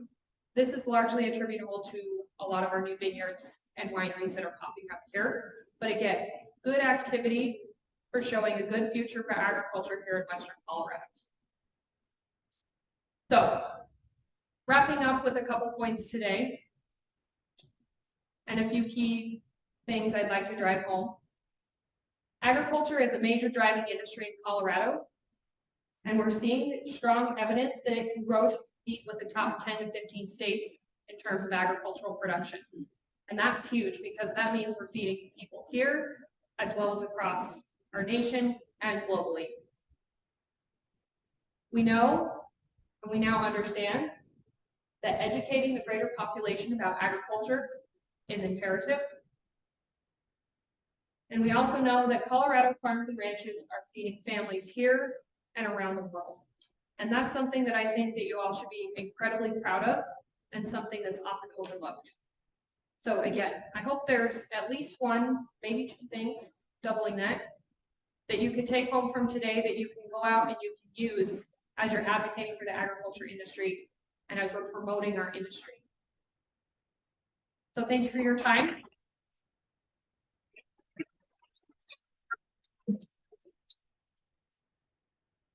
I'm not sure exactly when I'm starting. Brittany, is there time for questions? I was gonna leave time. but- Oh, yeah. Okay. Yeah. We are trying to figure out, get another microphone in here, but until then, project your voices. Project. Yes. Chris Trees in Garfield County. Tying some of this morning's programs and speakers, and I don't know if you had a chance to hear them, to your presentation, thank you for which. Have you done any analysis on the potential impacts of the conservation proposed discussed this morning in ag water, principally on your data that Mason County ag contributions to the economy? That's an excellent question, and I apologize, I wasn't able to be here this morning at a webinar. I was presenting. So last night I was also at the State of the River event and met with a few of them, and we actually just connected, and we're going to start doing hopefully a little bit more work into this. But talking a little bit about what has been happening is, of course, there's been a lot of research on low water use crops, which sounds really great. In terms of water use are great, but there's no markets for these. So we can't expect producers to go out and be growing all these low water use crops that we've identified. So what we talked about doing, and again, I'm sorry we don't have anything right now, but we started talking about doing a lot more research into how we're connecting the economics and the backgrounds for producers into what we're doing in terms of allocating water for different crops and allocating and conservation programs for low water use crops, things like that. Because we can preach all day about growing all these different crops and doing all of these different things, but I would rather eat Palisade peaches than we're going to grow lentil peas. I don't know about you guys. So I apologize that it hasn't happened until now, but we are working and connecting the two. Any other questions? Pick your poison. I don't know. I'm sorry, I saw you first because you're a friend. Football, go Cowboys. I lived in Pinedale before, so I know you're. You know where Big Piney is. So many of my people here. And 2 out of our kids were born in Jacksonville. Know those. Me too. So, my question is you're talking about the growth of agriculture and cattle. Great, we can do it. Water shortages. But it seems like every time we turn around, the other side of the mountain is doing things against agriculture. How can we educate the front rangers, the 80% of the people that ag is important as a state? This is an incredibly tough question. But I think one of the things that we can start doing, or I hope to start doing, at least personally, when I'm talking about educating these people, is really tying everything back to producing food that we eat. Because I don't think, from hearing conversations with community members, and especially last night at the Sacred River, there was not a connection between the community members and that the water going to the agricultural products is then coming to feed them. So I think that it's really important that we're connecting that agricultural producers are using this water, but you're also a user of this water because you are consuming the goods that we are producing here. All of our trucks going to the Front Range, supplying them with food, supplying them with all our commodities that we grow over here, that's the water that they're fighting us for. So if they want to have a continued food supply of all the wonderful agricultural goods that we grow over here, I think that it's really important that we tie water to that connection, that we're all consumers of water because we all consume food. Yes. We do have a microphone now. I'll echo these guys and say thank you. I'm Wendell Coons in Delta County. Delta County, along with Montrose County, currently has a moratorium on industrial solar sites. Our biggest concern is loss of irrigated acres as industrial solar looks for private lands to develop on. Have you done any research on, or do you know of any long-term projects that show sustainable agriculture underneath these PV panels? And how do we as policymakers encourage ag without hurting energy production, energy sustainability and reliability? Excellent question, also a tough one. It's not an easy girl.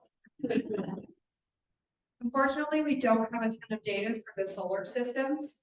But anecdotally, what I've seen in a lot of situations and what I've heard other people telling me is that, and this goes for wind farms, solar farms as well, they don't work well unless they're out on low productive land.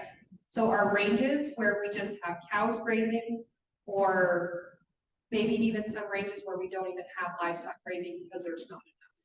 But putting these farms, these solar farms or wind farms and things like that on prime agricultural ground, like what is happening a lot in Delta County from what I see, generally does not work.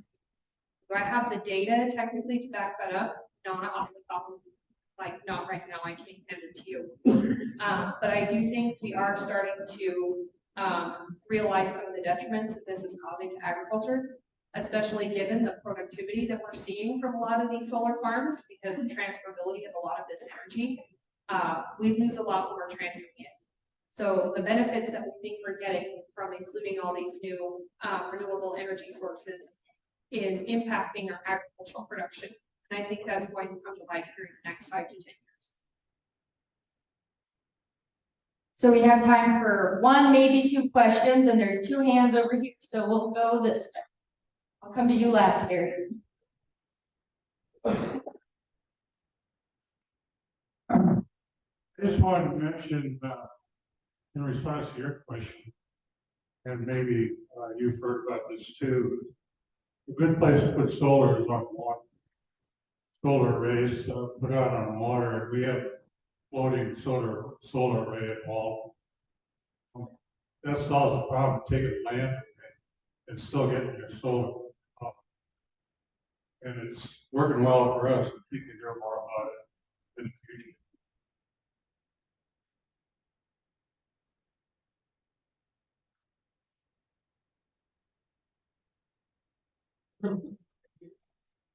Jimmy, very cool is here in Mason County. I got a question for you. The slide you had horses on there, you had pigs and piglets. I didn't hear the word sheep. Should I keep the sheep and goats, or should I sell them, or what? As long as you don't get llamas.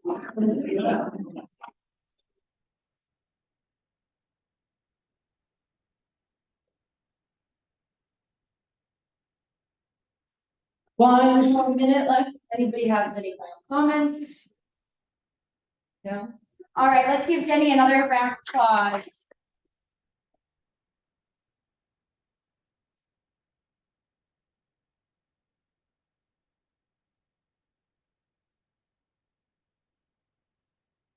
I'll keep this one on. No. Okay, so again, we want to thank our lunch sponsors today, provided by Community Hospital, A&B Bank, and Colorado University of Colorado System, and Business for Water Stewardship. One more round of applause for them.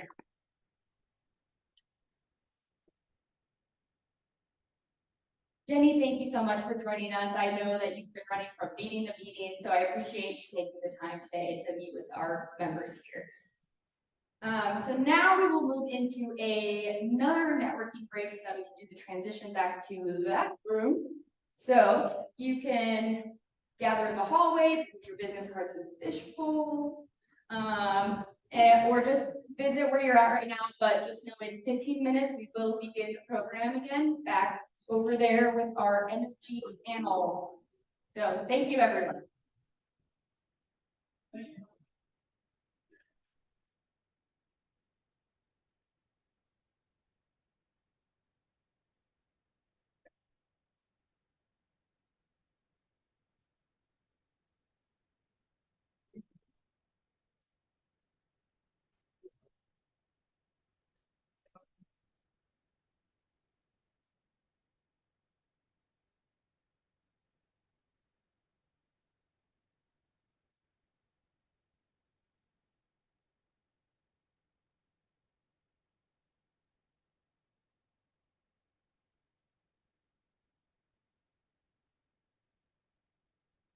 Thank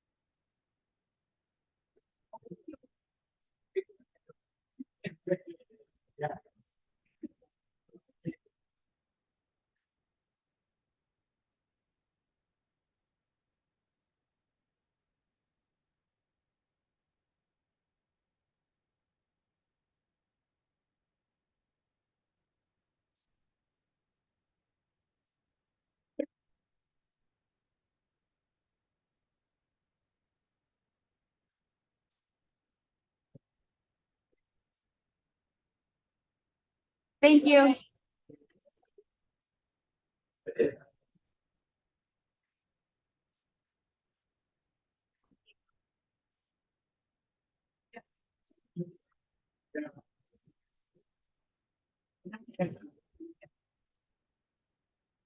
Speakers who did. He just did. He just.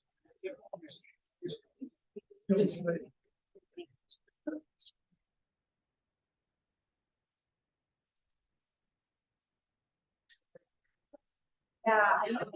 But you know,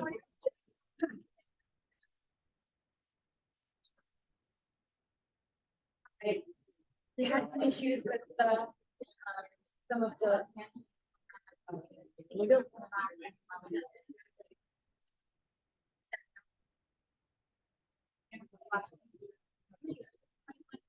But that.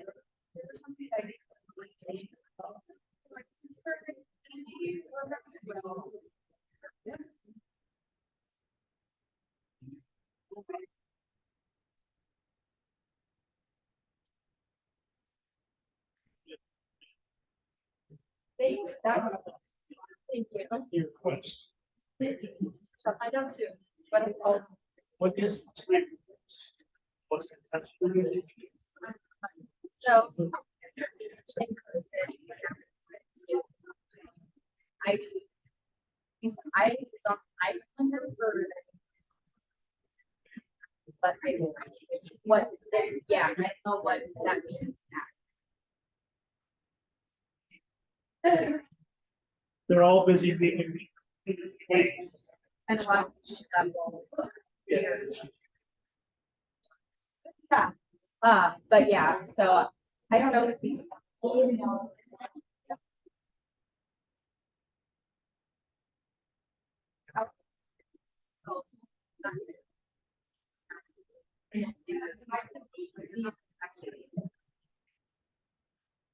But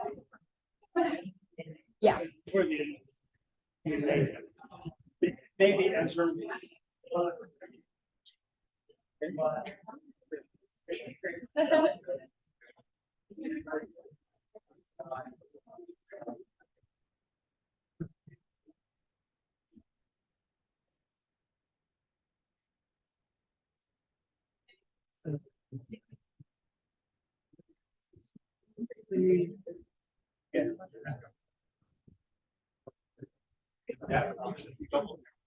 It's maybe warming up a little bit.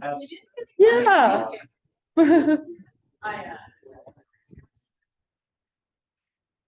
Are you all ready to go? Sure. Are we, is there, what order are we gonna go? Yeah, so. Looks like you're enough. Congratulations on. Oh, thank you. Well, I'm a finalist, so we will see what happens. I think you set yourself. Thank you. Because I mean, you have to be your own IT person. Oh, yeah. Let's see. So we'll have the folks from Tri-State who will be online. Okay. Go first, and then we'll follow mid-screen. And you'll round us all out. Sounds good. Awesome. Any questions? It's not Sarah, actually. It's Matthew Zubord, and Kari Anglin, and they're joining virtually. So they'll be up on the screen. Yeah. Okay. And then I also have cue cards for you guys. I have 10, 5, 1. Do you want me to use all of them? None of them? What do you want? 5. 5 is good. Okay. Yeah, 5 would work. Perfect. Okay. And then you guys each get your 15, 20 minutes at each time. So, and then we'll jump into group questions at the end. So. And shall we just kind of introduce ourselves as we come up? So, Brad McLeod will actually introduce you guys with a small little bio, and then ask you to come up. Kind of how we've been doing the other panels. You guys have both been here to see a panel, right? Yeah. Okay, perfect. So very similar to that, same format. But you're welcome to make it.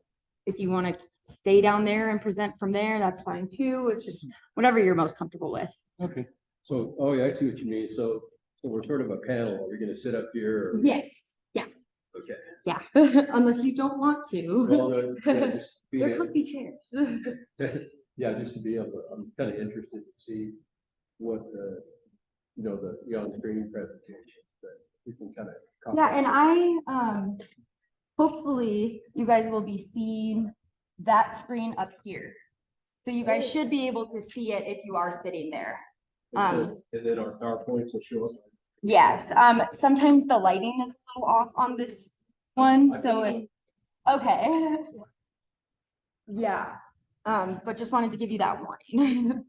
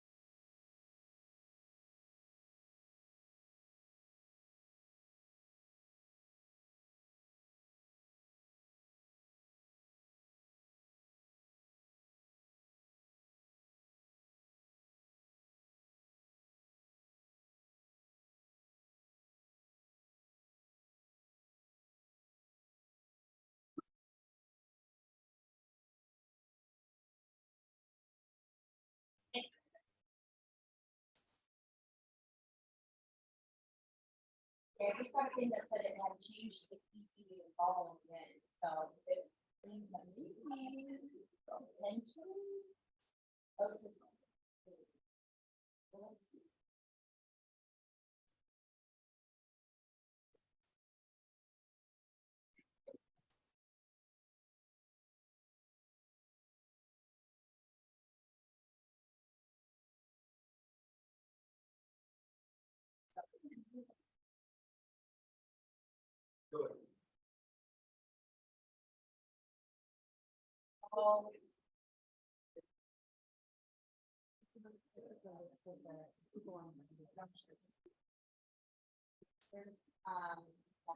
Everybody can join, I don't know, if we all together, yeah, or not, because I'm sure there are.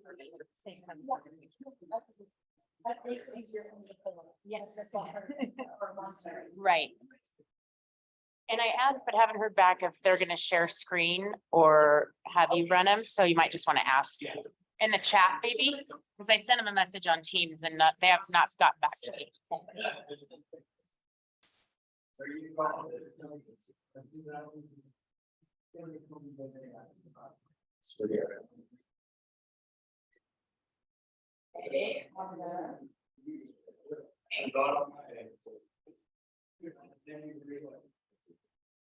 She just got back to me that we're gonna just share the screen. That's, yep. And then are they gonna, share the slides later? Yes. Okay, well, obviously, and that's right. Yeah. Okay, great. Okay, now we will do the visual test.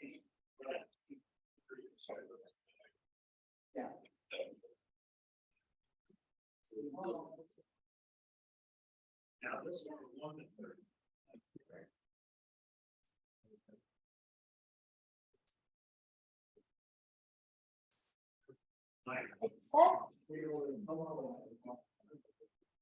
Oh, so it's connected to the volume out, but right now I'm not connected. Volume. It has like that headset one as well, and that's not funny.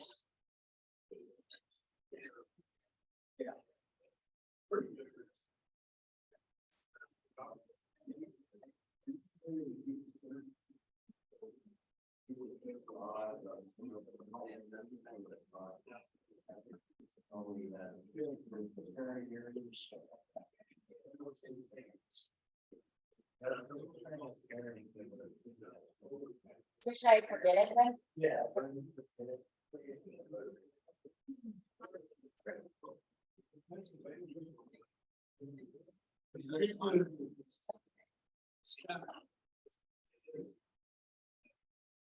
Right here is green. Originally blue sands.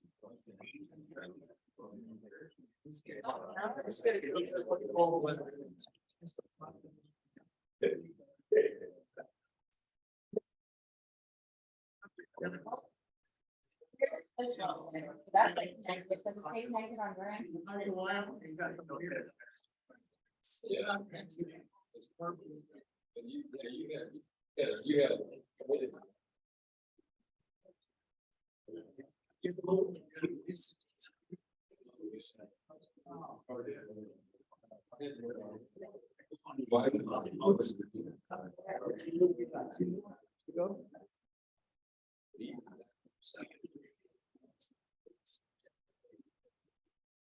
Sorry, I'm sorry. All right. All right. Yeah. I'm gonna remove it again. Huh? I talked to them.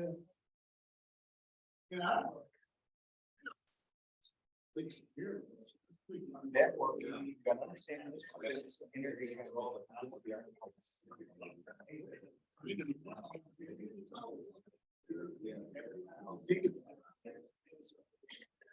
Oh, there's easy evolve audio. Since leaving this company. It says next. It's not on my.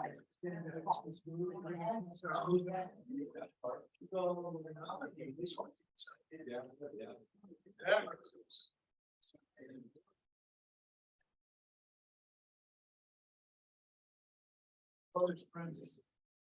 Pulled down and we talked today. It was.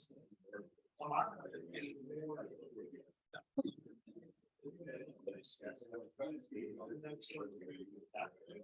But it's extreme.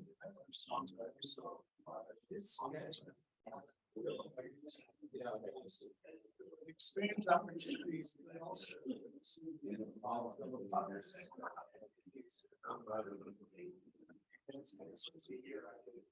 But there is a.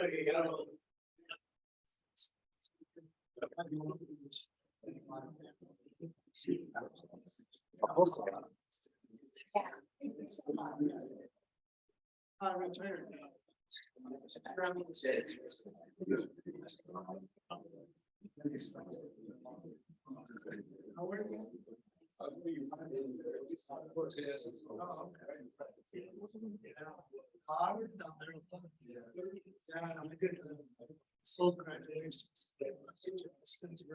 Okay, yeah. So.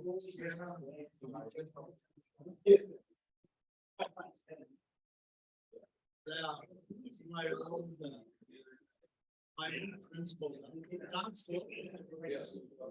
Yeah. It's amazing. But Cortez was our case in school.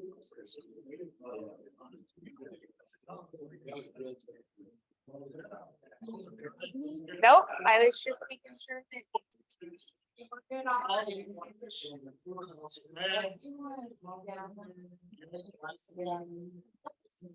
I think I sent it to you. Or just send it to you right now.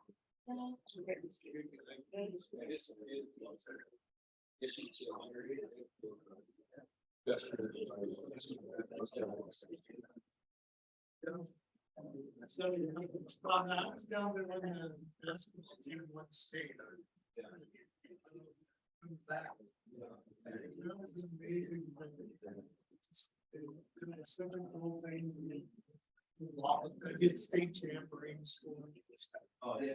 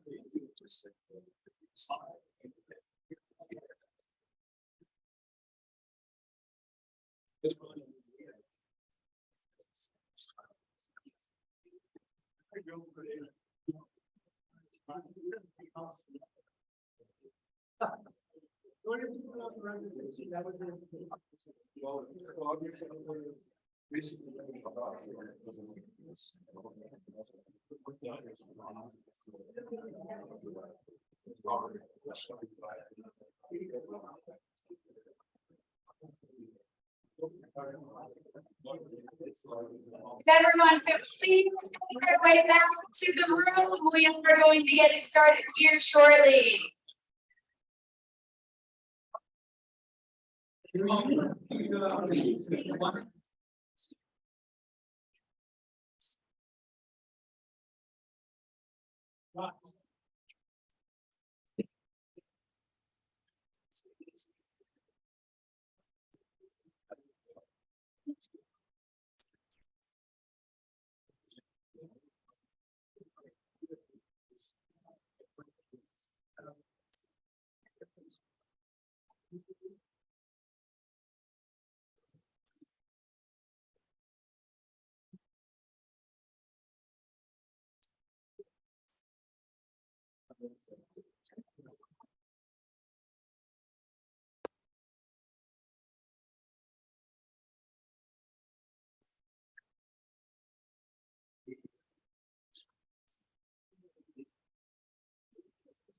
All right, so let's see.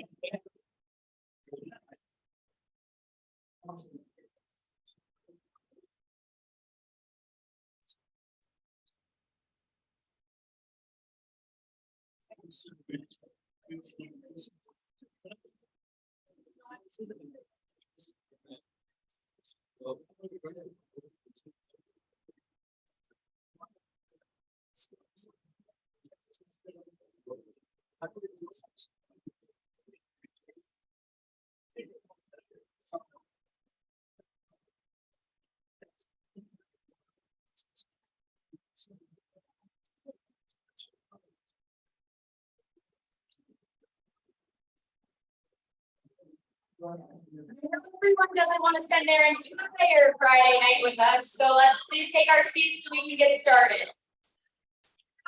I'm sorry, Brittany. Christian, I'm going. All right, thank you, everyone. I just want to thank our networking break sponsors one more time, CHAPA, West Elk Mine, and Charter Communications. So thank you to them for providing us with some support and a good break this last time around, although a little too long.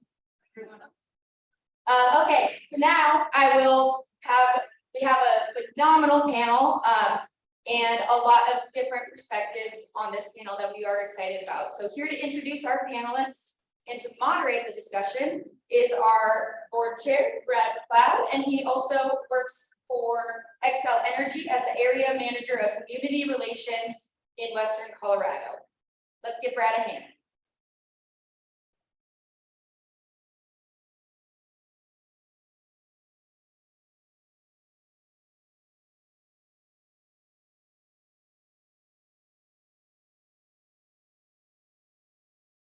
All right, first I'd like to thank Brittany for the introduction. I appreciate it very much. I'll adjust the mic. I don't usually have the volume problem. Scott and Phillips can attest to that.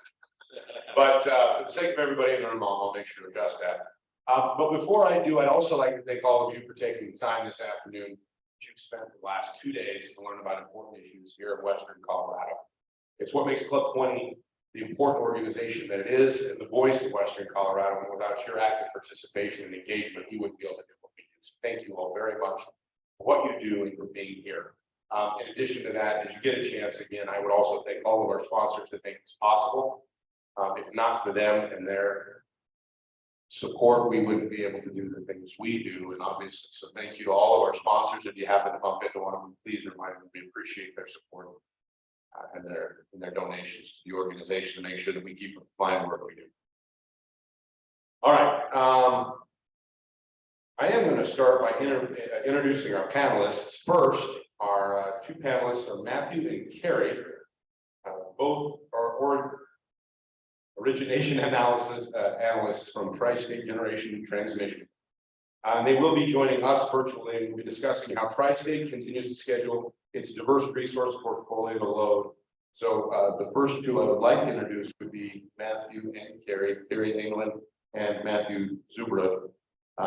If you please introduce, say thank you to Matthew and Kari for joining us. And are they online?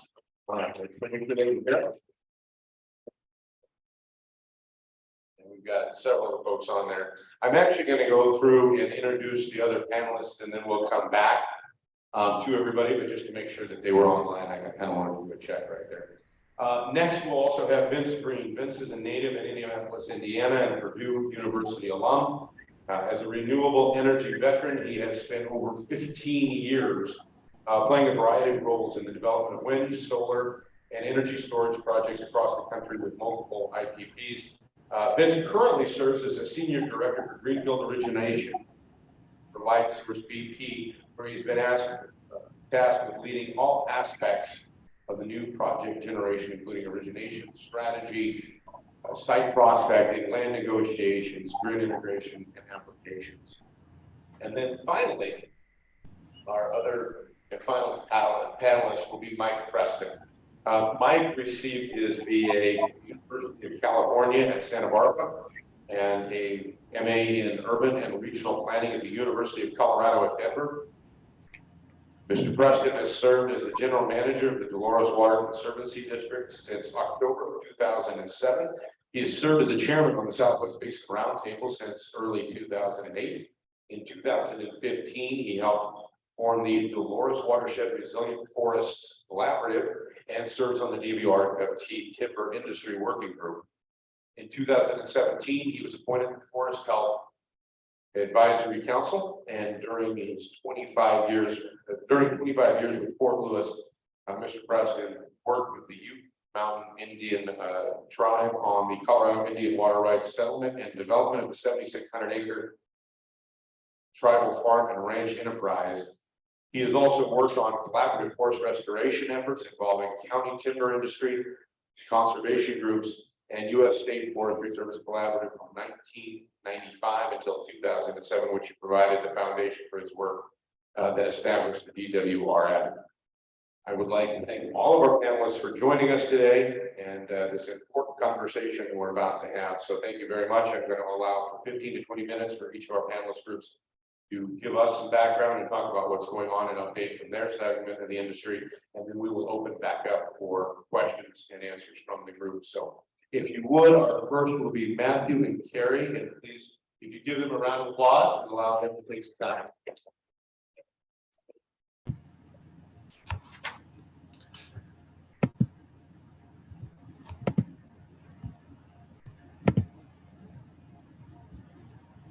Bless you. Matthew and Kari are there. Yes, sir. Thank you for having us. Sorry about that, some technical difficulties here. Okay.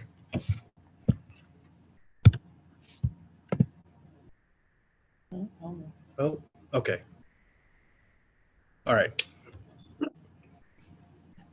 Thank you to the 20 Club for having us this afternoon. This is Kari, Anglin, and Matthew Zubord of Tri-State Generation and Transmission. And today we're just kind of going to give you an overview of Tri-State resources and our scheduling process. Both Matthew and I just recently transitioned into the origination department, and we are both NERC certified system operators.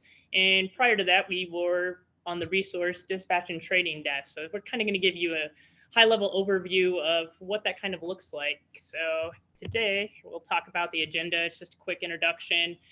We both have a military background and we're both natives of New Mexico. Believe it or not, Matthew's from the northern part of New Mexico and I'm from the southern, so it kind of works out. We're going to talk about the real-time trading and dispatch and just kind of what that looks like from a tri-state perspective, and then kind of just talk a broad overview of supply and demand or generation versus load and what that balance looks like.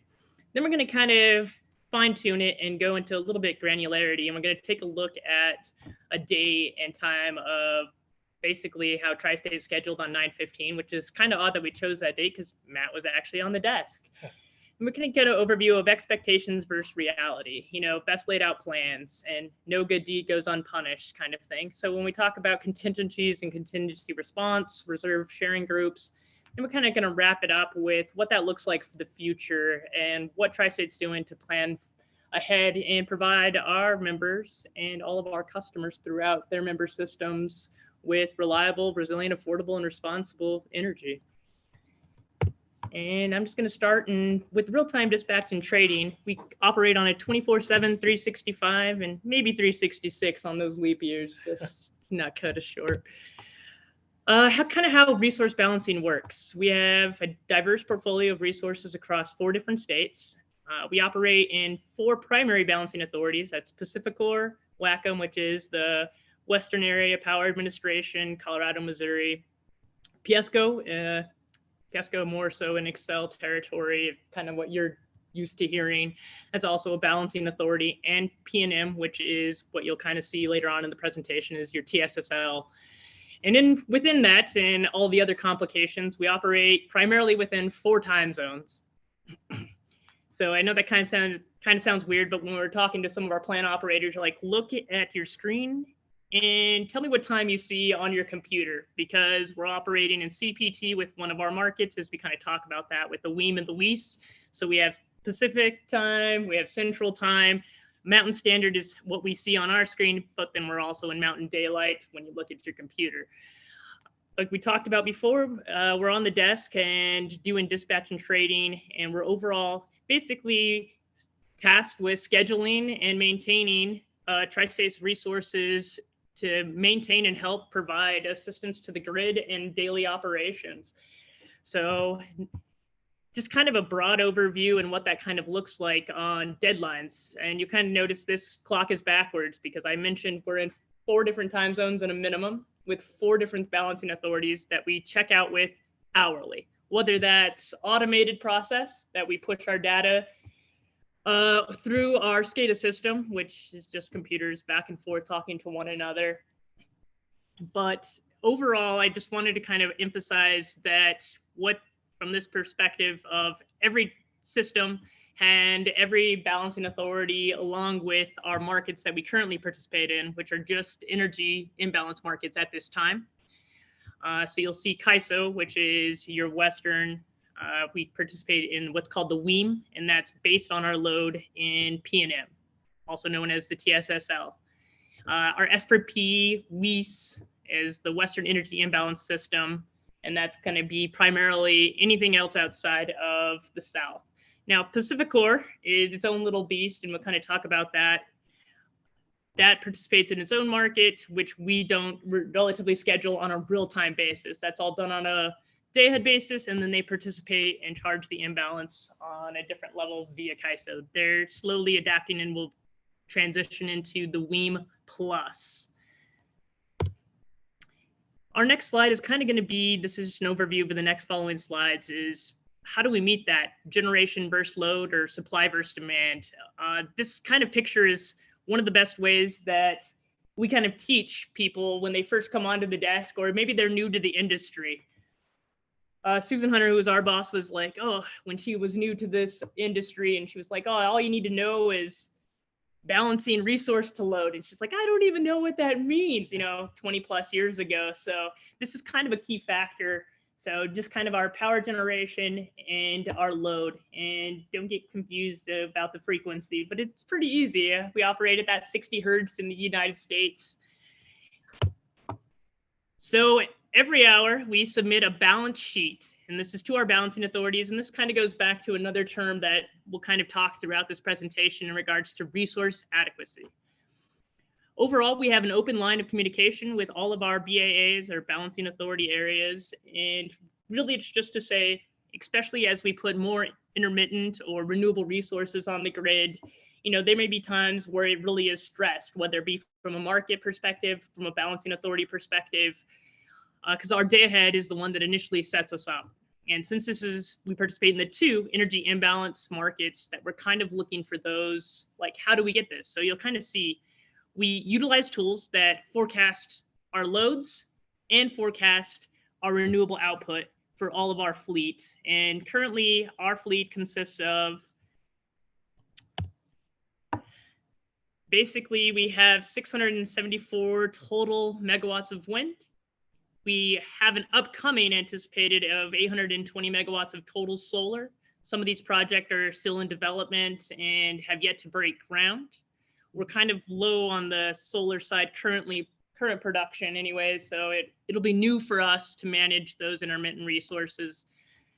We currently only have Cimarron, Alta Luna, and San Isabel online, and of course our 115 or smaller projects.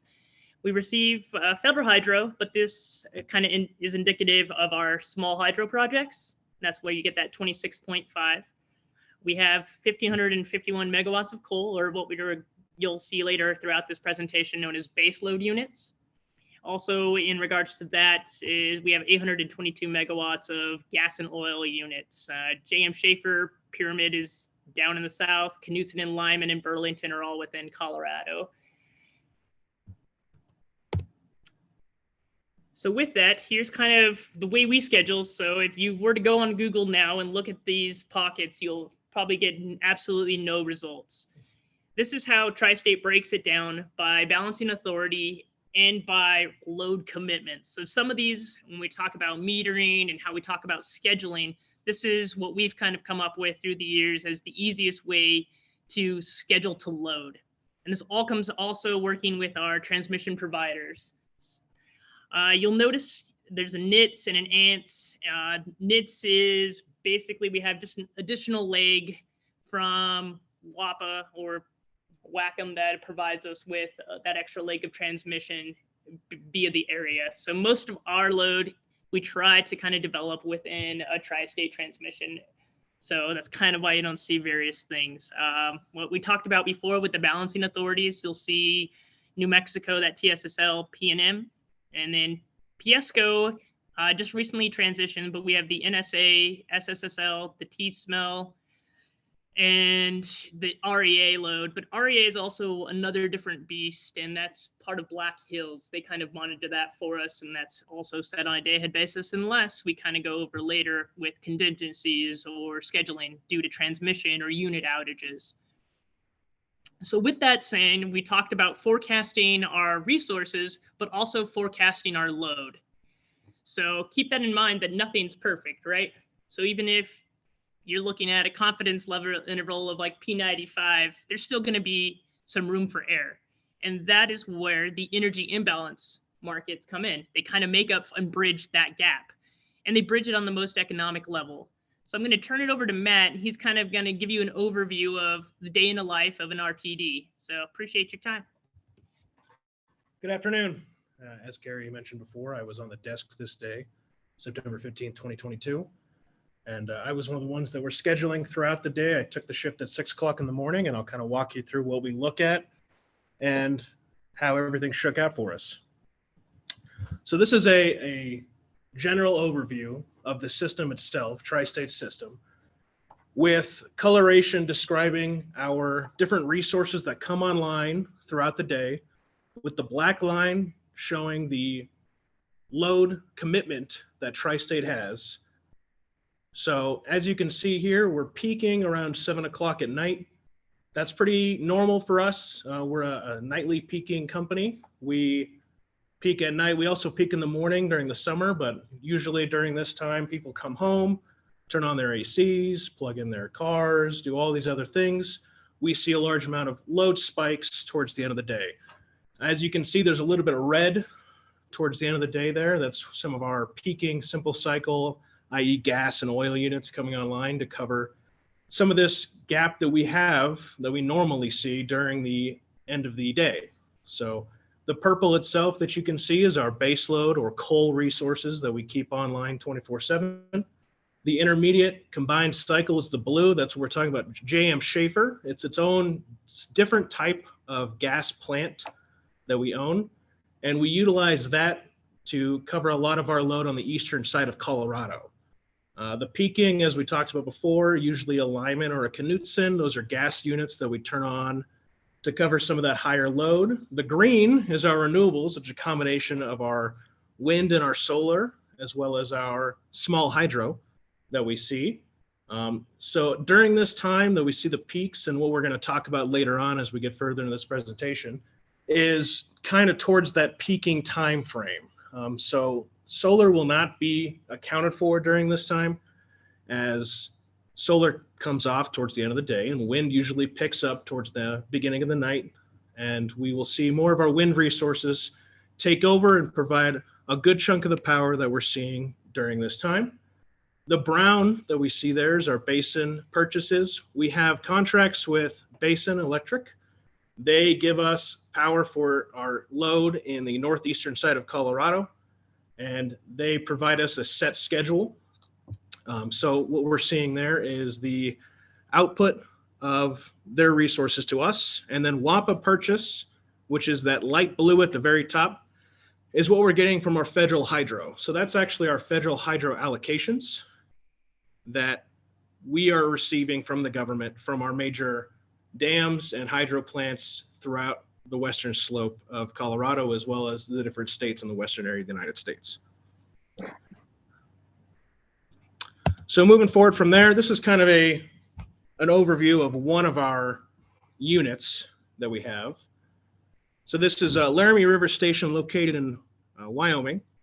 What we have up is how we schedule it. So that means we're taking the obligations and the megawatts from this unit and we're committing them to certain load pockets. So we do this on an hourly basis and we're looking about 2 hours ahead of time to make sure that we schedule these units to the load to match the demand that we're expecting to see and we're forecasting from these areas. So as you can see, we're scheduling a lot to Wyoming. We schedule a lot to the southern load. All of our units go through all of our system. We have a large transmission network. And you'll see as we move forward, I'll cover a little bit more of our entire system and all of our generation units that we schedule for that day and how intertwined these schedules can be. Kind of describing the complexity of what we're looking at on an hourly basis and the things that we have to pay attention to on the desk. This is a good representation of just how many schedules we have going on at one time. So you can see Craig, Colorado, in the western side of the Colorado here. That's our Craig plant. That is feeding a large majority of our resources and loads throughout Colorado, as well as feeding into our southern system and in Wyoming.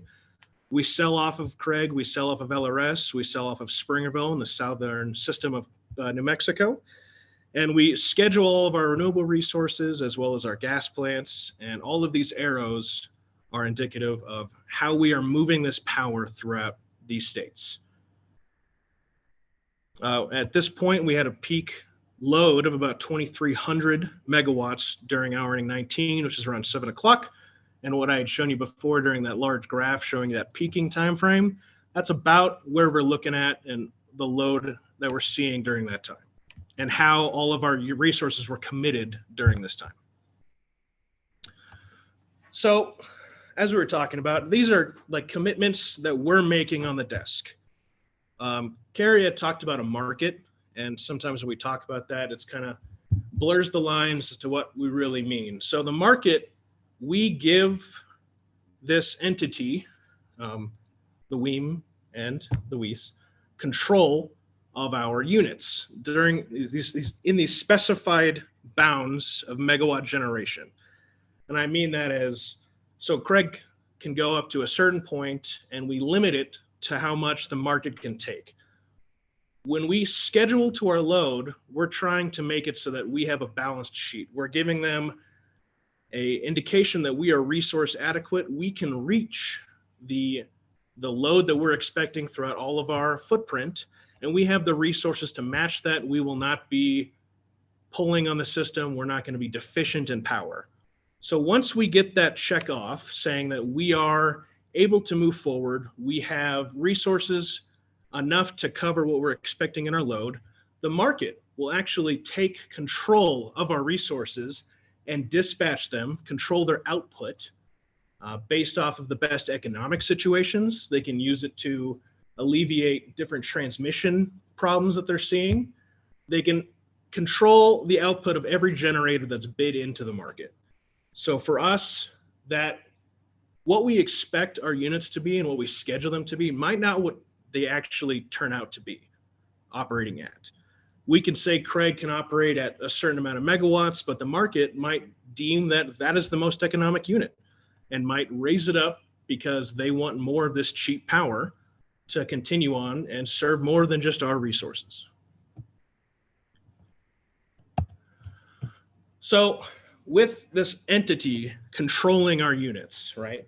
And we're scheduling our units, they are in control of our units. We have control ourselves, but we let them control the output. The question then comes to, like, what are we doing? What are we sitting there? We're planning these things out. We're here in case something goes wrong. We're here to make sure that we are correctly scheduling our load and presenting a balanced sheet, but we're also there for contingencies. So if a unit goes offline unexpectedly, we call that a trip. We have to think about our next steps to cover this deficiency that occurs because we no longer have this generation unit. So as we describe on this screen, the first layer of defense that we have is to increase the output of our other units that we have room to increase. And we can manually do that. We can take control of our units from the market at any time. We can say, hey, there's a problem. We're going to take control. We're going to move it how we want because we need to cover the load that we are now deficient in because of this problem that we had.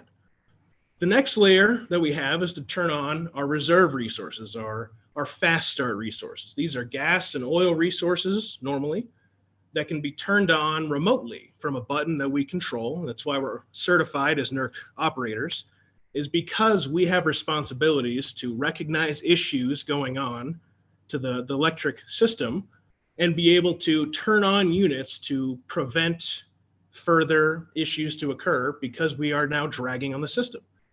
So we turn on these units from our screens, they come online within 10 minutes, and they're able to fill in this gap of obligation that we have that we are now responsible to cover. The last layer that we have is asking for others to help us. We and others throughout our balancing authorities and other utility companies around us all lean on each other when we can't cover certain instances of trips and or resources going offline. Tri-State has responded to many requests to turn on these reserve resources to help other entities cover the deficiencies that they have. We have agreements set up and we have things in writing that say that we are responsible to help these other people as long as they help us. I mean, it's a tit for tat, a give and take. We help each other so that later on down the road, if anything comes on our end that we need help with, they can help us as well. We all operate as a full system, and we all try to help each other to prevent any other accidents from happening further on down the road. So kind of going over, talking about how we schedule for right now. The next steps that we're talking about is how are we looking in the future? How do we continue to provide this reliable power to those that are coming in 10 years from now? Well, we know that we're going to be transitioning to a more renewable energy focused portfolio of resources. Over the next course of this decade, we're expecting to really lean into solar, wind, battery technology. And we're always looking to maintain the reliability of our system. That is first and foremost what we're looking at when we are talking about the future. We are wanting to make sure that we have meticulous planning and modeling. We talk about how we stress our systems in our modeling. The winter storms we've had for the past couple of years, we stress our systems to that point and beyond that in our modeling programs. We want to make sure that if we end up having a winter storm that's just as bad as we've had before or worse, that our system can still provide power to our customers and our members at the same reliability that they'd expect during a normal day in March. I mean, we want to make sure that we are moving forward and having this reliable power as we continue on down the road. Along with that, we're expecting to acquire some new baseload resources. Those things can be batteries, they can be gas plants, they can be oil plants, combined cycles, things like that that are allowing them to maintain at a certain point and maintain at that level throughout the day without relying on the sun or on the wind. And also joining a regional transmission organization, we call that an RTO. We're looking to do that in about 2025. That's another key step for us moving forward. That allows for the control of our resources over a larger grid, a larger area, and have more reliability because that also uses our transmission network. We wouldn't have to tag and schedule as intricately as we do now. It would be a much more obligation to resources online instead of having to schedule everything out to prove that we can schedule to our load. And we talk about that a little bit further here. When we are committed to providing this power, this reliable power, entering into a regional transmission organization allows us to access the same resources that WACM, PSCO, Pacificor, and PNM all have as well. So it wouldn't just be us using our resources anymore across a large grid. and having the market control Tri-State's resources and then Piesco's resources independently of each other, everything would be controlled as one large machine, one large unit to be able to balance itself out. So resource planning from then on as well, we're looking at replacing Craig 3 towards the end of this decade with the dispatchable resources we talked about before. These are key steps that we're going to have to take to be able to maintain this reliable power as we move forward. The continuous evaluation of evolving and limited location technologies, maintaining the viability of the existing resources that we have and maintaining them as long as we can, keeping them online and maintaining that reliable power for as long as we can. And then the realistic reliability metrics and sensitivity modeling, kind of what I touched on before, of how we model with extreme weather conditions. We model with 5% wind and 5% solar. We do these extreme conditions for modeling so that we can make sure that in the worst of days, we can still provide the power. And I believe that's it. Is there any questions?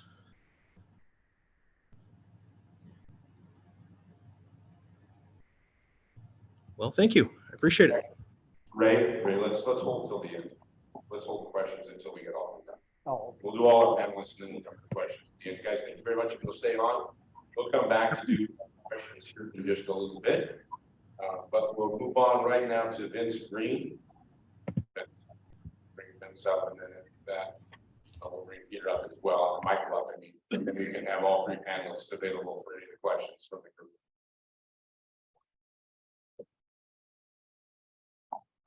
Hello, everyone. Yes, my name is Vince Green, Senior Director at Lightsource BP. We're a utility scale solar developer, and I really appreciate what's happening here. I am new to Club 20. Lightsource, we work across the country. We're not super active in this scope yet, so just kind of up this group ago, but super excited to be here. Sure. So to piggyback off what folks at Tri-State was talking about, sort of what my job is at Lightsource is to find projects and offer them to people like Tri-State Excel.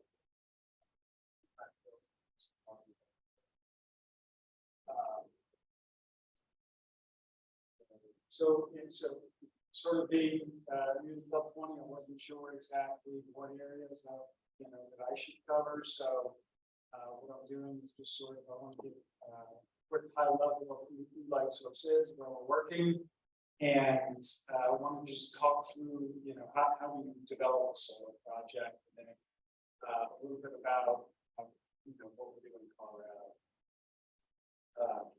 Next slide. There should be a clip up. Right there.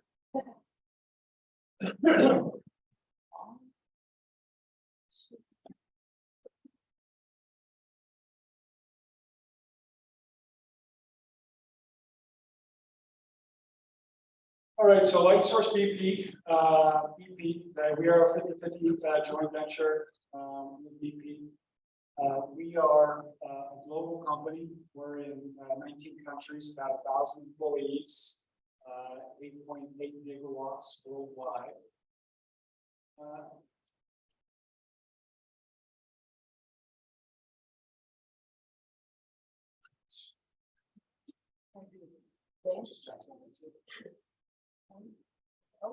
Okay. So this is our activity in the U.S. We're based in San Francisco, California. We have offices in Denver, Austin, Philadelphia. So all the points up there essentially are projects, development, and operation. We cover a really large area. We have a lot of focus in the Southeast, the Northeast, in Pennsylvania, Indiana, few projects in Texas, and right now we're the largest operator in Colorado with around 500 megawatts in Pueblo County. This is a cool slide. So this is basically who we sell our power to. So depending on the market that we're working in, whether it's regulated or deregulated, We can sell our power to utilities, so we have projects in Colorado sell. If we're in other RTOs like PJM and MISO, we can sell to essentially any customers. So we have, McDonald's, Verizon, and some of your major commercial customers. And so I just want to kind of walk through the process quickly. And I'm not a markets person. I'm a developer. I find sites and I work with people to develop them. And I think it's important to talk about markets a little bit. There's really two types: there's regulated and deregulated. So if we look at Colorado, when I'm looking at projects, trying to find the best project to try to stay over the south. In those markets, we can't really sell our power to anybody else but those utilities, right? So when they're procuring resources, we're trying to offer the best project we can at a competitive price, and we're competing with everybody that's in the area. If we compare that to, MISO, which is another RTO, essentially operates the Midwest. If we have a project in MISO territory, we can essentially contract with any commercial customer. With Tri-State joining an RTO 25, that would allow us to take. So the biggest thing for us is, I'm working with our business development folks to identify the best markets for projects. And once we've identified those areas, the next step is to find the best places for transmission, which it's super complex. We talked about it a little bit, Tri-State talked about it. We need to be reasonably close to transmission, and the size of the lines really dictate how big our projects can be. I always say the bigger the line, the bigger the project it takes to support the economics for that. Transmission is very limiting. As folks probably know, we're not building a lot of new transmission right now. So ultimately, how much transmission there is going to dictate, essentially how much solar is done. And in terms of, our projects need to be, close to the substation and transmission lines to be competitive as well. So once we've found, we have a team of transmission folks that are doing the best they can to identify the best spots on the grid for, capacity for our projects to interconnect. Once we've identified those areas, then, we're looking to, more specific characteristics of solar siting, which, it's pretty straightforward. We're looking for, flat, dry areas that are next to transmission. We try to avoid floodplain, flood risk. We're very sensitive, especially in the West, to certain species that we're concerned about, and population density and how close we are to neighbors is also something that I think is super important to consider. So, once we identify sites through our siting process, we go out and do outreach to folks. They might be farmers, ranchers, investors, commercial companies, whoever has land, interested in talking to them. And really, this is my favorite part of the job. It's something that I'll always do, regardless of title. I love going into houses and boardrooms, just talking about solar, talking about our process, how it all works. And, I think being transparent, people always appreciate it. And my source, I think, is very unique in that, we do a lot of that work ourselves. I do a lot of it. Send somebody else to talk on behalf or on behalf. And I've been in the industry for 15 plus years, and I know how it all works. I'm happy to explain it to folks. I feel like I'm the best person to do it. So, what we enter into long-term lease agreements or purchase options, and the next phase of our development is we go through all the studies that are required to design the project. So, some of these include, they're not limited to wet delineation, cultural resources, habitat, critical habitat species, phase 1 ESAs. We spent a lot of time studying hydrology in the area. Later in the process, we do a lot of geotechnical boring and what we call pile load testing, where actually put piles in the ground and push them around. That helps us understand the length of our piles and the structure of the pile to use for the project. A lot goes into this, study process and our design, which leads to, permitting. Permitting projects is super difficult. And the best way to approve for projects is to, be as prepared as possible. That's why we do a lot of these studies. When we're working in a community, it's super important to just understand what all the issues. So we spend a lot of time. I spend a lot of time in the areas understanding what the concerns are. I've done a lot of work in the Midwest where they have so much water there that they're drain tile 10 feet to get rid of it. Coming on the western slope, and there's no water at all. Right, so it's super important that we're plugged into the community and just understanding what's going on. Understand sort of what's going on. Another big thing that comes up during the permitting processes is the traffic that during construction. A lot of people on the solar side think about construction traffic and what it does to the roads. I started out in the business in wind, developing and constructing wind projects. You can imagine 50 concrete truck per foundation. The roads take a tremendous beating, and I credit my experience helping me to solar. It's important to understand construction. It's going to benefit the health and safety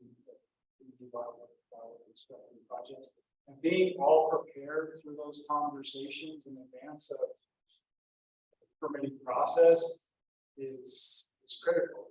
It's critical to getting approval for projects, and it's really hard. There's a lot of things that have to come together to deliver a project. I mean, we had to find the right market, we had to get a contract, we had to get on the grid, and have enough capacity for us to put our electricity on there. We had to do all these studies. A lot has to come together. How to say light sources that deliver projects, and not a lot of folks are. These utilities are trying to contract projects. They need to plan. They need certain projects forward, but sometimes it's done.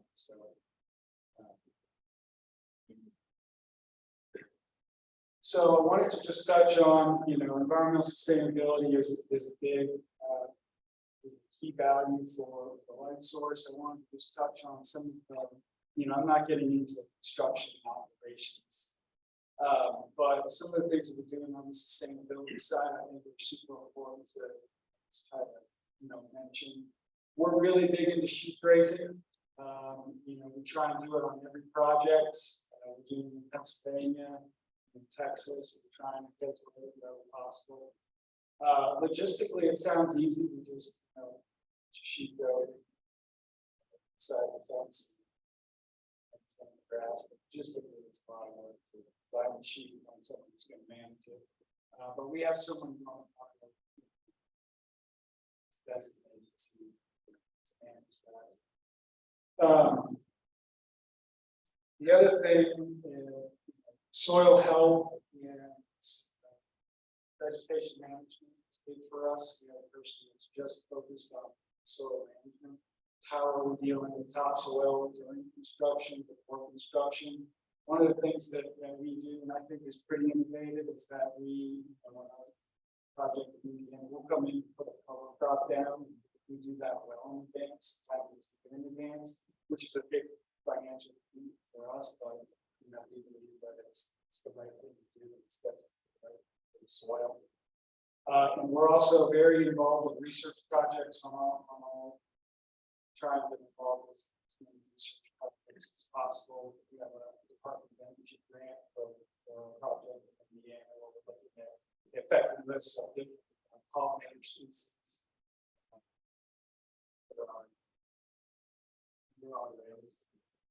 And then, it's pretty common for a lot of solar projects to have as well. Okay, I just wanted to touch on a couple of the projects that we have here in Colorado. So our Bighorn Solar Project, this is a great story. So although we're not allowed to sell to specific customers, in this case, the Evergrass Steel Plant in Pueblo, they had some land, they wanted to do solar there, they worked with Excel. And then they got bidding to build the project. They won the award. BPA is through Excel. So it's around 250 megawatts. One of the other things we did on this project is a program called Grid Alternatives, where we worked with providing free route training for locals. And then our Sun Mountain project, 293 megawatts. It's essentially across the road. That was another project that we have set up.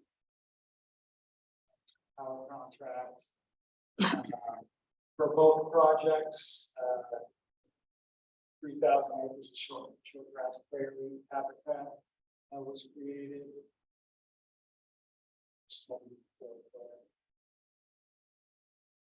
Another slide on some of the short grass prairie conservation work that we're doing in Colorado. We do in other areas as well. Yeah, that's it. I love my job. I love I love what we're doing. We're doing it the right way, and it's happy to answer questions later on, or come to your meetings and discuss solar process.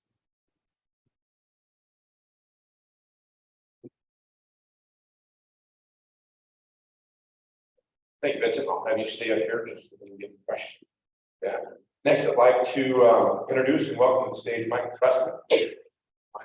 Mike, use the podium. It is all yours. You can do it in the comfort of the seat. You have that opportunity as well. That'll work. It's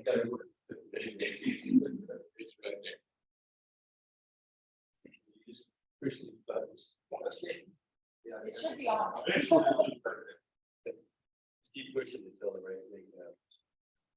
Well, really appreciate this opportunity, and I really enjoyed all the presentations this morning.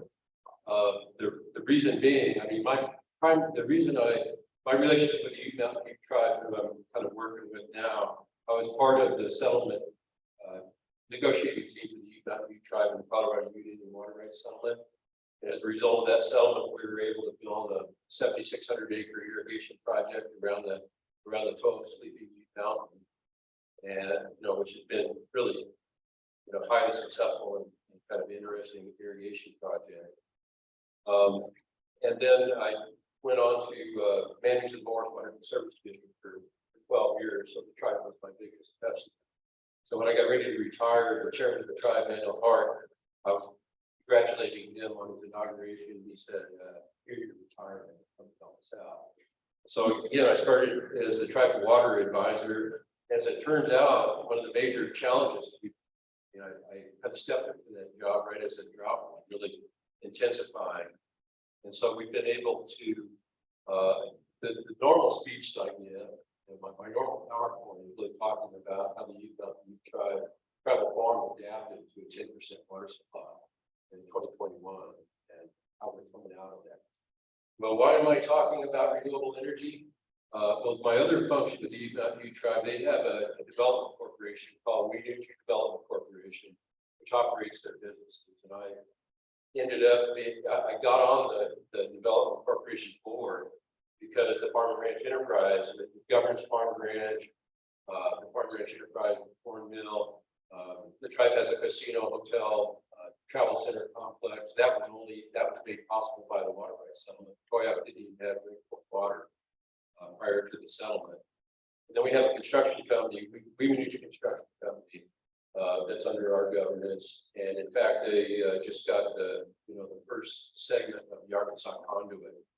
So that really, those are the enterprises that we're managing.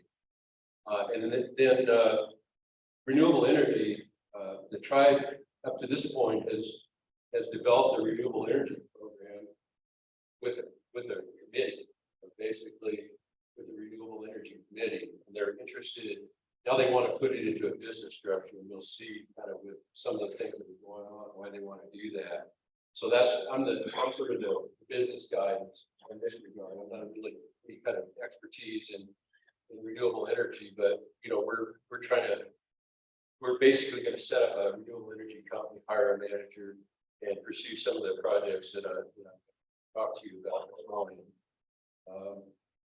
So the Mountain Ute tribe is really making a transition from a fossil fuel economy to a renewable energy economy. This whole transition is supported by the tribe's climate action plan, which deals both with efficient water use. That's a big part of the plan. And then another big element in the plan is renewable energy. So that's how these two things kind of come together in my head. So the transition to renewable energy in what is the tribe's contribution to address climate change. And the scale, if they're going to undertake renewable energy, I think they can certainly make a contribution.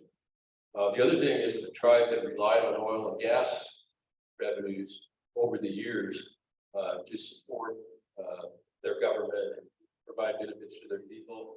And the oil and gas on the Ute reservation is just about played out. We've got one more unit still in operation. So that's the other kind of transition, sustainability transition. The tribe wants to re-gear their kind of economic dependency away from oil and gas because it's pretty much played out and towards the renewables. So as I said, the tribe is chartering a renewable energy company under the Development Corporation to provide a business structure to manage all of their renewable activities.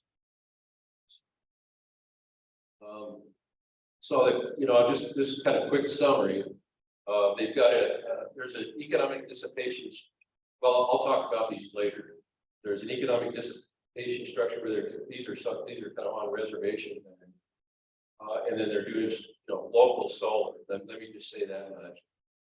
So part of their effort is really within the community to generate power to make Toyah a self-sustaining community from a power standpoint. And then the other part of what they're doing is really geared towards commercial opportunity and really building an economy on a large scale. In fact, I had dinner last night, because that's the kind what's going on is largely driven by the interest of investors. So let me start with the first project. So the first project is really there's what's called an energy dissipation structure right at the boundary of the reservation. There's a major canal that goes around to the tribal farm. There's a big siphon across the Montezuma Valley. The pressure is so high coming into the canal that they have to curb that energy or dissipate that energy. And so we're going to basically install a hydro unit and take that energy that's now being dissipated and actually generate power with it. It's going to take we got to get at least power pollution from Bureau Reclamation because it's a reclamation facility. We're going to spend about $500,000 in pre-construction planning and getting the permitting done, and then the estimate $5 to $6 million is probably low. The costs of everything are changing, as we all know. And then the other thing is the construction will be done by Mueller's construction, and that's true of a lot of these construction-related projects.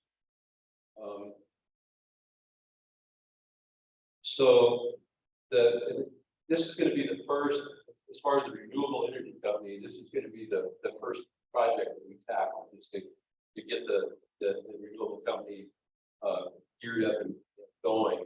So we're going to create an LLC to own and manage that under our renewable energy company. We've got the Lower Water Conservancy District. They run two power plants, kind of as part of their project. So they're going to be going. They really know power plants.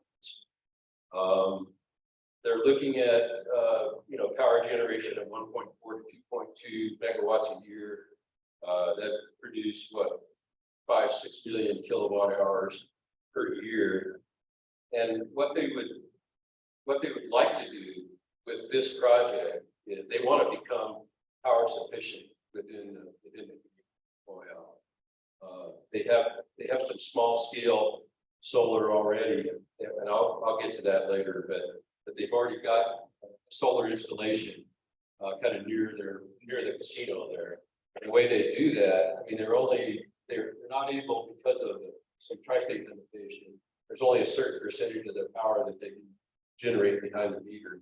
But what they do is they sell that power that power goes to the casino pays the tribe, and then the tribe offsets individual travel meter power. And eventually, again, they'd like to, I mean, their long-term goal is to really be able to provide renewable power to meet all of the needs.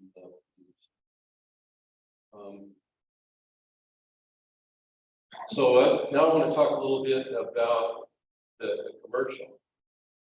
And there's two aspects to that. The first aspect is solar. And actually, a lot of the discussion we've had so far fits right into why we're fairly well positioned. We try to fairly well positioned with regard to solar. First of all, it's flat, open land. What was the other thing? It's dry. So this is the New Mexico part of the reservation. I guarantee you it's flat and dry. And then the other thing that you hear are the impacts of solar on neighborhoods and everything. This is a very remote part of the reservation, so there's plenty of room to do, to develop a lot of solar without any interfering with anybody else. And so that's sort of the benefits. Now, what's happened, and again, this was all done by a committee. It's pretty amazing what they've achieved. But they opened this opportunity up, and I'll show you some of the other locational advantages we have in terms of power grid and everything. And they've got investors competing for the desirable sites. In many cases, they've got more than one set of investors bidding or trying to negotiate on the same side. Because and you'll see for reasons I'll show it and go through this, they see the advantage. So they've got a lot of other investors kind of knocking on the door that would like to get involved. So far, they've done a couple on the Colorado side, just across from this, the southern part of the reservation. They've done some option agreements. So they've got about 650,000 that they've collected so far, first year of these operating agreements. And that's going to help. I mean, that's their seed capital and everything to go ahead and sort of build the company that's going to be required to manage all of this. Again, you can imagine trying to negotiate all these projects with a governmental subcommittee. So they definitely need, as we say, we need to operate at the speed of business rather than the speed of government. And we've actually brought in Bruce Valdez, who he developed Red Willow Energy Company for the Southern Ute Tribe, and he managed their growth, very highly successful growth plan for 12 years. So he's going to be he's our consultant in terms of helping us build up the capacity of our development corporation to take on more than the 3 enterprises that we have right now. And again, one of our first opportunities is going to be the renewable energy. The other opportunity is called Sweetwater Pump Storage Option. There's technical people tell me, and I'm not technical, but that there's a pump back storage site on the reservation that is one of the top 6 in the country. And if you're familiar with pump back storage, you've got an upper and lower reservoir. We're going to have solar down in there. You pump water up to the upper reservoir while the sun's shining, and then you release it. When the sun goes down and the power gap that the Tri-State was talking about. So it's really it's a hydro battery. And when you think about, everybody's trying to decide how do we store power, solar power that we're generating during the day. And so, you're really contemplating massive lithium battery or something of that kind. So there's a lot of it. You got to mine and manufacture the lithium batteries. you got to plant it into some sort of battery configuration or field, and then you got to replace and dispose of all that. Take a hydro unit, pump back storage unit. Once you build that thing, it's clean. I mean, as you know, we're in they're down in our part of Colorado, 2 of the oldest power plants around are still operating 100 years later. So very clean technology. The hydro battery is definitely the cleanest solution. Grid, people that are operating grids and these grid operations, as you can see this morning, are getting larger and larger. Everybody would love to have a compact storage project. The challenge is the project we're looking at is going to cost about $1.5 billion. And so to assemble, the investors and make that a reality, we do have a company or a set of investments that are actually in the process of trying to negotiate an arrangement with the tribe to do just that. And they would probably sell. I mean, these are investor-driven projects. They're probably going to sell them to an off-taker. Public service in Mexico is kind of right across the, kind of right in the neighborhood. So as far as, so now we're talking about forming a renewable energy company. So we got, we're going to take some of that money that I showed you, the seed money, got a, $250,000 to, to start the company up. We got to do business planning. The EDS will be the first project. We're going to hire a manager. This is a very specialized deal. And then we're going to, then we'll be able to work on all these options that we're talking about and being able to negotiate. Because you can imagine the amount of negotiating going on. We've got multiple developers, multiple projects, people competing with each other. And the other thing that Tribe really interested in, the reason that they want the business structure to be able to handle this, is they, through the oil and gas era, they took a royalty and they did some sort of percentage production value or debt, whatever. And what they would really like to do is take some equity position in some of these projects. And the way the tax credits work is that the tax credits are what's driving that investment to come in. But as the benefit of those tax credits wane, that would be the opportunity for the tribe to buy into a position for some of these projects. And so that's kind of another one of the functions that setting up an energy company will provide. And the other thing that we're going to do, as I mentioned, the Southern Youth Growth Fund, highly successful. Youth are going to do their own. We're also going to try to set up. So we would try to use some of the proceeds off of these projects to invest in a way that we're generating revenue that can be reinvested in the future. So there's a bunch of related business opportunities that are starting to crop up. One is there's one of the investors wants to actually is exploring the option of manufacturing solar panels in the Toyoak area. We have kind of an industrial area where renewable construction is, so that's probably where they would sit. This would be mainly robotic plant, generate about 20 jobs, and the idea is that this is one of the people. These investors are also involved in some of these solar projects. They would like to be supplying themselves, and then right now, obviously, we're trying to develop other sources of solar panels. Expand West production. Produced locally or within our country, depending on Chinese, totally dependent on Chinese technology. There's also some interest in possible data center. Because again, we've got element. So this is kind of gives you a sense of what the opportunities are. You look at this, this one to the right. Those are the areas. Thank you very much. Those are the areas that that are being bid on. In other words, those have been identified as desirable for solar or the compact storage project. There may be more out there, but this is what's kind of being bid on right now. And if you look over on the right hand side, you can see the grid lines. That's one thing that's pointed right out. There's a WAPA line that goes through this area.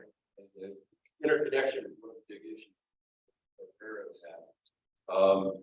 One of the things that So if you picture where we're at, kind of in the New Mexico part of the reservation, just really north of the Empire power plants that we shut down.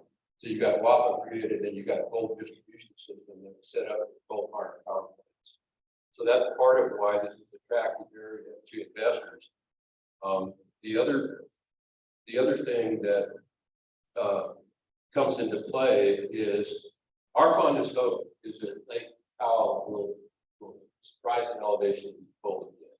The reality is that they're struggling. I mean, you know, this last season in my water path, this is what, you know, the Colorado Basin issues are one of the major things that I'm focused on.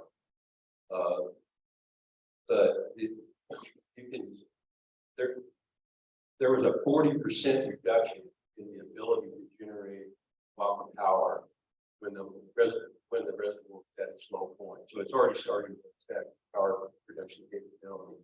So the other possibility here, especially since we're in proximity to the Wappa line, is that these projects, the pump back and the solar projects actually could help deal with the power generation gap that currently is starting to show itself in power. And we'd rather have a full solar. But that's part of the opportunity. And then, so just to wrap back to the community again, in addition to large commercial kind of aspirations of the tribe, they're really looking at, they still want to make their community self-sustaining. That's part of the climate action plan. So they want to add 500 more kilowatts. They want to set up battery storage. They want to transition from Empire Electric and daytime solar to stored energy. They've got, and right now I'm saying, you know, the casino, while the sun's shining, they're generating power, the casino using that power, that revenue, what they're paying for that power is offsetting the community. They would like to, they want to be able to power the casino through the night. The other thing I should mention that I did, the Farm Ranch Enterprise has it has micro hydro 310 potential in their basically their lateral pipes that will power their headquarters, the corn mill, a substantial part of the center of Springfield. So that's another kind of, that's a micro hydro project. That's another project. They want to continue, you know, towards net zero in terms of having to purchase power and eventually own all of the way out the infrastructure. And they want to take control of their own power future. That's all I have for you. Very much.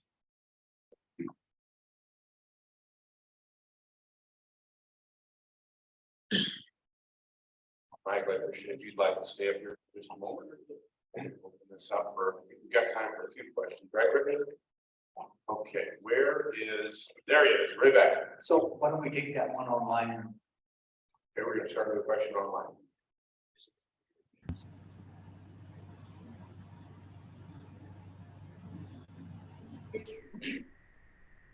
Okay.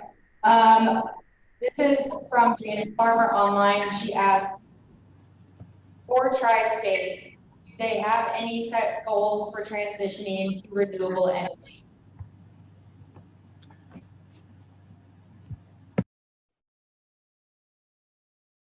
Matthew and Kari, that's a question.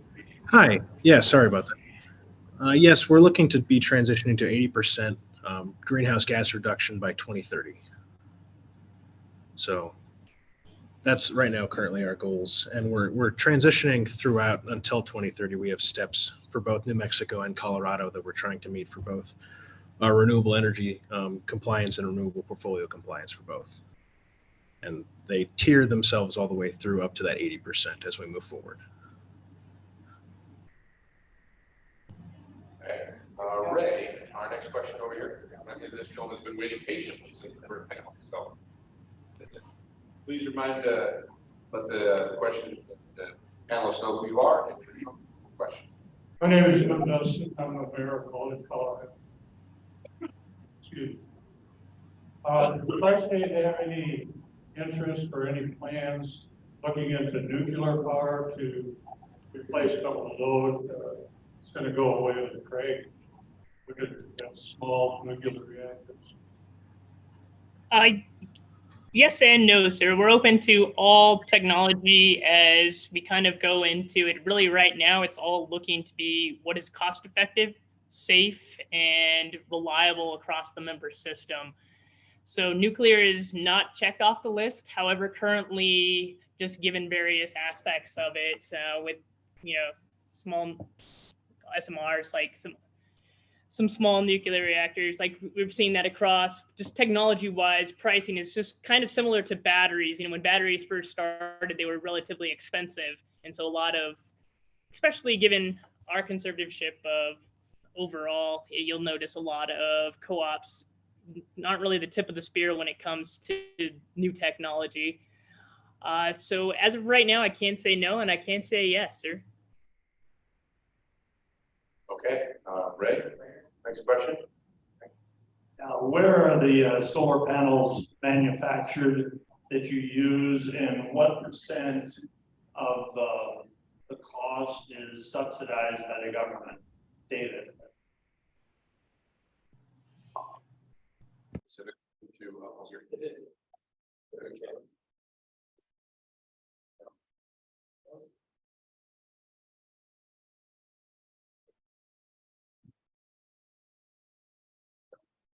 Yeah, no, that's a great question. So you're asking about where some. So they're made all over. So there's really two types of solar panels. There's polysilicon, which a lot of that comes from Southeast Asia, and then the other technology is essentially called a thin film, which is the first solar panel, which is produced out of Ohio, actually. So light source. Right before the tariffs were in place, probably a year and a half ago, made a big investment in first solar modules, and we bought about 4 or 5 gigawatts. And then the tariffs hit, so we got a really good price on those. The tariffs hit, and of course they shot up. So then, just I think a couple months ago, we put in another order for about 5 more gigawatts. So we're one of the select few in the 10 gigawatt club for first solar panels manufactured in the US. I don't know as a percentage of all the panels out there coming from Southeast Asia. With regards to the subsidies, so I think currently right now with the latest IRA, I believe it's about 26%, and with the investment tax credit. So, essentially that some of our purchase of the solar panels, receive that tax benefit. We have tax equity investors that invest in our projects then. Hopefully that answers your question. Don't quote me on that. I'm not the expert in that area, but I do this big. Okay, our next question over here, Mr. Herbert. Hi, good afternoon. My name is Jeff Bird, and I'm from Grand Junction.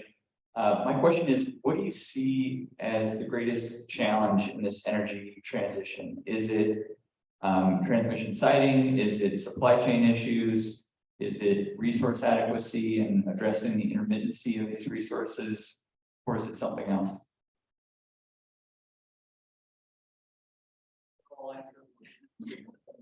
So you can take that as you like. Yeah, I can touch on that from essentially a developer's perspective. I think it's a couple of things. I think transmission is huge. I mean, it's really hard to go through the transmission process. So when you think about, so we file an application and there's hundreds of other people out there filing applications.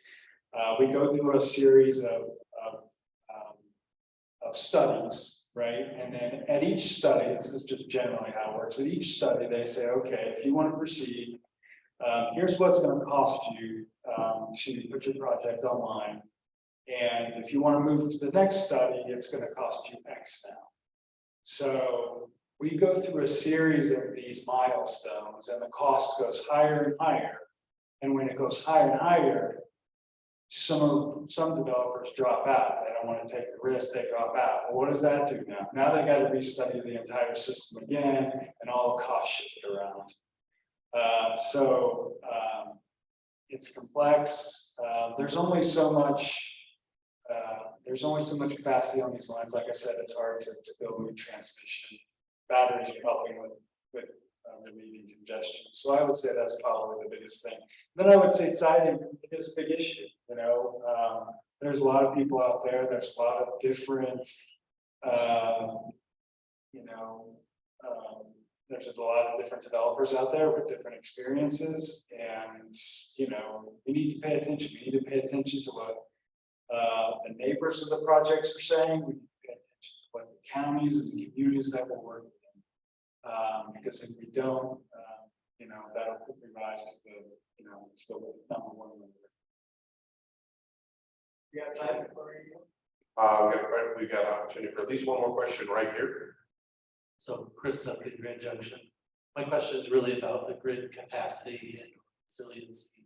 So as we are moving to this electrical energy economy, looking at 100% mobility, transportation through electrical power, and see communities also restrict the use of furnaces, natural gas based plants, those sorts of things. Does the grid really have the capacity to ramp up that way and to transmit that power for the next 7 years? So realistic. I'm going to defer to our folks from Tri-State since they're our panelists today. They're still there. Hi. Yeah. So part of the process that we have at Tri-State, and it's pretty fundamental across the board for whenever people put projects in and are looking to build these new projects, is they have to enter into an interconnection queue where they propose these projects to locations and further details about their capabilities to our transmission group. And for Tri-State, what we do is we study these groups as a whole in clusters throughout the state and throughout our footprint that show how the transmission system will react to these projects being put into place and whether or not they're going to require upgrades and any new transmission lines or anything that would alleviate any congestion that we would have putting these projects in. With that, we have capability to add projects throughout our system, but there are choke points. Absolutely. I mean, these lines are older. A lot of the system we have is not designed for the influx of power generation and demand that we're seeing right now. But as we move forward, I mean, we're tracking every project and all the load, and we're forecasting all of that so that we have a clear path as to adding new resources throughout the lines to alleviate any concerns that we would have regarding congestion or problems with transmitting that power, if that answers your question. Okay, thank you very much. All right, with that, I think that's going to conclude our Q&A. What I would like to do, though, is considering, the theme of today with understanding the energy transition, I'd like to allow each of our panelists to have one last final comment to kind of share their thoughts and just summarize some of the comments that they've made today. Mr. Preston, if you'd like to go first. Yes, I mean, this has really been kind of an interesting discussion.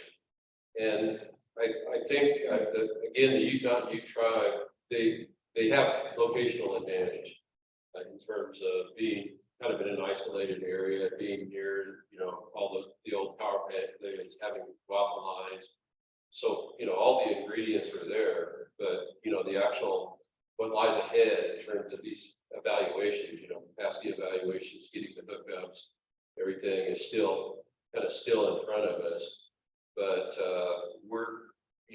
we feel like that the Utah tribe is well positioned, to both in terms of solar, and we'd love to see the pump back storage project go. So to us, it's a tribe's contribution to climate change, and it's also our contribution to transitioning the economy of the tribe towards the renewable energy future. All right, we'll hand that over right now to Vince. Yeah, thank you. I think the takeaway here, is education. I mean, I learned a lot, just yesterday and today about, sort of the things that are important to the Western Slope. And I really enjoy educating about solar, the solar development process and answering a lot of those questions that I think help alleviate fears or, things that aren't necessarily true that hear about our process, about how it all works. Appreciate your advice, time. Thank you very much, and then we'll leave our final comments to Matthew and Kari, if you've got anything to wrap up, thoughts from Tri-State's perspective.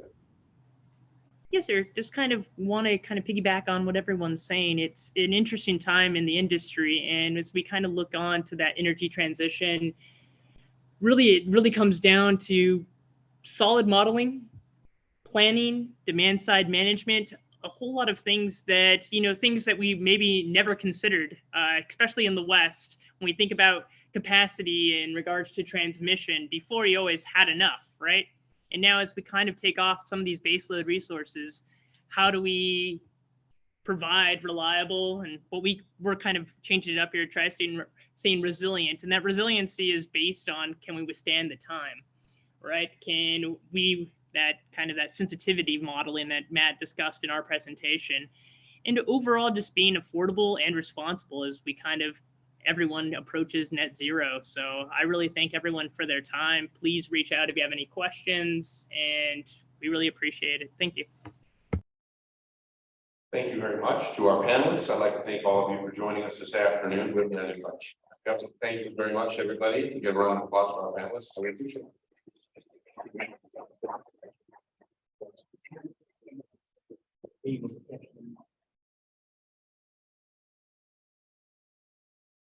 Is this work?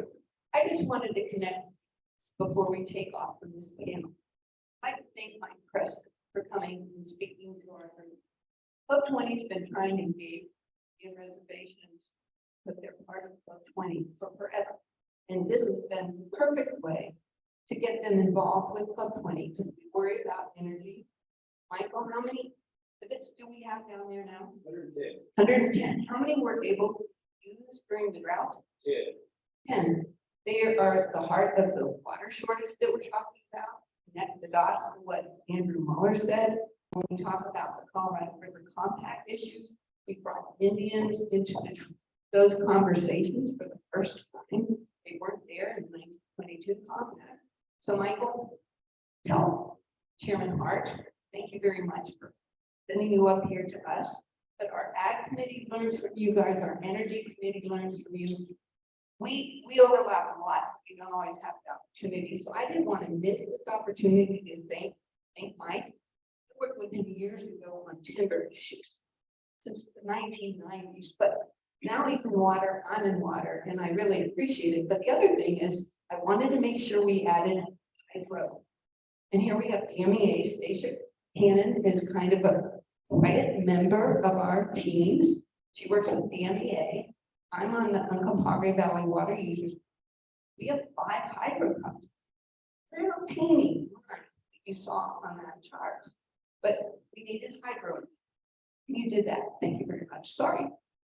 Editorial. We're here.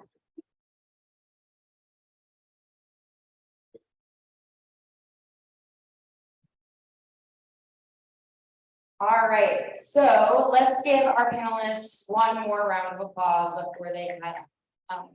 But we hope you stick around for this last presentation and maybe some chats afterwards in the hallway.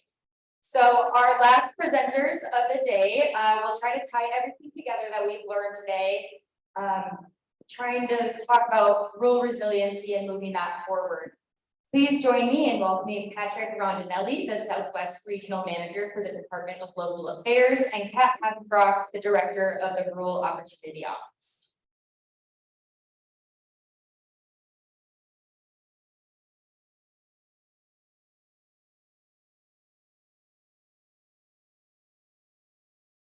Good afternoon. We're very fortunate, Pat and myself, to have the very last acting spot on Friday afternoon. All of you guys up for the day, long your sessions that you're talk, so we promise to try to make this quick, put some more information, and share with you all what we have to share. And question you have to pick up. So as Brittany said, my name is Patrick Rondinelli. I'm the Southwest Regional Manager with DOLA. I cover the 8 counties, starting with Montrose County, Ray, San Juan, 3 Four Corners area, all over to Archer Lake County. My colleague Dana Back, who lives here in Grand Junction, is unable to make it out here today. He covers most of the rest of the western slope, and then our colleague Kate McIntyre covers into Route County and some of the other areas inside there. So, anyways, I'm here to talk about resiliency. And resiliency, how many times have we heard that word today? Resiliency gets thrown around and used all the time now. You see it in commercials on TV. It's kind of like affordable housing was, you know, people say we need affordable housing. We find that into multiple layers, what that means too. I'm going to talk to you about what we talk about it at DOLA. So we work primarily, or I do, work with local governments, counties, municipalities, special districts. But a lot of the theories and things that we're working on with our communities in regards to resiliency can be applied across the board. It can be applied to local businesses, organizations, families, even to yourself when we talk about your personal resiliency on a lot of things. So the way the Colorado Resiliency Office is even in DOLA, and the way we talk about it with CRO is its goal of supporting a long-term and adaptable and vibrant future for all Coloradans by building stronger, safer, and more resilient systems in the face of natural disasters and other shocks and stressors that are out. So what do we do? Okay, it all talks about planning, and I know planning is really difficult to do when you're busy with the day-to-day operations. Before joining DOLA, I was a city administrator in Uray for 13 years, and I could always sit there and say, yeah, this is what I want to accomplish. Today, as I walked in the door, I'd sit down at my desk, and within 30 minutes, my day was derailed into addressing immediate needs or issues that were coming in, phone calls, bringing in, emails that you get. But when we talk about resiliency, I can't stress enough how important it is to really put together planning. And we identify it, break it into these 4 different areas that I'm going to talk to you a little bit more here. But when I'm talking with communities about this, I'm always saying it's critical you do this. If nothing else, we've seen over the last 5 years how much our world has changed, how much things up in, how quickly things are moving, how, you know, things that 10, 15, 20 years ago when I first got into the public sector, you know, we moved at a certain pace and took time for change to occur. Now change is rapidly occurring, whether it's technological change, whether it's community change, this type of thing. So really taking the time to set aside and say, we've got our day-to-day issues, we need to put together some planning, start by hitting on these critical areas. And all the other thing too, you know, obviously we learned a lot coming out of COVID and what happened with that. And the communities that I work with, ones that were really successful is where they collaborated together. A lot of regional collaboration. There's fine examples here in this room today, Montrose County, City of Montrose, what they did, Gunnison County and their municipalities, what they did, just 2 examples that I can show up here on the western slope. But we saw that these communities have really collaboratively worked together. I'll go into that a little bit more here in just a second. So very first off, identifying your vulnerabilities. We've talked a lot about today of climate change, climate weather issues, water issues, snow, going from drought conditions to, you know, the excessive amounts of snow and flooding issues that I've been dealing with mostly today, and some of the flooding that's going on in a lot of communities. But it's first going through and identifying what are those pieces out there. What are your issues that, where are you most vulnerable? Looking in your community and clearly identifying those pieces. And then as you start to identify how you're going to mitigate those vulnerabilities, really taking that extra step to say, okay, as we're solving one issue, does that our solution possibly spill over to some of these other categories that we should be doing? The other thing that I talk about all the time is you're not just solving the problems of today. You know, we say this all the time. Like, yeah, we're planning for the future. We're planning for the future. You know, you're doing growth estimations for your community. community as an example. Yeah, that's true what you do, but you really have got to take the time to look into what does it look like in the future. Break out your crystal balls. I know we all have those magic pieces out there for us, but you know, sit down and start to brainstorm and say, what does the future really look like? What does it look like for our community 5 years from now, or our organization? What's it look like? Or where do we want our organization to be? Or what are the challenges we're facing 10 years from now, 15 years from now, 25 years from now? I do training with elected officials. I tell them all the time, when you're sitting there in a meeting, you're making a decision for your community today, your decision doesn't only affect today, it affects generations to your. As a city manager, I dealt with issues that were decisions made 25 years before me. Fortunately, I knew the city manager, he's still around from 25 years ago, and I go to lunch with him sometimes and say, what do you guys think? Now I work with the city manager in Ray, if he looks at me and says, what the hell do you guys think? But as much as you can, you want to be looking at that. And there's a lot of examples, once again, where you can do this. We're talking about water sources today when you're identifying some of those vulnerabilities. We have communities in the region that have dealt with wildland fires, and what does that do to your water sources? How are you treating the water? How are you accounting for the changes in the climate that be occurring, whether it's drying up of your water resource, once again, the actual disasters and that impact on the water source, how effectively and efficiently you're treating the water and the sources that you have, bring it to your community. Really taking those questions. You really also want to do, and something that was said in regards to this quote, the person who made this quote was speaking at a conference one time, is clear on your North Star. Always look to what are your long-term values and goals that you have. Be clear on that North Star, never lose sight of it as you're addressing these issues. That as you are having to adjust and adapt to the future, and account for the things that might be out there that you're working on, really look at what is our end goal. Once again, I got a community that I'm working with, a medical center, and they've got a project that we're developing in to redo a facility that they have. And they're really looking at not only building the facility to provide the services to their community today, but it's really done an in-depth look at how is their community changing? What is the demography of the community, and how is that shifting, going from a certain age group in their community to as the community ages, and they're looking at data, what those trends look like, and building their facility to have the flexibility to adjust the services that they have, knowing their community is going to be changing into the future. So making sure you really look at that and talk about flexibility. I was back in college. I spent 2 years in Air Force ROTC, in the Colonel of our detachment, Colonel Macucci. I'll never forget this. What he used to say, he used to always say, flexibility is the key to air power, right?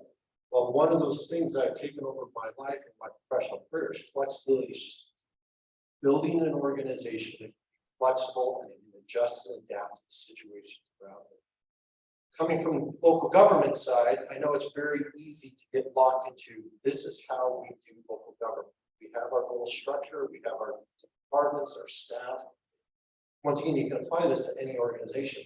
Don't get locked into that. Really build on the creativity of your team.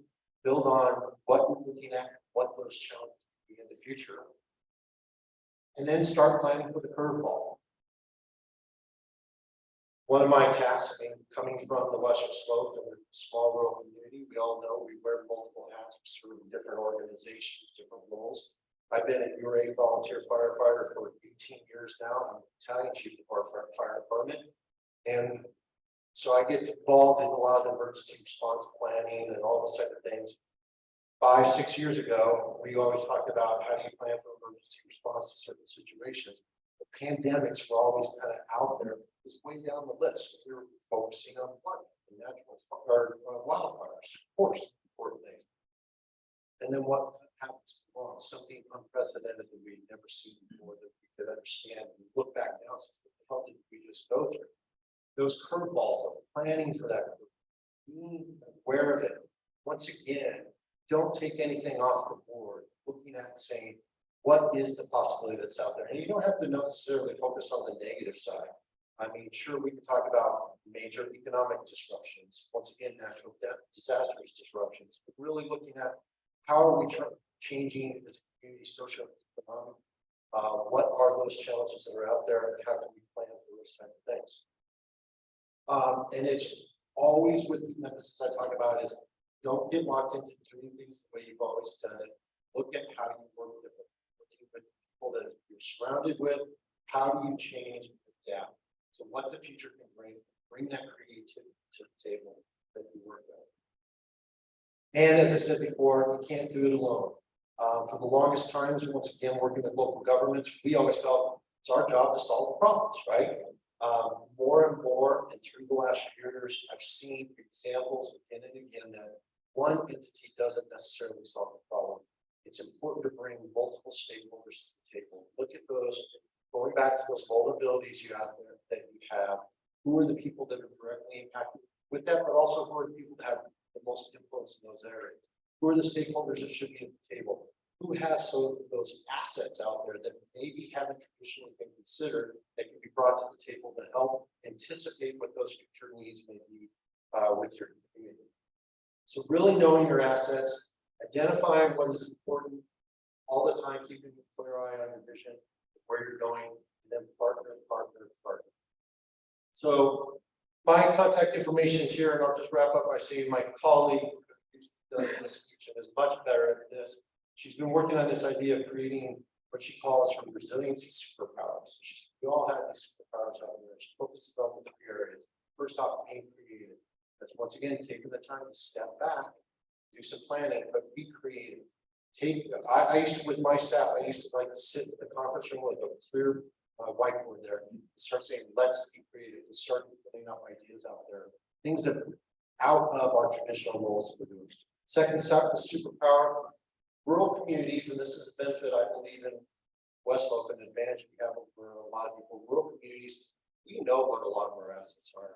We already know what's there. We know how to take different opportunities and adjust those to meet our needs that are there. I live in Uray, mining, right? There's nothing like working with ex-miners, creative things you can come up with to solve some major problems that might be out there. My family, my wife's family is a ranching family. Once again, seeing those certain things, there's creative ideas. I never knew how I could fix a barbed wire fence without a fence puller by just using a cloth hammer. Then I had his buddy show me how to do this stuff. My creativity is out there. So being creative, superpower number one. Number two, rural communities, knowing your assets, and the social capital that we also bring to our rules. And then three, finally, the power of planning for really anticipating what that looks like. Plan ahead, build your organization to have the ability to adjust. So that, I'll turn it over to my colleague.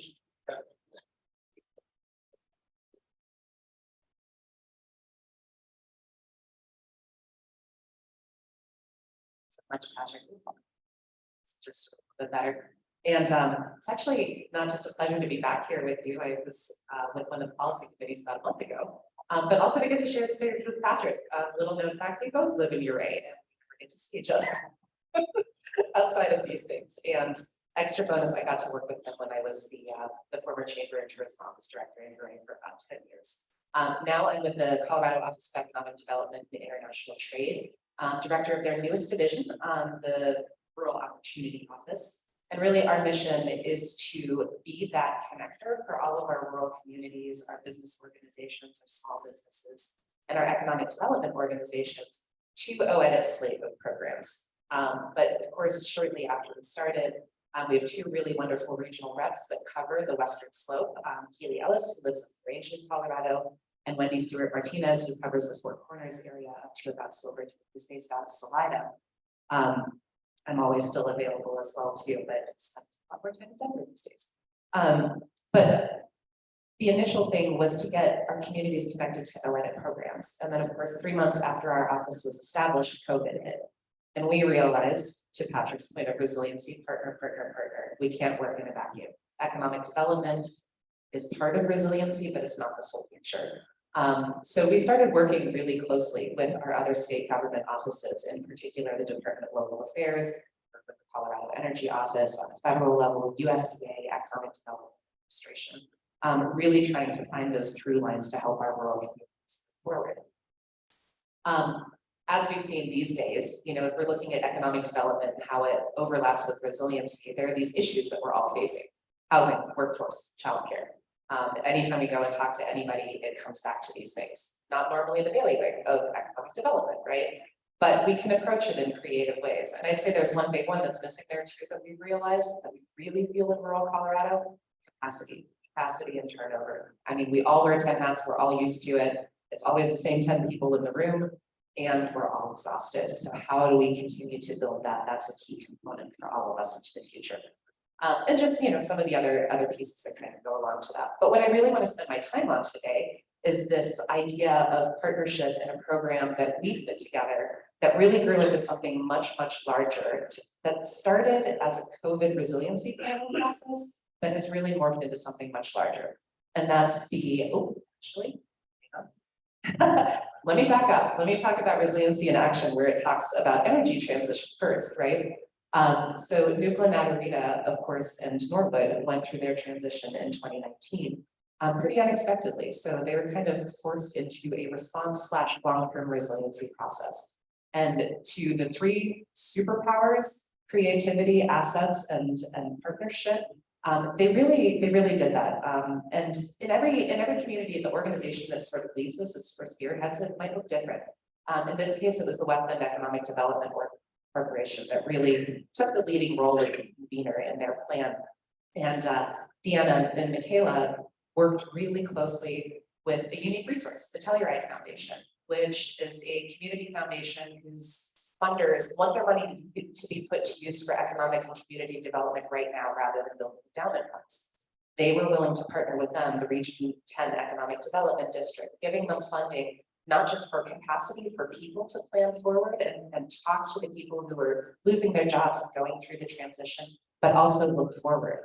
So as a small, tiny community, they were able to access close to $1 million in Economic Development Administration funding to put in place a long-term plan that now 5 years later, you're seeing these amazing outcomes. They're still in transition, but they know what their resiliency touch points and assets are and how to move forward on that. They've seen outdoor recreation grow.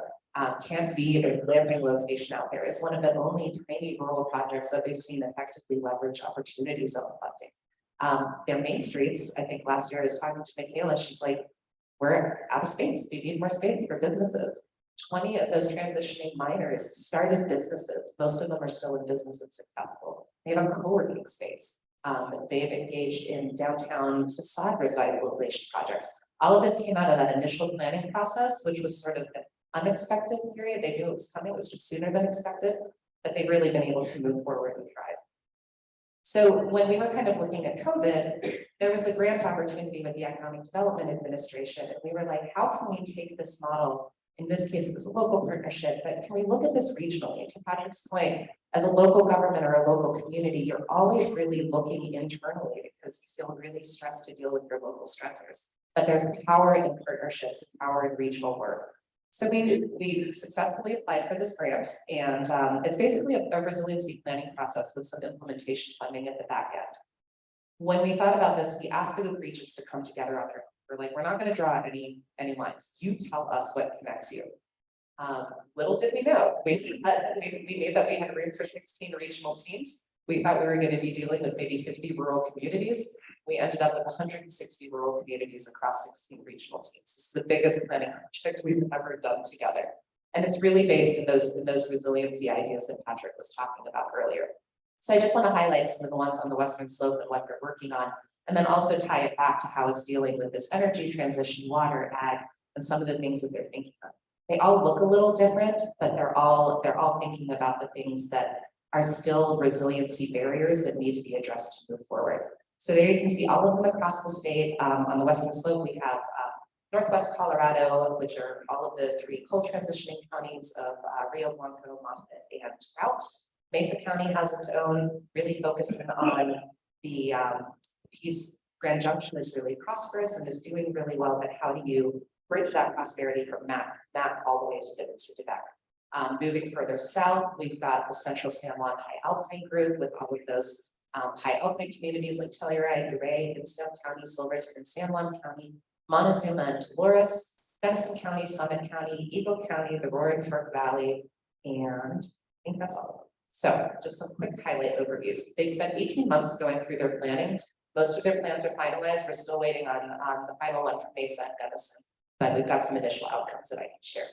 So starting here in Mason County, like I said, they're really focusing on economic prosperity from Mac to Tibet. How do we kind of spread that out? How do we take all of those cool assets that we have in those outlying communities and start to spread them, not just across the county, but also regionally? One of the things that they wrote in their application that was really interesting was, again, sort of climate change hazard issue.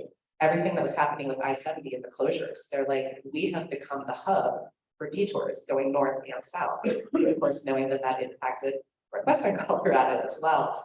How can we build out a much stronger regional transportation network centered at the Grand Junction Airport with the infrastructure that we have, using the land we have available, and then cutting north and south, because we know that these issues are going to continue into the future. And again, on the sort of ag, water, climate, and energy side, you know, really looking at the centrality of the Colorado River Basin, ongoing drought, not just for their agriculture, but also for their recreation economy. Moving up now to Northwest Colorado. Obviously, this one is all tied to energy transition and how the three counties that have, you know, this kind of shared transition outlook, but very different local economies work together. So really looking at economic diversification, workforce development, housing, childcare, and transportation. The thing that I think is really cool about Northwest Colorado is that there was a question earlier, well, what options are you looking at for renewable energy? They're literally entertaining everything. There's geothermal opportunities, hydro opportunities, potentially micronuclear, hydrogen salt storage. They are literally looking at every option. And as they move forward with this, I always want to give a shout out to AGNC up there. You know, they're looking at these broader national opportunities. And it's not just in the state of Colorado. They're like, can we partner with Wyoming? Can we partner with the Western states and some of these larger initiatives to get what we need on the ground going? So really neat forward-looking plan. The Roaring Fork Valley, for them, resiliency is all about their local population. They're a very, very high-end recreation tourism economy. Their workforce pressures are unbelievably intense. And their entire thing was housing. They were actually the first ones to finish their plan. They've got a housing workforce toolkit that's already being implemented through the whole county and the valley. And for them, it was critical. But one of the things that they built into it is that, you know, climate, renewable, all of these things are really important to us. We see it as a long-term resiliency and climate issue that our people can live here and have options to get back and forth to work without adding. Let's see, the Eagle Valley, they are really looking at resiliency through the lens of, again, pressure, workforce, but also through the lens of their aging economy and exit strategies for their businesses. They're like, we understand that we're probably not going to grow a lot of industry here, but we have amazing businesses in place that we need to find a way to transition locally rather than them going away. So they've been doing a lot of work around, you know, really around the business transitioning. But their other component that's really fascinating is that they're also looking at continuity of operations with natural disasters because they're sort of at the heart of the canyon in that impacted area from the Grizzly Creek fire. They realized that they really needed a much stronger both in-county and regional strategy to kind of work on that. And of course, in the winter too, but going back to capacity, a couple of years ago, there was a tragedy that impacted a lot of people. Right, and losing 3 core people was unbelievably disruptive to everybody there. So that's one of the things that they're addressing as well. As we look at Central San Juan, very recreation-fed economies, right? So we're dealing with climate all the time, as Patrick mentioned. We have epic snowpacking this year that hopefully does not lead to flooding, but you know there are those issues, and realizing that hazard mitigation to prevent them, but also communications if they happen internally, but also externally to all of the visitors who come. So they're really looking at this from a visitor education side, as well as an internal hazard and emergency management collaboration side. Really interesting stuff. Working with our federal land agencies, which I know for us small communities can sometimes be tricky to get to the right person. But that's been really exciting to see those relationships develop. Montezuma County, probably the longest list of strategies. They really dug deep into this. This is Montezuma and Dolores, and also includes the Ute Mountain Ute tribe.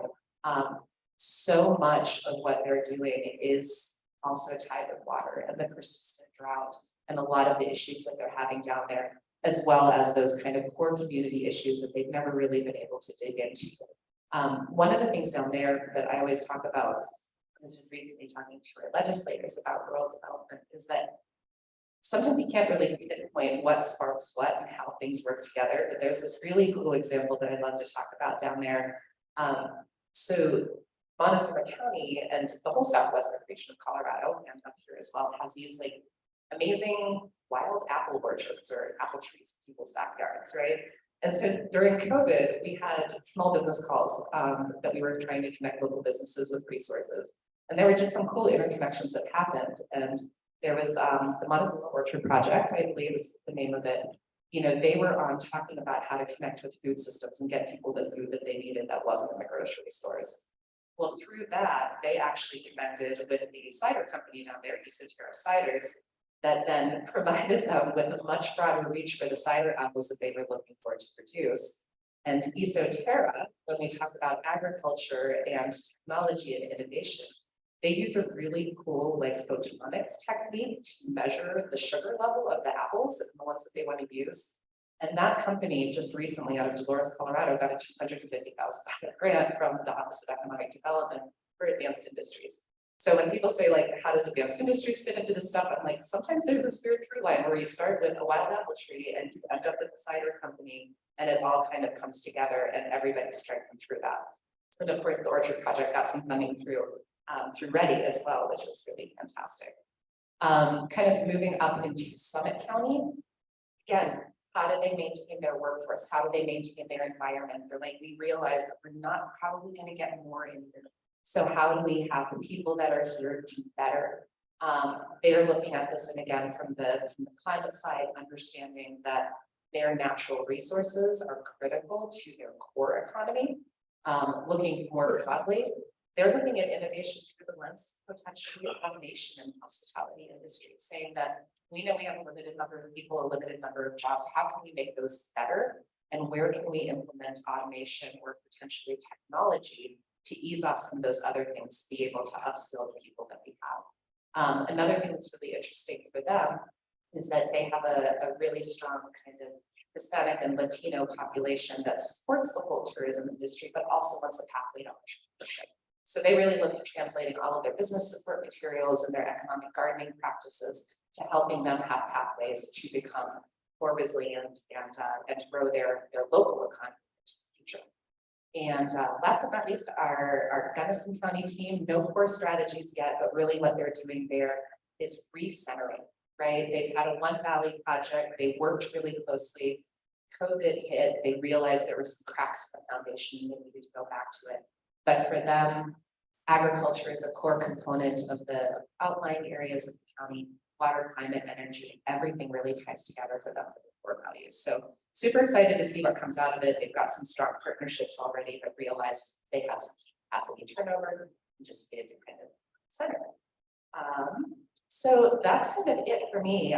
One of the things that I wanted to just sort of double down on was really that idea that, you know, I've given you some regional examples, but this is the same approach that really a pretty broad group of us are taking at the state level as well. Like we're taking, yes, we're expecting all of these regional teams to move forward on their plans, but we're also putting the onus on ourselves to be like, if we don't have the funding or we don't have the pathway, how can we work together to make that a little bit more available and accessible? So there's some really cool stuff, you know, when I think about, you know, the energy transition in the Northwest, there's this huge opportunity with the Economic Development Administration called tech hubs. We're trying to figure out like where AG&C can fit in the best, and where these other communities fit into these larger applications that are going out, so that, you know, these things that might normally be driven out of the Front Range do kind of come into the rural areas. And super excited because at the end of next week, I get to meet with our new state director for the USDA so that I can understand a little better how we leverage those different things to get into our local communities as well. So I'm going to stop there. I'm sorry I went over a little bit, but yeah, I guess I'll open it up for questions.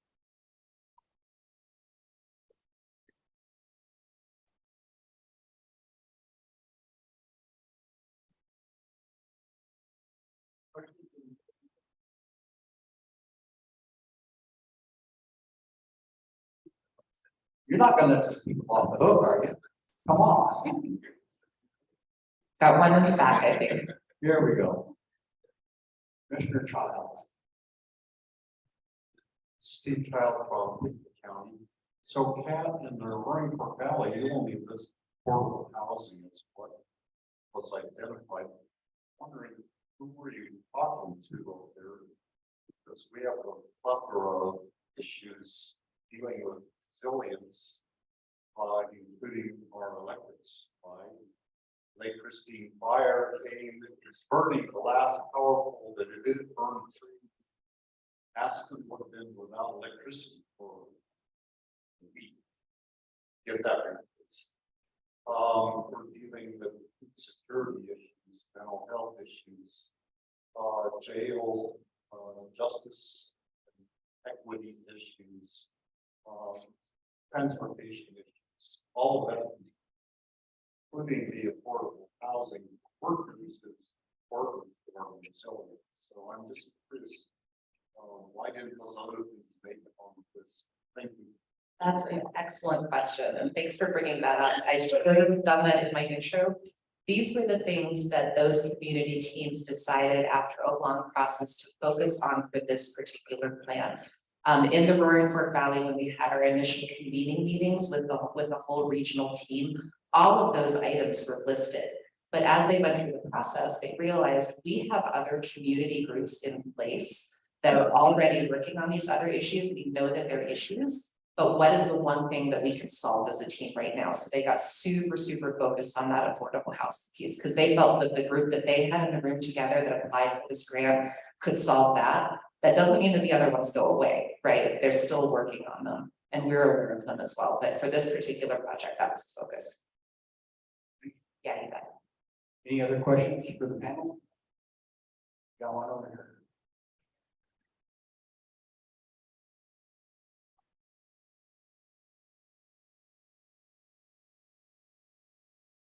Yeah, I write quite a few grants. I'm Jim Dustin, town of Alden.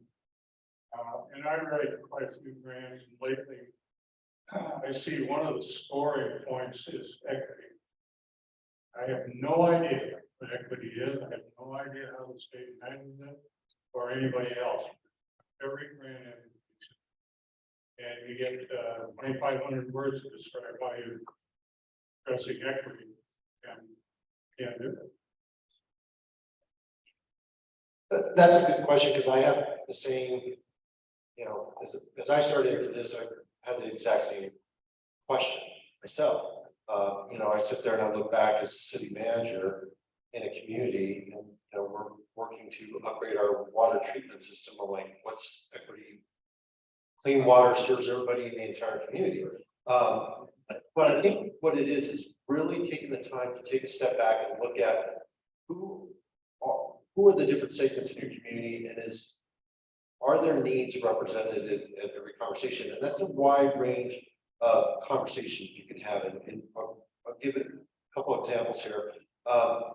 Back some years ago, I got to hire a new police chief in Uray, and the police chief that we hired spoke speak Spanish, but 5 different dialects of Spanish, and was very familiar with customs associated with those dialects. And I always figured we reached out pretty well to our community in Uray. Well, when he stepped in and started meeting with that segment of our community, we discovered we weren't really serving them very well. But, these general ideas, but it was simple things like just helping with translation of information, sharing what services are available out there to them.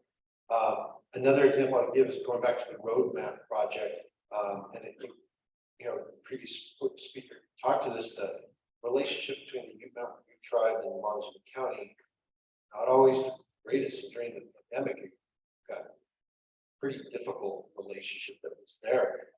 Some of the meetings that I was sitting in and observing, but one of our key components of this roadmap project was to really reach out and engage with the Ute tribe. And Chairman Hart and Peter Higo and their participation in the roadmap project has been huge, and it's really gone a long ways to help build that relationship. So, that's just one example too, but even when I'm working with communities, I talk about, reaching out to the senior population in your community, reaching out to the youth population in your community, talking to them about different projects or services that you're trying to provide, and just getting their input and saying, hey, we're planning to do this. What do you think? Does this meet or reach you? Does this help you? Does this serve any unmet needs you might have? Trying to just have the conversation. So it could be attending a senior function and having a conversation with inviting, or attending a government class at school. There's a wide range of that equity. To me, it's just having those conversations and starting those conversations about this is what we're planning to do. What do you think from your perspective? Yeah, not much to add on my part. That was great. Thank you. Did that help a little bit? Yeah. Yeah, it's just, and I know, and I'll just be really blunt because I mean, we've been dealing with equity was part of the roadmaps program as well. And a lot of people, when they first think equity, they immediately think to, essentially like a race or class-based makeup of their communities. And in rural communities, it may look really homogenous. And I think to Patrick's point, when you break it down, it really isn't. You have youth, you might have people with disabilities. You might have people who are more socially vulnerable than others, I mean, not to knock on your A, but in your A, how do you get the people that are living in manufactured housing in a trailer park who work all day long to engage in a public process? You can't expect them to go to a city council meeting at 6 p.m. to give input on a grant that you might be doing. You might have to go to them and find a place, basically engage with them on their level. So you can usually find those different touch points. It's like when I think about equity, I think back to my work in your A too, and I'm like, who didn't show up in the audience at city council meetings? Whose voice did I not hear from? Or in the chamber, who did I have to physically go to in a business because they were too busy to show up right after hours? That's where the equity piece kind of comes in.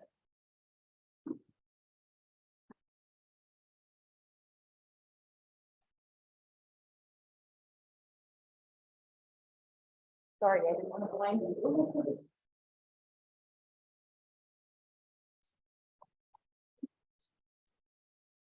All righty, thank you, Kat and Patrick. We appreciate you guys being here, kind of tying it all together at the end here and how to move forward. And yeah, just one more round of applause for them, please. So before we adjourn, we are going to do our drawing, and I'll show you our magical, wonderful things that we have here. There's a wonderful hat, Club 20 trucker hat. Club 20 water bottle. Headphones. Thank you, I appreciate it. A little notebook for all your writing needs. And ask me about Club 20 button. We all need one of those. A pen. And a 70th year anniversary zipper pull to put on any of your jackets or bags or whatever you would like. Oh, I forgot, you also get a sticker. So, without further ado, Mr. Brad McCloud, you would come pull one of these for us. Yeah, one person gets all of this.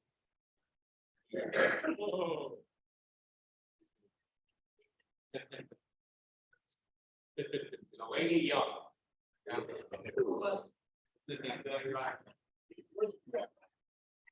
Miss Mayor, Lady, and I have a box for you that you can put in.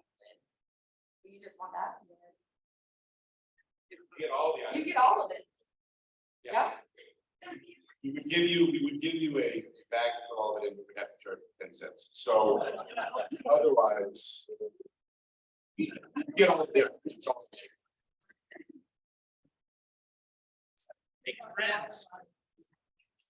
So before everybody heads out, I just wanna do a quick straw poll here. How many people, this is your first Club 20 meeting? That's quite, Mary, put your hand down. That's quite a few people in the room, and I mean, that's the majority of who's still here in the room, and we appreciate you guys coming to check out everything we're about here. And we encourage you to look further into Club 20 and the work that we do and come to more of our meetings in the future. So thank you guys for making the special drive up here. HDR, congratulations to you guys again for winning your award last night as well. And then last but not least, we just want to thank all of our sponsors again. We had a great turnout for our sponsors, some of which are still in the room here today. So big round of applause for them one more time.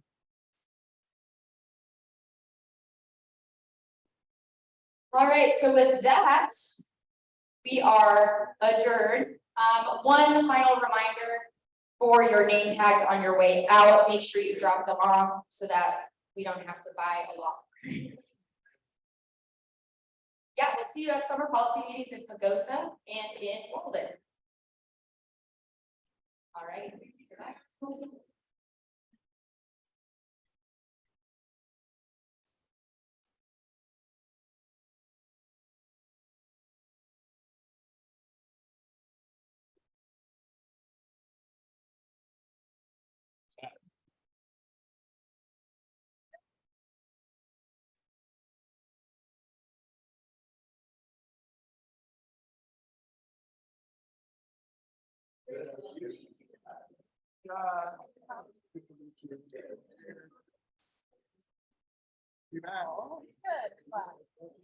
Good.